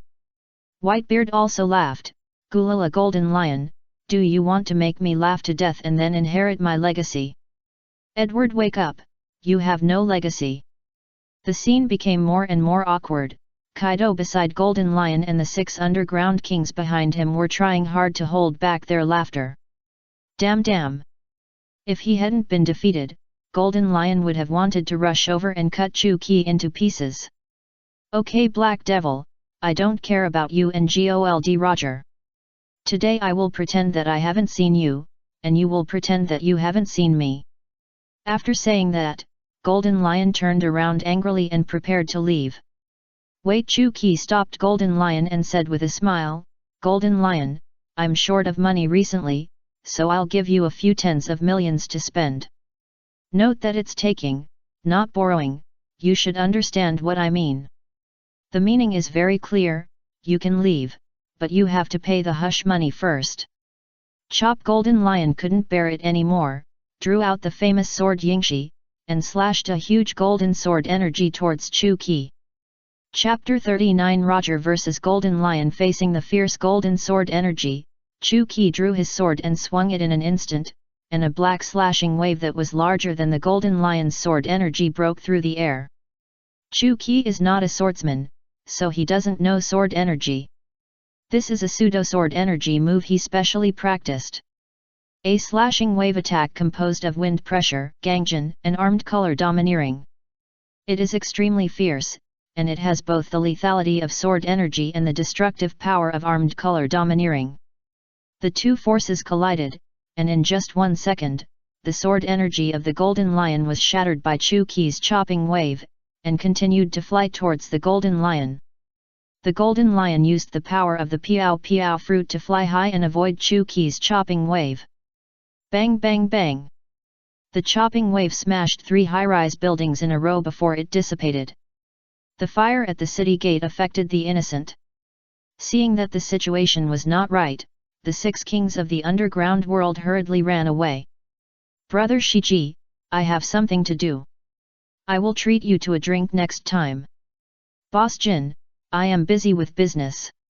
Goodbye. Although the 6 kings of the underground world are on good terms with the Golden Lion, they dare not offend the Black Devil because of the Golden Lion. The best way is to run away quickly and not help each other. Whitebeard waved the Kong Yunkai in his hand and smiled, since you dare to take action, there is nothing to say. Black Devil, Whitebeard, you are really bullying too much. Don't think I am afraid of you, the Golden Lion said angrily. Kaido, who had been silent, chimed in, we both have leverage over each other now. You want to use this to blackmail us? Isn't that a little unreasonable? Chuki laughed, then go tell Rox that we have joined the Roger Pirates and see if he believes it. Honestly speaking, tens of millions of Baileys are nothing to Golden Lion, but he hates being threatened by others. And if he really gave it to him, it would be a sign of weakness to Chuki, and others would think he was afraid of him. At this moment, Golden Lion noticed Roger next to Chuki, his eyes turned, and he immediately had an idea. Golden Lion pretended to be calm and said, I can't give you tens of millions of Baileys for nothing, but I can make a bet with you. Chuki smiled slightly. He had guessed what Golden Lion was thinking, but he still followed his words and said, okay, how do you want to bet? It's very simple. I heard that Gold Roger is also a pirate with a bounty of over 1 billion. Let me fight with Gold Roger. If Gold Roger wins, I will give him 50 million Baileys. If I win, you will owe me 50 million. Chuki turned his head to look at Roger and asked, what do you think? Roger looked indifferent and said, okay, it's very fair. Whitebeard patted Roger on the shoulder and smiled, since this guy wants to give you money, just accept it. Chuki smiled and said nothing. Roger's hard power is very strong, definitely stronger than Golden Lion, but Golden Lion's superb swordsmanship and the ability of the floating fruit make it difficult for even Chuki to deal with. At this time, Roger had just arrived in the New World and had never competed with Golden Lion. He was definitely not familiar with his abilities, so he was not sure he could win. Ha ha ha ha, since he agreed, let's find a place to fight. The proud laughter of Golden Lion seemed to say that this wave was stable again. Of course, Golden Lion's arrogance was not without reason. After all, Roger had just arrived in the New World. Although he had a bounty of 1.5 billion Baileys, his record was not very good. Seeing Golden Lion's expression of winning again, Chuki laughed and said, the sky is clear, the rain has stopped, and you think you can do it again. The 5 people left the underground world, returned to the ground, and found a wide enough venue. Golden Lion said very generously, Gold Roger, come on, let you make the first move. Then I won't be polite. Roger drew his sword, and the armed color domineering immediately wrapped around the sword. God dodge! Roger swung his sword at high speed, making a slash and flew towards the Golden Lion. The Golden Lion smiled coldly, and unhurriedly pulled out Yingju and Kumyu, facing Roger's slash. However, a scene that surprised the Golden Lion happened. Roger's slash seemed to have eyes, and it directly avoided the Golden Lion's double swords and hit on his body. The Golden Lion, who was knocked away, immediately activated the ability of the float fruit, allowing his body to float in the air. Puff! Roger was hit hard by this, and the Golden Lion vomited blood directly. Damn it, too careless! The Golden Lion finally realized that Roger was completely different from those paradise pirates who had just arrived in the New World, and he definitely had the strength of a billion-dollar pirate. Lion Senkori! The Golden Lion quickly swung his 2 swords in the air, slashing out more than a dozen huge golden sword energies at Roger below. Roger activated his observation haki, dodged left and right, and avoided all the sword energies of the Golden Lion, then jumped up and stabbed the Golden Lion. Godly power! Roger stabbed out with a sword, and the surrounding space rippled like water waves. The Golden Lion crossed his two swords to block in front of him, and Roger's sword was blocked, but the sword's energy was not blocked and passed through his body directly. Although the Golden Lion had hardened his body with armament haki, he was still beaten to vomit blood again. Chu Qi, who was watching the battle, couldn't help but sneer, "Old Jin, you are too weak. Gulala, this guy only practices swordsmanship and fruit ability, and his physical condition is really unbearable to look at." Puff, shut up. Golden Lion vomited blood for the third time. This was because Chu Qi was angry and caused his injury to relapse. "Gold Roger, I admit that you are strong, but that's all." Golden Lion removed the buoyancy on his body, and after falling, he pressed his hands on the ground. Lion's power. Earth roll. The ability of the floating fruit was activated, and the ground began to vibrate slightly, and the soil and rocks floated. Golden Lion actually lifted up the entire ground, turning into several huge lion heads, and crushed towards Roger. Facing the huge lion head rushing over, Roger clenched the sword in his hand, and his eyes became serious. Boom! Accompanied by a huge roar, a lot of dust was raised on the ground, and Roger was submerged in it. Golden Lion knew that he couldn't be killed just by doing this, so he flew in with his sword, Two Swords Lion Dance. Chapter 40 Reward for Kaido. A sandstorm rose on the ground, and Golden Lion and Roger fought in the center of the sandstorm. People outside didn't know what was going on inside, they could only vaguely see the flashes of swords and hear the sound of weapons colliding. As time went on, the battle between the two became increasingly intense, with more and more flashes of swords and shadows, making it hard to keep up. "It's not good to go on like this." Whitebeard began to worry. Golden Lion used the ability of the floating fruit to turn the ground into his home court. Coupled with his own superb swordsmanship, he was afraid that Roger would not be able to resist. Chu Qi raised the corner of his mouth, "Don't worry, Roger is about to win." When the two fought in the sandstorm, Chu Qi had already used the talisman to strengthen his vision, and he could roughly see the situation inside. It has to be said that Golden Lion is really stupid. If he gave up using the ability of the floating fruit and fought Roger with swordsmanship, he might still have a chance to win. But he was controlling the sandstorm to attack Roger while using the sword. He was multitasking and could not concentrate 100%, so his sword moves were naturally slow. Roger's observation haki level was quite high, and the attack of the Golden Lion could not touch him at all. In this case, Roger would definitely have the upper hand. Suddenly, a flash of red light flashed in Chu Qi's eyes, and he keenly noticed something. God-walking talisman 5th level. In the center of the sandstorm, the Golden Lion was holding two swords, panting, and his robe was soaked with blood and sweat. On the other hand, although Roger's clothes were torn by the sandstorm, he was not seriously injured and looked at ease. "Golden Lion, do you want to continue fighting? Come again." The Golden Lion did not waste words and directly answered Roger with action. The two fought again. No one knew that Kaido had quietly approached and suddenly appeared behind Roger when the two were fighting fiercely. Good opportunity, Thunder Bagua. Kaido used a lightning-wrapped mace at an extremely fast speed to hit Roger at lightning speed. At the moment of the attack, a voice that Kaido was familiar with but hated came to his ears, "Thunder Bagua?" Swish! The sound of breaking through the air sounded, and Chu Qi appeared behind Roger like a ghost, back to back with him, and the rakery on his waist was already unsheathed. Kaido's Thunder Bagua was not yet played, but Chu Qi blocked it with the tip of the knife. Under the strong force, it was difficult to move forward. "Black Devil, how could you?" Kaido was shocked. His sneak attack was already secretive enough, and even his own Golden Lion did not notice it, but Chu Qi noticed it. "Kaido, you have successfully disgusted me in this case, I must give you a reward."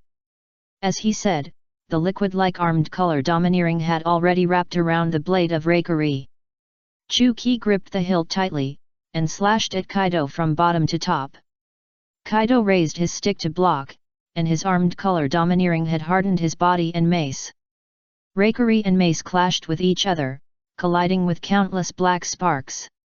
However, in just a few seconds, Rakery had cut off the mace, and its power was not reduced. It started from Kaido's chin and went all the way across his cheek. Ah! Kaido covered his eyes and howled in pain. His face was full of blood, and the long wound ran from his chin to his forehead, as hideous as a centipede. His left eye had been scratched and was constantly bleeding. Chuki did not continue to make up for it. He turned around and kicked Kaido with a roundhouse kick, kicking him out and falling heavily to the ground. Due to the intervention of Chuki and Kaido, Golden Lion and Roger stopped at the same time. Looking at Kaido on the ground, Chuki said coldly, "Kaido, next time you come to disgust me, it won't be your eyes that are destroyed." Ignoring his destroyed left eye, Kaido struggled to get up from the ground and roared at Chuki, "Black Devil, remember this, remember it one day, I will find the power to defeat you." "Sorry, what did you just say?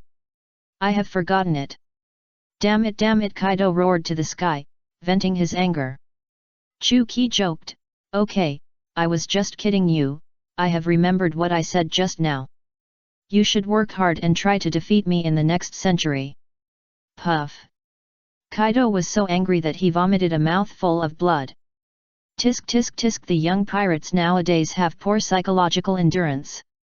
Golden Lion couldn't bear it anymore and said, "Black Devil, we are all from the same pirate group, you hit too hard, didn't you? Heavy? Do you think the stick he used to attack Roger just now was light?" Chuki asked back.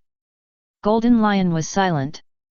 To be honest, he also felt that Kaido's sneak attack just now was quite shameful. But after all, he was his strategic partner and he attacked to help him win, so he couldn't say much. Chuki, who had read the original novel, knew Kaido's character very well. He was known as the world's strongest but was doing sneaky things. Threats, sneak attacks. As long as he could win, he would use any dirty means. As a pirate, Kaido was undoubtedly qualified. But as a strong man, Chuki looked down on him from the bottom of his heart. Roger patted Chuki on the shoulder and said with a smile, "Ki, thank you for this time. If it weren't for you, I would have been seriously injured or dead. It's a small matter, not worth mentioning." Roger looked at the Golden Lion again. "We were interrupted just now, let's continue now." Humph! The Golden Lion snorted coldly, put away his two swords, and said seriously, "Gold Roger, I will remember you. I lose this time, but the real victory has just begun." After that, the Golden Lion turned around and walked to Kaido, ready to leave with him. Chuki immediately called him, "Hey, you haven't paid yet." The Golden Lion roared angrily, "Go find the hidden master to get the money." In addition to the 28 million Baileys for redeeming the mermaid, Roger received an extra large sum of money, and this mission was successfully completed. If it weren't for Chuki and Whitebeard's help, this trip would never have been so smooth. With a smile, all the grudges were forgotten. The crew members of Roger's pirate group, including Jabba, no longer cared about Chuki's previous injuries. "Now that your business is settled, let's talk about our business." Chapter 41, Farewell to Roger. Rox asks questions. In front of everyone, Chuki suddenly drew his sword and pointed it at Roger. "Now, let's put a perfect end to this journey." Whitebeard waved the Kusunakiri in his hand, pointed it at Chuki, and shouted, "Don't forget me." "He ha ha ha, let's start." Roger raised his sword and pointed it at Whitebeard. Seeing the three people posing a triangle again, Rayleigh and others smiled at each other and consciously retreated. 5 Thunder Talismans, 5th level. God Repel. 1 Rider to Thousands. No one knew the outcome of this duel, but they only knew that the duel lasted for 7 days and 7 nights. After the duel, the island they were on had completely disappeared from the sea map. When Rayleigh and Shaky found them, the 3 wounded men were lying on a floating wooden board, completely unconscious, but they always kept a smile on their lips. After sleeping for 2 days and 2 nights, the 3 men woke up one after another. As soon as they woke up, the people of Roger's pirate group immediately surrounded them and couldn't wait to ask about the victory or defeat. "Boss Key, who won?" Chu Key pinched his chin and thought for a while.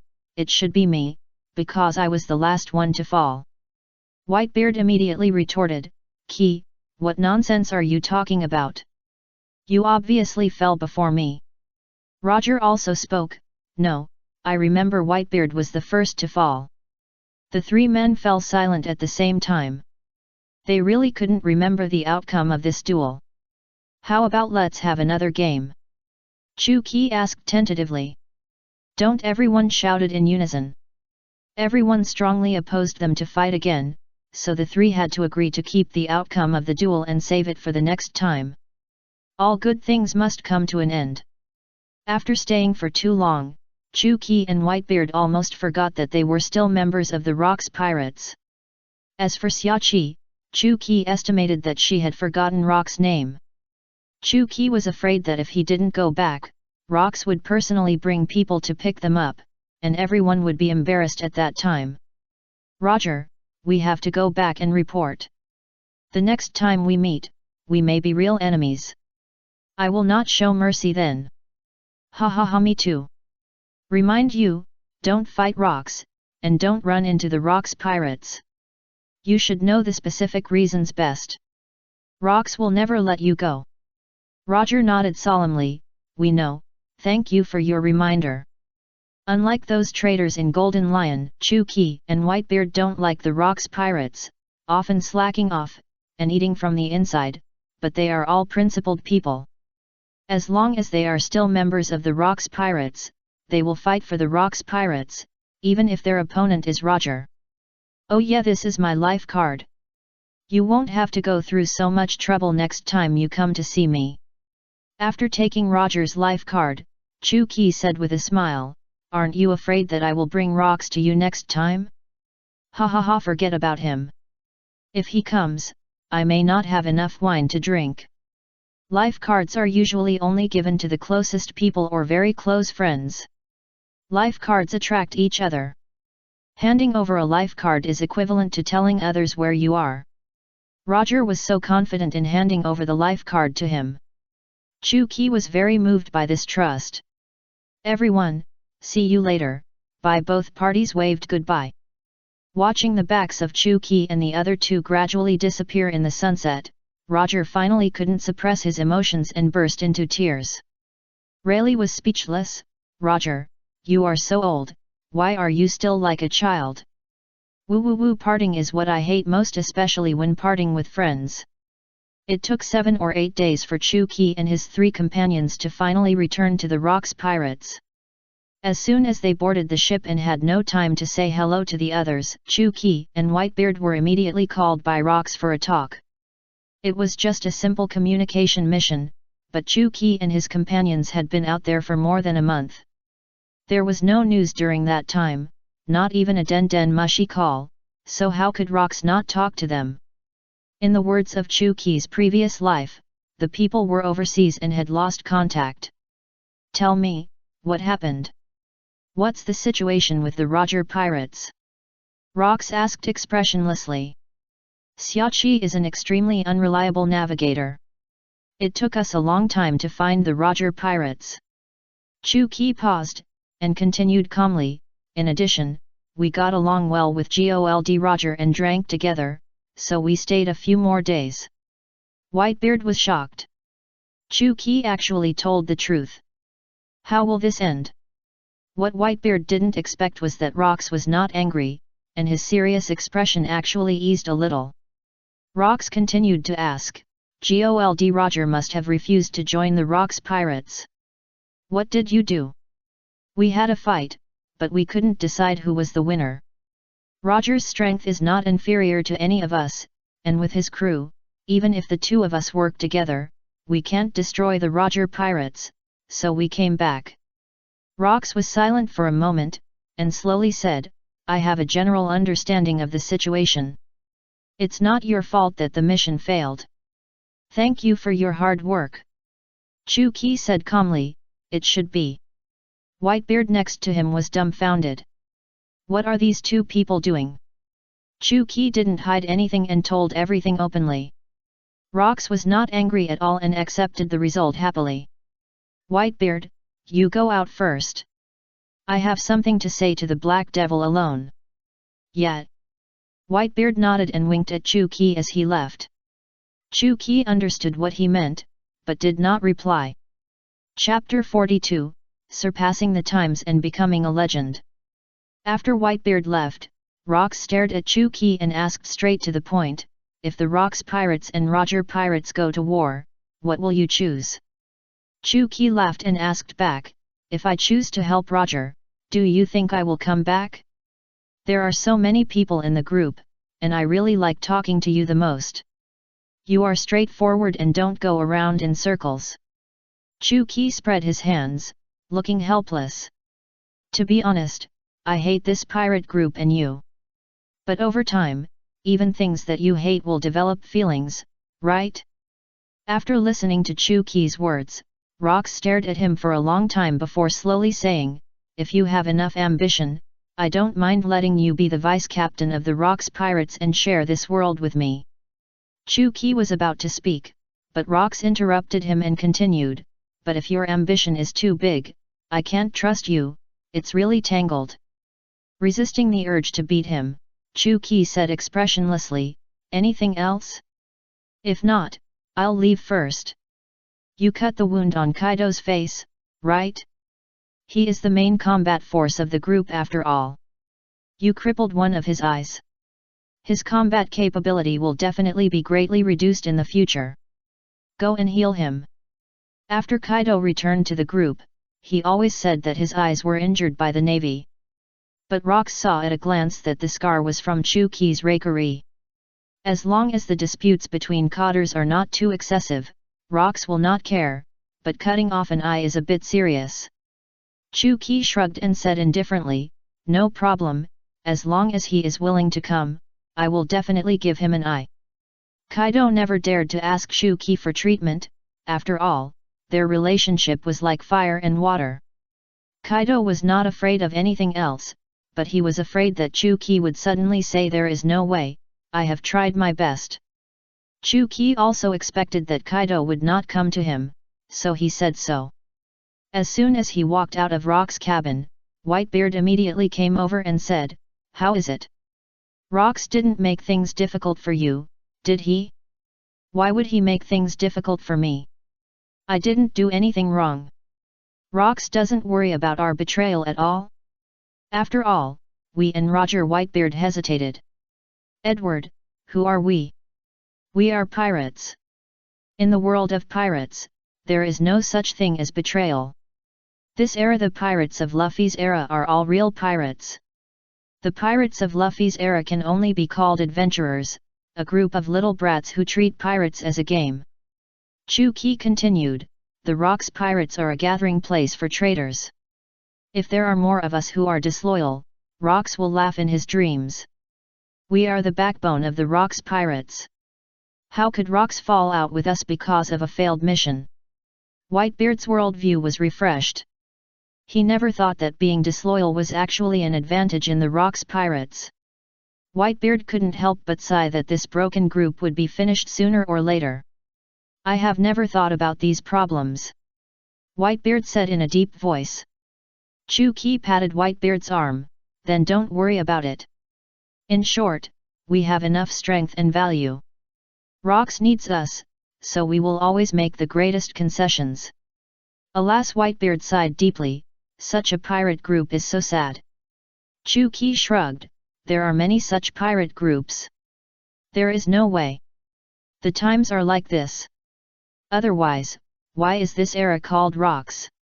Whitebeard's eyes suddenly lit up, sweeping away the previous decadence, and proudly said, one day, I will create my own era. The era belongs to me and my family. Looking at the ambitious Whitebeard at this moment, Chu-Ki suddenly remembered the last words of Whitebeard before his death in the original book, and couldn't help but say, that was really a long journey. Yes, it will be a long journey. Hearing Whitebeard say this, and thinking of the end of Whitebeard in the future, Chu Qi suddenly felt very sad. Chu Qi looked at Whitebeard and said in a serious tone he had never used before, "Edward, I can't accompany you on this road. But remember, I will always be your back, your brother, and when you are tired, you can lean on me to rest." Whitebeard hesitated and took back the words when they were on the tip of his tongue. After a while, Whitebeard asked, "Qi, your goal is to become the world's top, don't you want to have your own era?"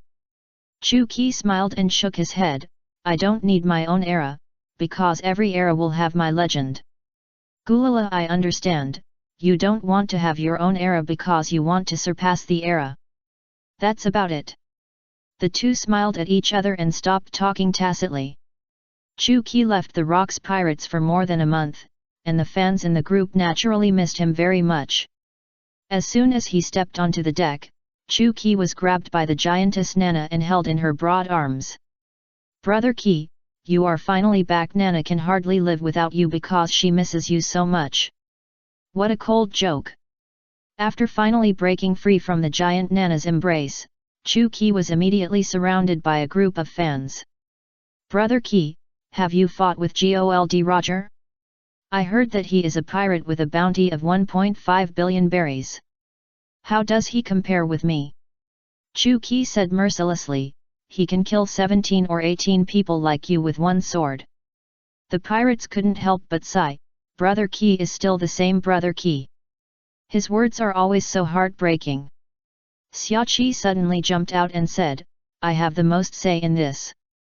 I have been sailing with the Black Devil for so long, and my heart has been pierced by him. It's hard for you, little Xiaoqi. If anyone dares to bully you on the ship in the future, tell us and we will help you deal with him." Xiaoqi pretended to wipe tears and thanked him profusely, thank you everyone, I am so touched." Chu Qi hugged his arms, leaned on the railing, looked at the noisy pirates in front of him, and couldn't help but smile knowingly. This may be the reason why he is willing to come back and fight for the Rocks Pirates. Not for anything else, just for this group of lovely fans. Chapter 43, The Fifth Magical Technique, Feng Kaokuman. In the Holy Land of Marijoa, the 5 elders and the Admiral of the Navy, the top leaders of the world government, are conducting the nth crusade against the Rocks Pirates. I don't agree with this action, not to mention the success rate. Whether it succeeds or fails, the world government and our navy will lose face and lose the support of the people. The 5 of us have voted unanimously on this matter, and you have no right to refuse.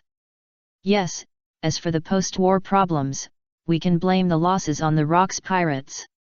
Anyway, they are notorious, and the people will only believe us. Since the failure of the roundup operation a few years ago, the Navy headquarters, which was seriously injured, has been recuperating and looking for ways and opportunities to completely destroy the Rocks Pirates. Now, the opportunity has finally come again, but the 5 elders and the Admiral of the Navy have different opinions. In front of the Admiral of the Navy, there is a golden den mushi. This is the Demon Slayer Order, which was authorized by the world government to form the Navy headquarters to carry out indiscriminate destructive attacks on the areas that sent the signal.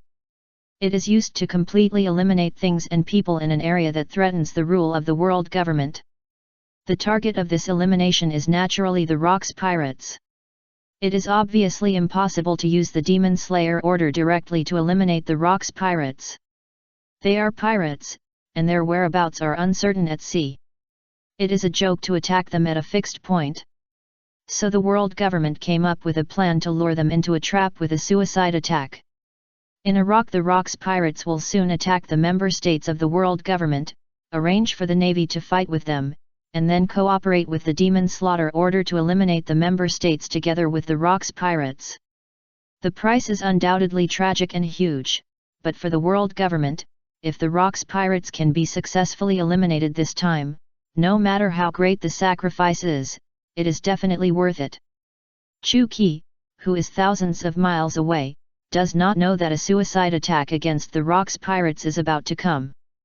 Chu Qi is extremely excited today, because the proficiency of spirit confinement is about to be perfect, and he can start the 5th trick Feng Hokuman soon.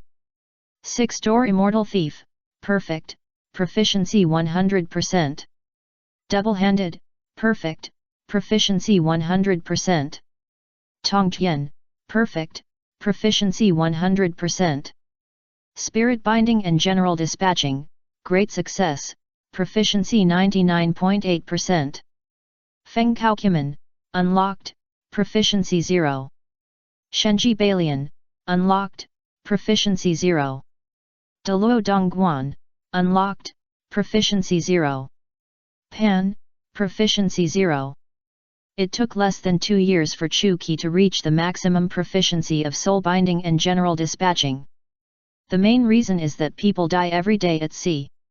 He collects more souls, so his proficiency is naturally higher.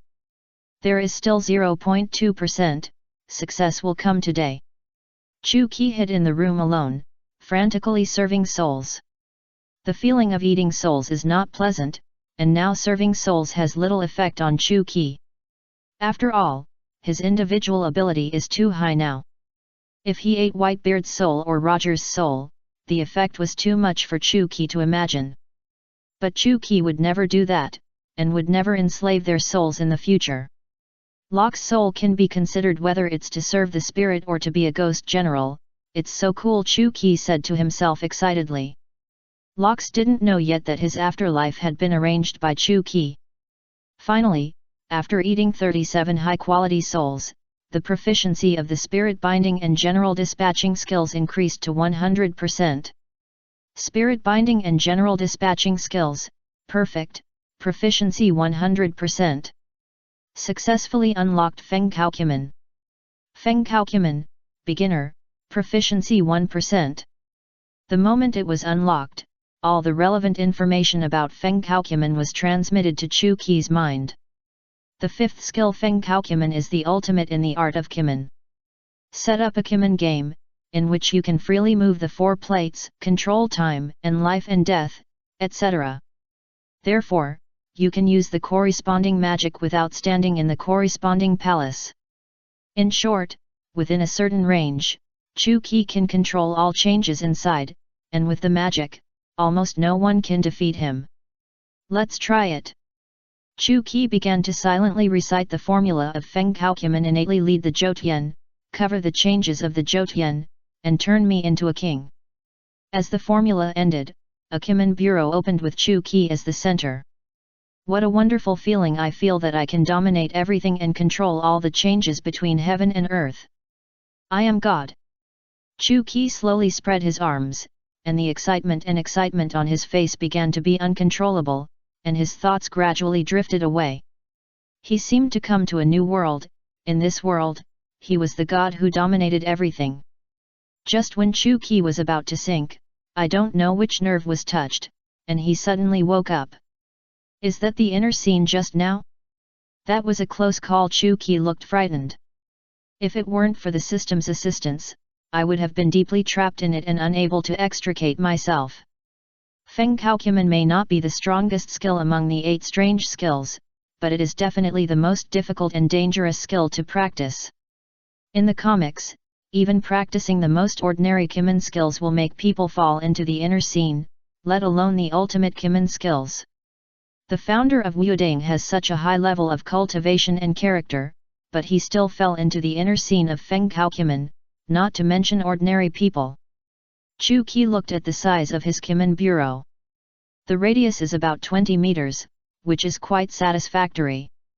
Use Tongtiankai for long-distance combat, Feng Kaokuman for medium and long distances, and use the knife for close distances. Very perfect. The size of the Kimen bureau is related to Chu Qi's strength and the degree of mastery of Feng Kaokuman. Both are indispensable. If the strength is not enough, no matter how high the mastery is, the Kimen bureau cannot be expanded. Conversely, if the mastery level is too low, even if the strength is enough, it is impossible to expand the Kimen bureau. It's a pity that this place is too small, and the magic can't be performed. Let's find a chance to try again. Chu Qi said with some regret. Although I can't perform magic, I can perform divination. You know, the real essence of Kimin is not magic, but divination. Chapter 44 Calculating the Whereabouts of the Thunder Fruit. Divination is not predicting the future, it is much more powerful than predicting the future.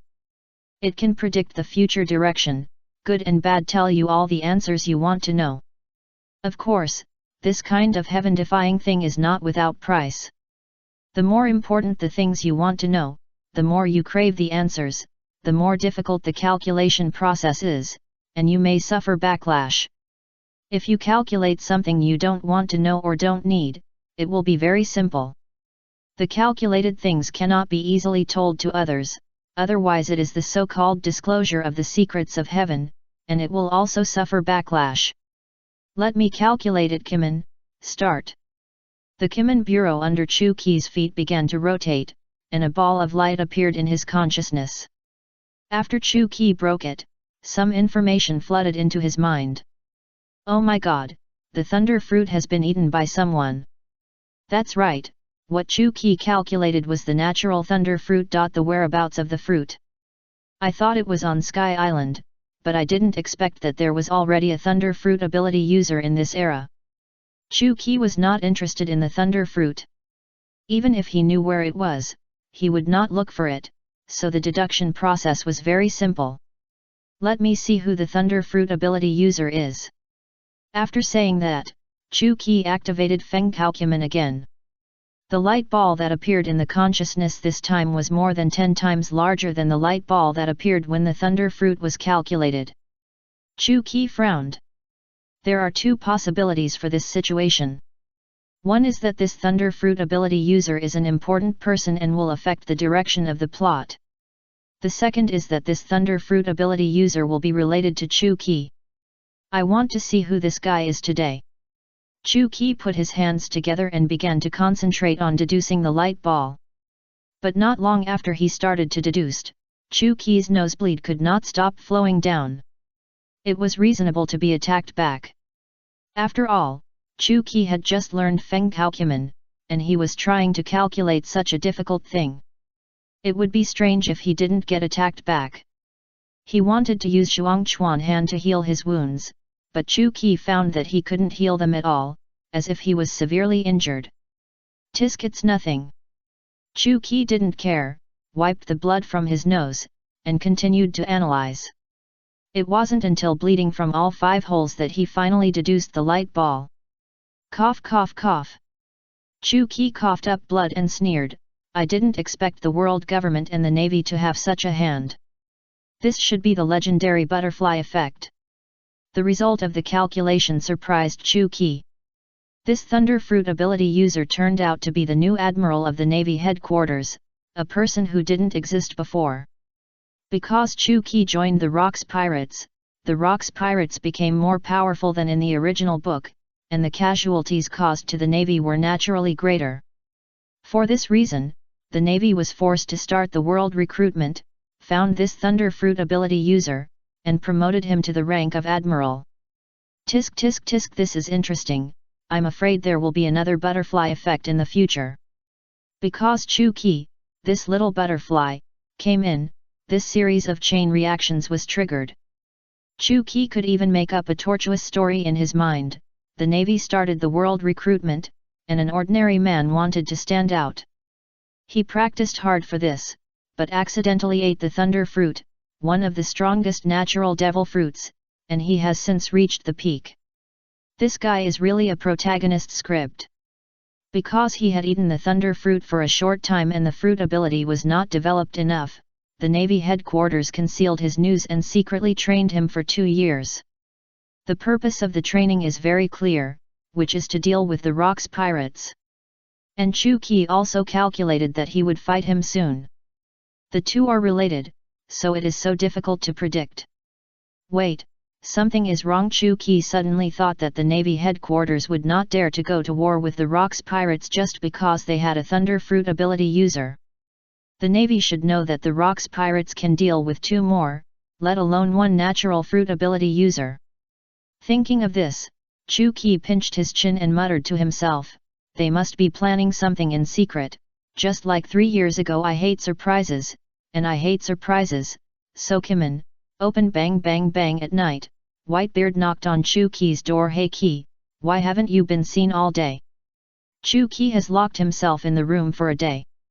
If there is something, he usually tells in advance, but today he didn't. Whitebeard was a little worried, so he came to see. Ki, are you in there? Give me a reply. There was no movement in the room. Whitebeard frowned and instinctively realized that something was wrong. Without saying a word, he kicked the door open. The scene inside startled Whitebeard. Chu Ki was sitting on the bed, looking listless, bleeding from all 7 orifices, and the room was full of blood. Ki. Who is Chu Ki? How strong is he? No one knows better than Whitebeard. In the 3-way duel with Roger that lasted for 7 days and 7 nights, Chu Ki probably didn't bleed a quarter of the blood here. Ki, who hurt you? The damn rocks? As he said that, Whitebeard clenched his fists, veins on his forehead burst, and he looked angry, and it seemed that he would rush out to fight rocks at any time. Looking at the entire new world, Whitebeard couldn't think of a second person who could hurt Chu Ki like this, except Rox D. Jibek. Cough cough cough. Edward, don't be angry. It's just such a small room. If Rox and I fight, can't you hear it? Chu Ki said weakly. Chu Ki was right, and Whitebeard gradually calmed down. Then how did you get hurt? Chu Ki smiled bitterly. There was a big problem when practicing the secret technique, so forget it, don't talk for now, hold on, I'll call the ship's doctor for you. The ship's doctor is here. Chapter 45. Going against the will of heaven is nothing. Chu Ki's backlash from calculating the future trend took 3 days to recover. During this period, he was in a weak state and could not exert 1/10 of his strength. This lesson sounded a wake-up call for Chu Ki. Before the proficiency of Feng Kaokumen reaches more than 50%, you must not make calculations so frequently, nor can you make calculations that are too difficult. Chu Ki originally just wanted to try the effect of Feng Kaokumen, but he accidentally pushed it 3 times and suffered 2 backlashes. Backlash is a punishment from heaven, a kind of damage between the spiritual and physical levels, which cannot be cured by Shuangkanchao at all. The first level is considered to be passed. What should I do next? Chu Ki, who has already seen the future trend, has a complicated expression and falls into deep thought from time to time. Soon, the Navy will launch a demon-slaying order against the Rocks Pirates, and the final winner will still be the Rocks Pirates. Although they won, after the end, the Rocks Pirates lost more than half of their members, and several pirates who had a good relationship with Chu Ki, including Nana, were buried in the gunfire of the Navy warships. Chu Ki can change all this, but once he changes, it will be going against the will of heaven. If he suffers the backlash from the heavenly Dao at that time, he may not be able to recover in just 3 days, and he may even lose his life. Just when Chu Ki was in a dilemma, Nana's voice with a smile sounded in his ears. Brother Ki, what are you thinking about? Come and eat, I'll grab all your favorite roasted chicken legs. Come and praise Nana. Hearing Nana's innocent and lovely voice, Chu Ki felt very bad. Nana is a female giant who grew up in a human country. She is kind by nature, but she has been excluded by humans since she was a child, and finally became a pirate. In order to survive, Nana's temperament gradually became cruel and killed people like crazy. But in front of Chu Ki, Nana is always the original appearance, a simple and lovely girl. What should I do? Damn it, I shouldn't have calculated it. Chu Ki gritted his teeth, his face full of regret. If you don't calculate the future trend and rely on hard work to change everything, it is called overcoming fate, and the heavenly Dao will not care about you. But since you have already seen the future trend, if you change it, it is called going against the will of heaven. Is it to save Nana and the others, or to save yourself? This choice is extremely difficult for Chu Ki. At this moment, Chu Ki suddenly remembered that during his recovery, his combat power was only 1/10 of his strength, and he was extremely weak. But Nana and the others' attitude towards him has never changed from beginning to end, and they have always called him Brother Key. Even when the Golden Lion came to provoke him, he knew that he was not an opponent, but still took the initiative to stand in front of him. Thinking of this, Chu Qi already had the answer in his heart. Chu Qi clenched his fists and cursed to himself, "MD, I want to become the world's top existence, going against the will of heaven is nothing." Chu Qi made up his mind to go against the will of heaven, not only for Nana and the others, but also for the future.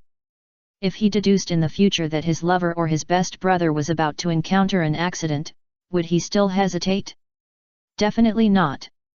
Thinking through everything, Chu Qi no longer struggled or feared, and went straight to Rox. "Rox, we are about to attack Lastovia, a member of the world government, right?" Chu Qi asked straight to the point. "Don't worry, Lastovia is not strong, so we don't need to bother you. We can easily conquer it." Rox smiled, thinking that Chu Qi was too bothered and didn't want to go. "No," Chu Qi said righteously, "this time I want to command the island attack and arrange the transfer of all personnel." Seeing Chu Qi's firm attitude, with a hint of unquestionable meaning, Rox was slightly surprised, but soon regained his composure. "Okay." Rox only said okay, and didn't ask or say anything else. 7 days later, at sunset the ship of the Rox pirates slowly sailed towards Lastovia, one of the member states of the world government. Lastovia is one of the richest member states, with a large island area, a large population, and a huge national army. Facing the pirates' attack, Lastovia must have sent a large force to resist. 20 or 30 shells were fired at the Rox pirates as if they were free. All the Rox members stood at the bow, just watching quietly, without any intention of taking action. Chu Qi took a step forward, facing the sky full of artillery fire, and raised his hand slowly. Protective Vajra formation. A protective Vajra talisman appeared in Chu Qi's palm. The Vajra talisman was divided into 10, and 10 into 100, forming a huge semicircular golden talisman formation, covering the pirate ship. Bang bang bang! After blocking all the shells, Chu Qi began to fight back, holding the famous sword in his right hand and condensing the thunder talisman in his left hand. Chopping wave black sky. Chu Qi swung his sword at the oncoming warship and chopped out a huge black chopping wave. 5 thunder talismans, 5 layers. Then, Chu Qi raised his left hand again and shot out a huge thunder dragon from the talisman. After several attacks, the warships and coastal fortresses were completely destroyed, and the Rox pirates successfully landed. After landing on the island, under the leadership of Rox, all the pirates headed for the city in the center of the island. At this moment, a blonde man in the uniform of a Navy admiral was hiding in the dark with a Navy unit and secretly observing. When the blonde admiral saw that all the members of the Rox pirates had landed on the island, he was very excited and immediately turned on the Den Den Mushi watch on his wrist and began to contact the main force. "Good news, all the members of the Rox pirates have landed on the island. When you see my signal, you can directly execute the Demon Slayer order." "Very good, General Lei. This time we will definitely be able to catch the Rox pirates in one fell swoop. Justice will prevail. Justice will prevail." The sky was completely dark at this time. When the Rox pirates passed through a dense forest, a gunshot broke the silence of the night. Chapter 46 Whitebeard's Worry. A large number of navy rushed out from all directions, surrounded the Rox pirates, and aimed their guns and weapons at them. The leader was the new Admiral General Lei, followed by 2 vice-admirals of the headquarters. Facing the heavy siege of the navy, Rox was not panicked at all, and smiled coldly, "Just relying on you, trash, do you want to deal with me?" The blonde General Lei also smiled, with an expression of control, and said to Rox, "You are the overlord of the sea, the strongest in the new world, Rox D. Jibek, of course we can't deal with you. Then are you looking for death? Although I can't deal with you, I can still hold you back. In just 5 minutes, the Demon Slayer order will be launched, and all of you stinky pirates will hide here. The Demon Slayer order is an inhumane attack that can burn everything and completely eliminate things and people in an area that threatens the rule of the world government. The configuration of the Demon Slayer order is 5 vice admirals plus 10 major generals and nearly 10,000 naval elites plus 10 top battleships. After all, it is against the strongest rocks pirates. In order to ensure that there is no risk, the world government has increased the number of top battleships to 15. 15 top battleships fired at the same time, and it only takes a few minutes for the island to completely disappear from the map. Speaking of the Demon Slayer order, General Lei thought that the pirates of the Rocks pirates would be afraid, but they didn't. They remained calm from beginning to end. Rocks asked expressionlessly, "What about the residents on the island?" General Lei said, "As a matter of course, we have made preparations to sacrifice at any time, and they are naturally the same. Because justice will prevail." You really make me sick. Stop talking nonsense. What do you damn pirates know? General Lei raised his arm and ordered fire. As soon as the words fell, flames burst out from all directions, and countless bullets poured out towards the Rocks pirates. But then, an unbelievable scene happened. All the members of the Rocks pirates did not avoid or hide, and let the bullets hit them. The crew members of the Rocks pirates who were hit had blue lights on their bodies, and their entire bodies disappeared little by little. Finally, they turned into a tattered talisman paper and fell to the ground. "Cease fire!" General Lei hurriedly called a halt. After all the Navy stopped firing, they could see clearly that there was no Rocks pirates at the scene, only a pile of talismans left. General Lei was furious. What's going on? What's going on? Isn't this clear enough? You've been fooled. Chu Qi fell from the sky and landed in the center of the Navy. He taunted General Lei, "Did you become stupid by practicing in the headquarters? Is it so easy for you to ambush the Rocks pirates?" General Lei was sweating and was shocked. "Could it be that you already knew the Demon Slayer order plan? He, do you think you are very smart? When we were galloping on the sea, you didn't know where to play in the mud, stinky brother." "Damn black devil!" General Lei asked Chu Qi loudly, "Where is the real Rocks pirates hiding?" Chu Qi crossed his arms, raised the corners of his mouth, and smiled playfully, "Guess." Looking at the playful expression on the black devil's face, General Lei realized something in an instant, and his expression became terrified. "Could it be? Bingo! It seems that you are not too stupid. Do you know why I chose to act at night now? Damn damn damn!" Thunder General seemed to be crazy, repeating "damn it" while activating the ability of the Thunder Fruit. The powerful force of thunder and lightning burst out from his body, almost illuminating half of the island. The Thunder Fruit has a really good ability, it can even be used as a light. Chu Qi laughed and pulled out the rakery. The Kimen divination is really accurate. It seems that this battle is inevitable. On the other side, the fleet that was executing the Demon Slayer order saw the signal from General Lei and was preparing to concentrate their fire. 20 or 30 huge rocks suddenly fell from the sky like meteorites and hit the Navy's warships fiercely. It was too dark, and the weak lights on the warships alone could not find these huge rocks at all, and they didn't even know when the huge rocks floated above them. However, these are top-level warships with strong impact resistance, and the huge rocks cannot sink them. Just when the Navy on the warships breathed a sigh of relief, a pair of shining eyes suddenly appeared on the warships, without any signs, like ghosts. It's the Rocks pirates." The Navy on the deck screamed in shock, and the scene instantly became a mess. "Oh no!" The vice admirals on the battleships immediately realized that these huge rocks were not meant to attack them, but were stepping stones, the stepping stones of the Rocks pirates. It turned out that the Rocks pirates had already been eyeing them, had seen through all the plans of the Navy, and launched a surprise attack at night. "Boys, let's make a big scene!" Rocks shouted his iconic line. "Oh woo!" the pirates responded in unison. There were 15 battleships, each with members of the Rocks pirates, and the two sides fought. It was called fighting, but in fact it was a one-sided massacre by the Rocks pirates.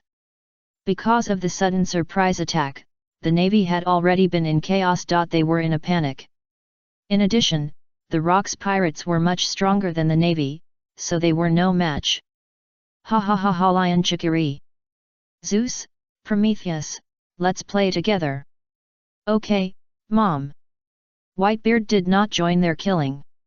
He held Kurogain Kirito, stood on the bow, looked at the lightning that suddenly appeared on the island, and his expression gradually became solemn. At some point, Rocks, smoking leisurely, walked to Whitebeard's side and blew the sea breeze with him. In the current situation, Whitebeard and Rocks had no need to take action at all. Just watch quietly and let the little ones play by themselves. Rocks, I want to help Nadia. Whitebeard suddenly said. Help him? A mere natural fruit ability user and a few shrimp soldiers and crab generals, what can I help?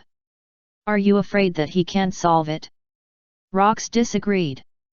Whitebeard shook his head and said in a deep voice, I don't know why, I always feel a little uneasy about him. Chapter 47 Reikari kills the Thunder General.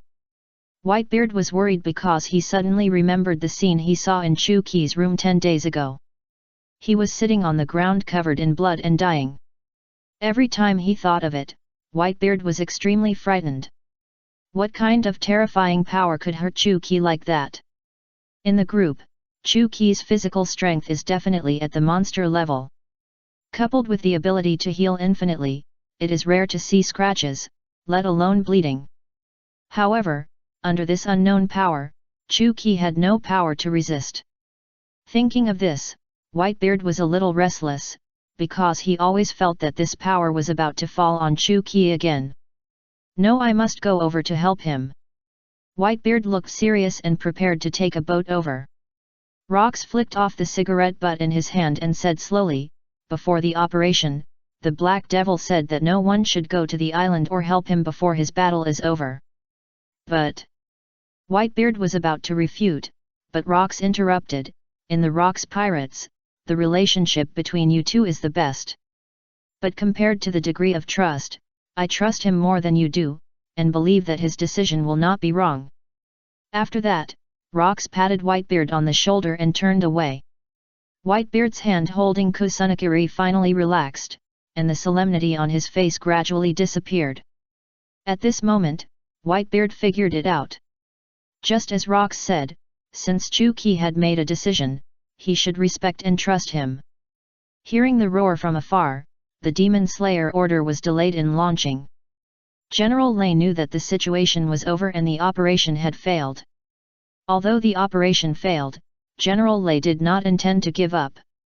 If we can't catch all the Rocks pirates, we must at least leave Rocks' right-hand man, the great pirate Black Devil, with a bounty of 2.6 billion Baileys. Everyone shoot! General Lei, with a rage in his heart, once again ordered to open fire. Bullets from all directions rained down on Chu-Ki. Facing these children's toys, Chu-Ki remained motionless and ignored them completely. The diamond shield appeared out of thin air, blocking all the firepower.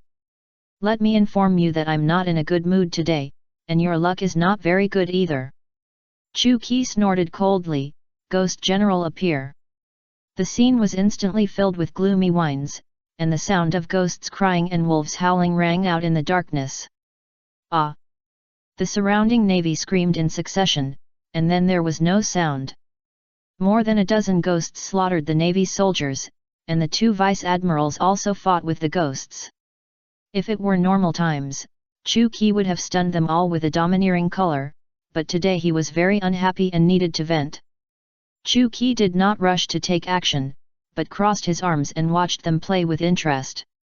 A ghost suddenly pounced on the Thunder General, who raised his hand calmly and shot a lightning bolt from his palm, instantly destroying it. Then the Thunder General's whole body was elementalized, and at lightning speed, he rushed towards Chu-Ki, who was still watching the show. Chu-Ki turned sideways and dodged the Thunder General's attack. Are you so anxious? Then let me play with you. Chu-Ki picked a beautiful knife flower, and then wrapped the armed color domineering around the blade. Divine Spear.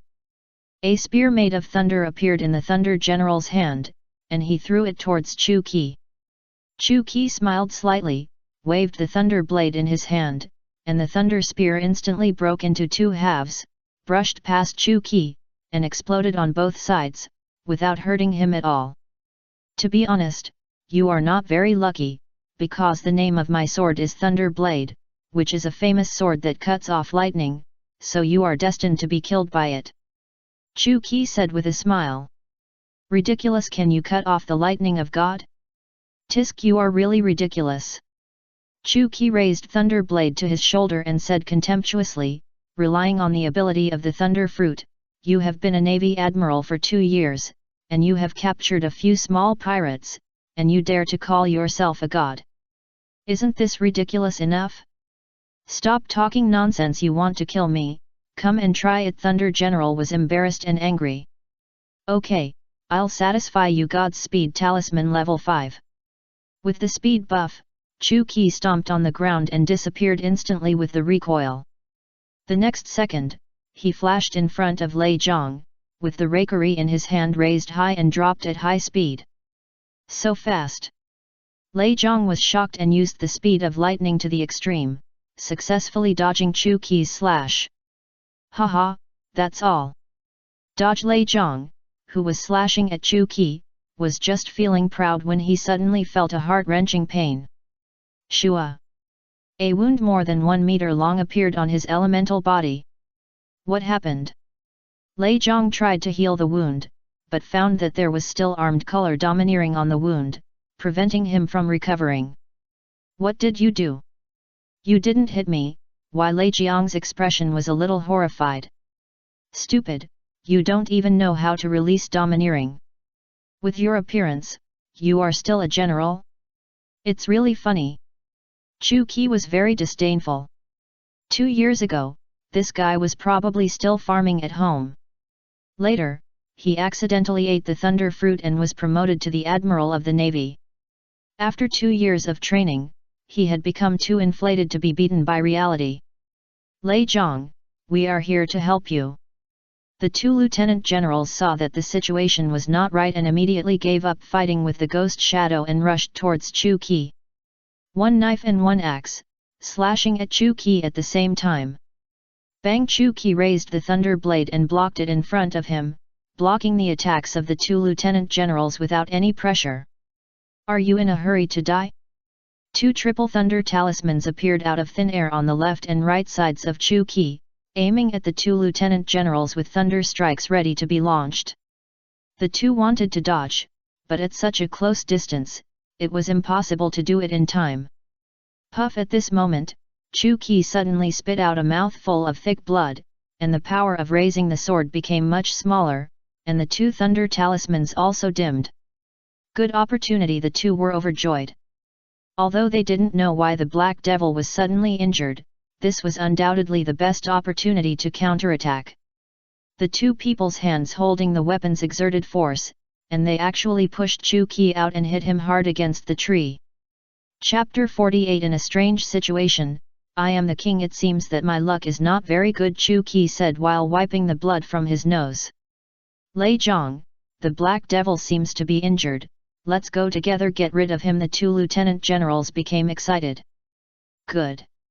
Thunder General's knife wound has recovered, his body has been transformed into an element again, and he has once again transformed into a thunder spear in his hand, and he is the first to attack Chu Qi.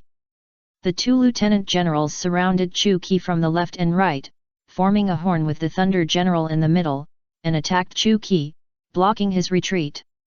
The backlash of the heavenly way brought by going against the will of heaven has begun. Chu Qi knows that he has little time left to stand, and he must fight quickly before he falls. Chu Qi tapped the ground with his toes. Feng Kaokuman, open. A Kuman game with a radius of 20 meters was unfolded with Chu Qi as the center, and the 3 generals just stepped into the game. Kunzi Earth River Car. As soon as the words fell, the ground began to shake, and the land surged up like a river. What? The 3 generals wanted to dodge, but found that the place they stepped on suddenly turned into a mud swamp, restricting their movement. Thunder General relied on the ability of the thunder fruit to turn into lightning and rush out of the mud swamp, while the two lieutenant generals could only watch themselves being submerged by the mud flow. After all, he was a lieutenant general of the headquarters. He did not die after being submerged by the mud flow, but his body could not move, and only his head was exposed. First, get rid of the two troublemakers, the 5-level Thunder Talisman. After saying that, Chu Qi threw the Thunder Talisman condensed in his hand high up, and it turned into a thunder dragon that fell from the sky and landed on the heads of the two lieutenant generals. Ah! After a scream, the two lieutenant generals were completely out of breath. After getting rid of the two lieutenant generals, Chu Qi was ready to concentrate on dealing with Thunder General. He looked around, but did not find his figure. Chu Qi's eyes flashed red as his observation haki was activated. He looked up slightly and saw Lei Zhang floating above him. Chu Qi guessed that he should have used the moon step in the 6 styles of the Navy, combined with his ability, to achieve the effect of flying and floating. Divine punishment! Lei Zhang roared, and a huge pillar of thunder fell straight towards Chu Qi, and the momentum seemed to destroy the world. Bang! The huge explosion was deafening, and the area within 100 meters was turned into a charred black, and the big trees in the forest were also burned into charcoal by the heat generated by the explosion. Is he finally dead now? Before Lei Zhang had time to be happy, Chu Qi's indifferent voice came into his ears, Sun Zi Xiangtan merit. How is it possible? Lei Zhang looked over and saw Chu Qi surrounded by a pile of charred wooden strips, and he looked unharmed. Damn it, I don't believe it in this world, no one can withstand my power. The Thunder General frantically increased the power of lightning and used the move 30 million volts Thunderbird. A large amount of lightning burst out from the Thunder General's body, forming a phoenix-shaped Thunderbird, which swooped down at Chu Qi at a very fast speed. It's useless. In the Kimin Bureau, I am the King Sun's Xiangtan merit. More wooden strips emerged from the ground, forming a sphere, wrapping Chu Qi in it. Boom! Another loud noise, the Thunderbird successfully hit the wooden ball formed by Xiangtan. I've said it, it's useless. As long as I'm still standing here, any of your attacks will be ineffective. The charred Xiangtan wood fell off layer by layer, and Chu Qi inside was still unharmed. Wood is a 100% insulator. Although it does not conduct electricity, it cannot withstand the huge heat generated by the explosion of lightning. However, in the Kimin Bureau, Chu Qi can make rules at will. He used magic to create whether the sandalwood is conductive or resistant to high temperatures is up to him. This is the power of Feng Kao Kimin. In the Kimin Bureau, Chu Qi is the king and the god who controls all changes. At this moment, Chu Qi suddenly felt a little wet in the corners of his eyes, and 5 of his 7 orifices had begun to bleed, and his heart was in pain. It seems that I don't have enough time. Chu Qi endured the discomfort of his body and began to quickly draw the Ghost Tour Record Sealing Sutra Talisman. The Ghost Tour Record Sealing Sutra Talisman is a control rune that specifically blocks the flow of energy in the human body. After the rune was completed, Chu Qi incorporated the armed color domineering into it, and the blue rune turned black. This is a move that Chu Qi has studied for a long time and developed, which is specifically used to restrict the natural fruit ability users. The Ghost Tour Record Sealing Sutra Talisman is like a ribbon, flying towards Lei Zhang. Lei Zhang noticed something was wrong and wanted to escape, but Chu Qi certainly wouldn't give him a chance. Chopping wave black sky. Chu Qi quickly swung his sword and slashed more than a dozen slashes at Lei Zhang, blocking all his retreat routes. The slashes were filled with armament haki, and he had to either resist or dodge. The flying effect achieved by using moon step and fruit power was obviously very poor. Lei Zhang was unable to dodge and was hit by the slash, and the Gui Yulu Yunfan Sutra Talisman successfully tied him up. After being tied up by the Gui Yulu Yunfan Sutra Talisman, Lei Zhang felt that the energy in his body stopped flowing. Although he still maintained the elemental state, he could not use any moves. No, the immobile Lei Zhang fell from the sky, and the landing point was just below Chu Qi. Game over. Chu Qi clenched the rakery in his hand, jumped high, and slashed at Lei Zhang from bottom to top. However, just when he was about to hit, the backlash of the heavenly Dao broke out in full force. Puff, what a bad luck! Bleeding began to spurt out of Chu Qi's 7 orifices, his internal organs seemed to be dislocated, his meridians all over his body were aching, and his hands could no longer exert any strength. The Ghost Travel Record Sealing Sutra talisman on Lei Jiang's body immediately began to dim because there was no Chu Qi to maintain it, and finally dissipated completely. Ha ha ha, God help me! Lei Jiang felt that the energy in his body had begun to flow again, and the power of thunder and lightning returned. 60 million volts, Thunder Dragon! The energy in Lei Jiang's body exploded, forming a huge thunder dragon rushing towards Chu Qi. The extremely dazzling lightning instantly submerged him in it. After landing, Lei Jiang breathed a sigh of relief, as if he had survived a disaster. For the first time, he felt that death was so close to him. Is this the power of the Black Devil? It's really terrifying. Fortunately, it's all over. And? Are you sure? Chapter 49, Life and Death in a Moment, Extreme Killing. Although blood was flowing from his 7 holes, Chu Qi's body was not burnt at all, and even his clothes were intact. This is impossible. What kind of monster are you? The shock of General Lei at this moment could no longer be described in words. I have said it before, you and your abilities are rubbish, and they are ineffective against me. Chu Qi said with disdain. In front of General Lei, Chu Qi has been holding on, pretending to be nothing. In fact, before being hit by the 60 million volt Thunder Dragon, Chu Qi used up his last bit of strength to activate all the life-saving charms on his body and successfully avoided the attack. Now he is already at the end of his strength, and the backlash of the heaven is destroying his body and mind all the time. His vision has long been blurred, and he even relies on sound to judge where General Lei is standing. Call the spirit. Chu Qi decisively launched the last trump card. A dozen ghosts floated over from all directions and drilled into Chu Qi's body. Then, Chu Qi's eyes turned black, and a dozen hideous ghost faces appeared in front of and behind him. The spirit could not recover the injury, but only provide amplification, giving Chu Qi 1 more minute and 1 more chance to make a move. Chu Qi spread his arms and said proudly, "See? I am a demon from hell. Only physical attacks are effective against me. Lightning can't hurt me at all." Seeing Chu Qi in this ghostly appearance, Lei Jiang was speechless. He was sure that Chu Qi was a demon from hell and could be immune to his lightning. Although a little frightened, Lei Jiang quickly regained his composure and picked up a long sword from the ground. "Damn demon, since lightning can't kill you, I'll chop off your head."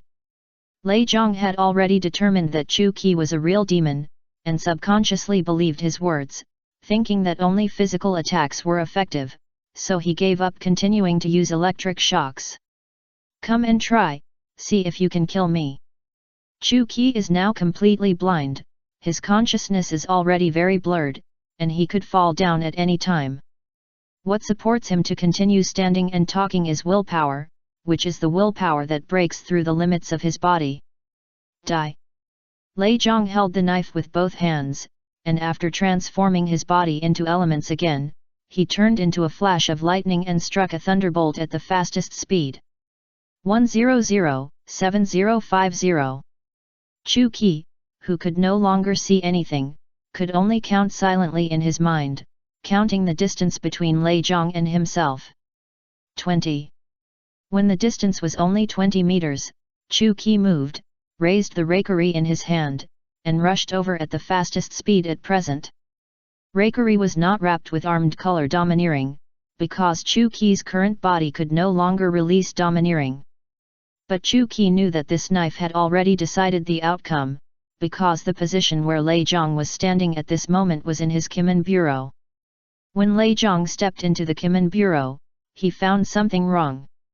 He couldn't breathe, and the elements, the body of thunder that was transformed, also disappeared.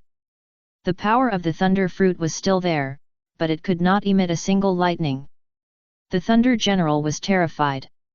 He opened his mouth, but could not make a sound. Everything seemed to have disappeared.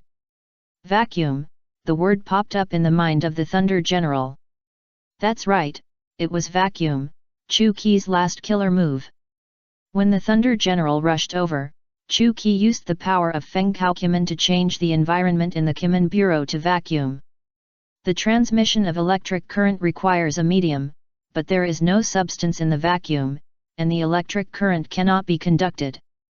So the elementalization of the Thunder General will disappear, and no lightning can be emitted. At this moment, except to escape, the Thunder General dared not have any other thoughts. However, at the moment when the Thunder General turned around, Chu Qi passed by him, leaving a back figure holding a knife in front of him. It can be vaguely seen that there was a trace of blood on the silver blade of the thunder cut. This back figure holding a knife became the last picture in the mind of the Thunder General. Plop! Lei Jiang's head slid off his body, and the moment he rolled out of the Kimen Bureau, he recovered his elemental form, turned into a ball of lightning, and then disappeared. A moment of life and death, an extreme kill. It seems that my luck is better than yours. After saying the last sentence, Chu Qi completely lost consciousness. But he did not fall down, and always kept the action of raising the knife, because his body was completely stiff and he couldn't even fall down. Lei Zhang didn't know until his death that it was not Chu Qi or Vacuum who defeated him, but his cowardice. After 2 years of training in the headquarters, coupled with his own high talent, even without the ability of the Thunder Fruit, Lei Jiang's combat effectiveness is at the level of a colonel. It is too easy to defeat Chu Qi, who is at the end of his strength and has only 1/100th of his strength. However, he has developed a fear of Chu Qi and relies too much on the ability of the Thunder Fruit. So when the fruit ability cannot be used, he is afraid. The first thing he thought of was to escape, not to counterattack, which gave Chu Qi the opportunity to kill with one blow. All this was calculated by Chu Qi. He calculated that Lei would be scared and turn around to run away, and that he would be the final winner. When the sun rose, all the members of the Rocks Pirates landed on the island one after another. They found Chu Qi, who had lost consciousness but was still alive. Whitebeard wanted to pick him up, but Rocks took the lead and picked Chu Qi up and lifted him above his head.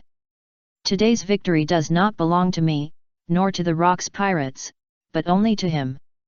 After saying that, Rocks shouted loudly, "The Rocks Pirates will win, the Black Devil will win. The Rocks Pirates will win, the Black Devil will win. The Rocks Pirates will win, the Black Devil will win." From today, the Black Devil is the vice captain of the Rocks Pirates, second only to me. Rocks announced another important news. Oh!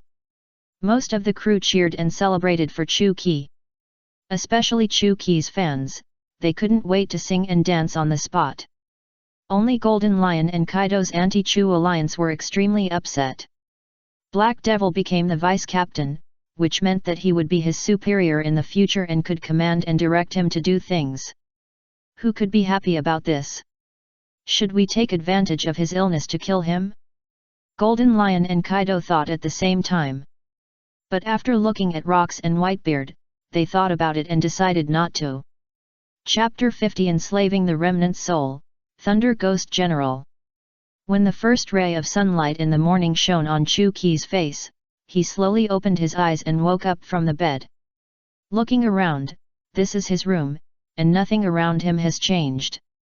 Not bad, I'm not dead. Chu Qi raised his hand and moved his arm. It was as weak as expected. It would take at least 10 days and a half months to fully recover. After putting on the black coat beside him and putting the rakery and silver musket on the weapon rack back on his waist, Chu Qi slowly opened the door, walked out into the sunshine. "Brother Qi, you finally woke up, great. Deputy Captain Qi, good morning. Deputy Captain Qi, please take care of me in the future." Seeing Chu Qi coming out of the room, the pirates immediately surrounded him excitedly and greeted him. Whitebeard and Rocks also came over at this time. Whitebeard patted Chu Qi on the back and laughed and scolded, "Qi, you can sleep well. You slept for 7 days and 7 nights. What's going on now? Why are you calling me deputy captain?" Chu Qi was confused. "If you weren't here this time, the Navy would have already launched a demon-killing order against us, and the casualties of the Rocks pirates would have been very heavy." Rocks said earnestly, "I've thought about it, the Rocks pirates need a vice-captain. And you led the crew to defeat the Navy's encirclement twice, your strength is beyond doubt, and the brothers all obey you, so you are the most suitable and the only candidate." Chu Qi looked at Rocks speechlessly, "Can I refuse?" "You don't have the power to refuse." Chu Qi didn't want to be the vice-captain. If he became the vice-captain, he would not be able to retire and slack off in peace. "Become the vice-captain, and your position in the Rocks pirates will be only second to me in the future. Isn't that good?" Chu Qi pouted, "I have never been." Rocks raised his hand to interrupt, "I know you are not interested, but your ability is too outstanding. I need you, and the Rocks pirates also need you, so you must be the vice-captain." Seeing Rock's serious and resolute attitude, Chu Qi didn't know what to say. Chu Qi was very unhappy with Rox's behavior of forcing him to do something. But there was no way, he was a weak chicken now, and had no right to speak at all. Giant Nana interrupted, "Let me make a statement first. Except for Brother Qi, I don't accept anyone else as the vice-captain." "Me too, I only recognize Vice-Captain Qi." "Yes, and me." The support of the crowd made Chu Qi a little amused. Okay, I'll be the vice-captain. Ha ha ha ha, let's have a party to celebrate Brother Qi's official becoming the vice-captain of the Rocks pirates." "Oh." Looking at the people cheering and celebrating for him, Chu Qi smiled knowingly. Even if he was facing a life-or-death situation, he did not regret his original choice. Suddenly, Chu Qi thought of something and asked Whitebeard next to him, "Did you bring the body of the admiral on board?" Generally, when he encountered the body of a strong man, Chu Qi would ask to bring it on board for refrigeration. Because he had to use his hands to reshape the broken limbs of the injured crew members, replace the diseased organs, etc., all of which required strong corpse organs. Whitebeard certainly knew about Chu Qi's quirk of collecting corpses. So sometimes when cleaning the battlefield, he would help collect them. Whitebeard touched his chin and thought for a while, and said uncertainly, "It should have been brought on board, I don't remember clearly, you can look for it yourself." Hearing what Whitebeard said, Chu Qi no longer paid attention to others and turned around and ran into the medical cabin where the bodies were stored. Pushing open the door of the ice storage, he saw a headless body placed in the middle. It was the body of General Lei, who was beheaded by Chu Qi. Chu Qi rubbed his hands and muttered to himself, "I hope there are more." Mission Soul Gathering Talisman. Chu Qi raised his hand and drew a rune. The rune fell on the body of General Lei and slowly merged into it. After a while, a wisp of black air floated out of General Lei's body and gathered together. Seeing this scene, Chu Qi was very surprised. What good luck, it seems that this guy was obsessed before his death. His soul has not completely dissipated after 7 days. Chu Qi raised his hand and shouted at the black air on General Lei's body, "Confine the soul." The spirit binding and general dispatching skill was activated, and the gathered black air was sucked over by the gravity in Chu Qi's palm. Looking at the residual spirit of Thunder General in his hand, Chu Qi nodded with satisfaction, although it is only a partial residual spirit, and its strength is less than 10% of the original, as long as the ability of the Thunder Fruit is still there, it will be fine. Dispatching the General. Chu Qi activated his ability again and completely turned the residual spirit of Thunder General into his servant. Looking at the enslaved residual spirit of Thunder General in his hand, Chu Qi muttered to himself, "From now on, your name is Thunder Ghost General. Thunder Ghost General, show up."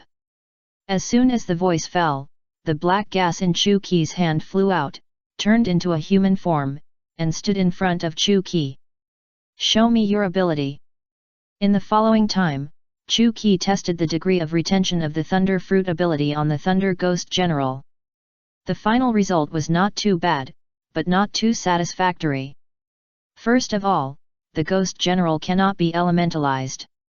This is the first time Chu Qi has enslaved the soul of a natural fruit ability user, but he has long guessed that it cannot be elementalized. Secondly, because it is a residual spirit, the strongest electricity that the Thunder Ghost General can generate is only 20 million volts, and the effect is about 1/10 of the original. However, 20 million volts is already very terrifying, stronger than Chu Qi's 5-level Thunder Talisman, and there are not many people who can resist it hidden. Now let's do the last test. Invite the spirit. Summon the spirit was activated, and the Thunder Ghost General turned into a black gas again, and entered Chu Qi's body from the palm of his hand.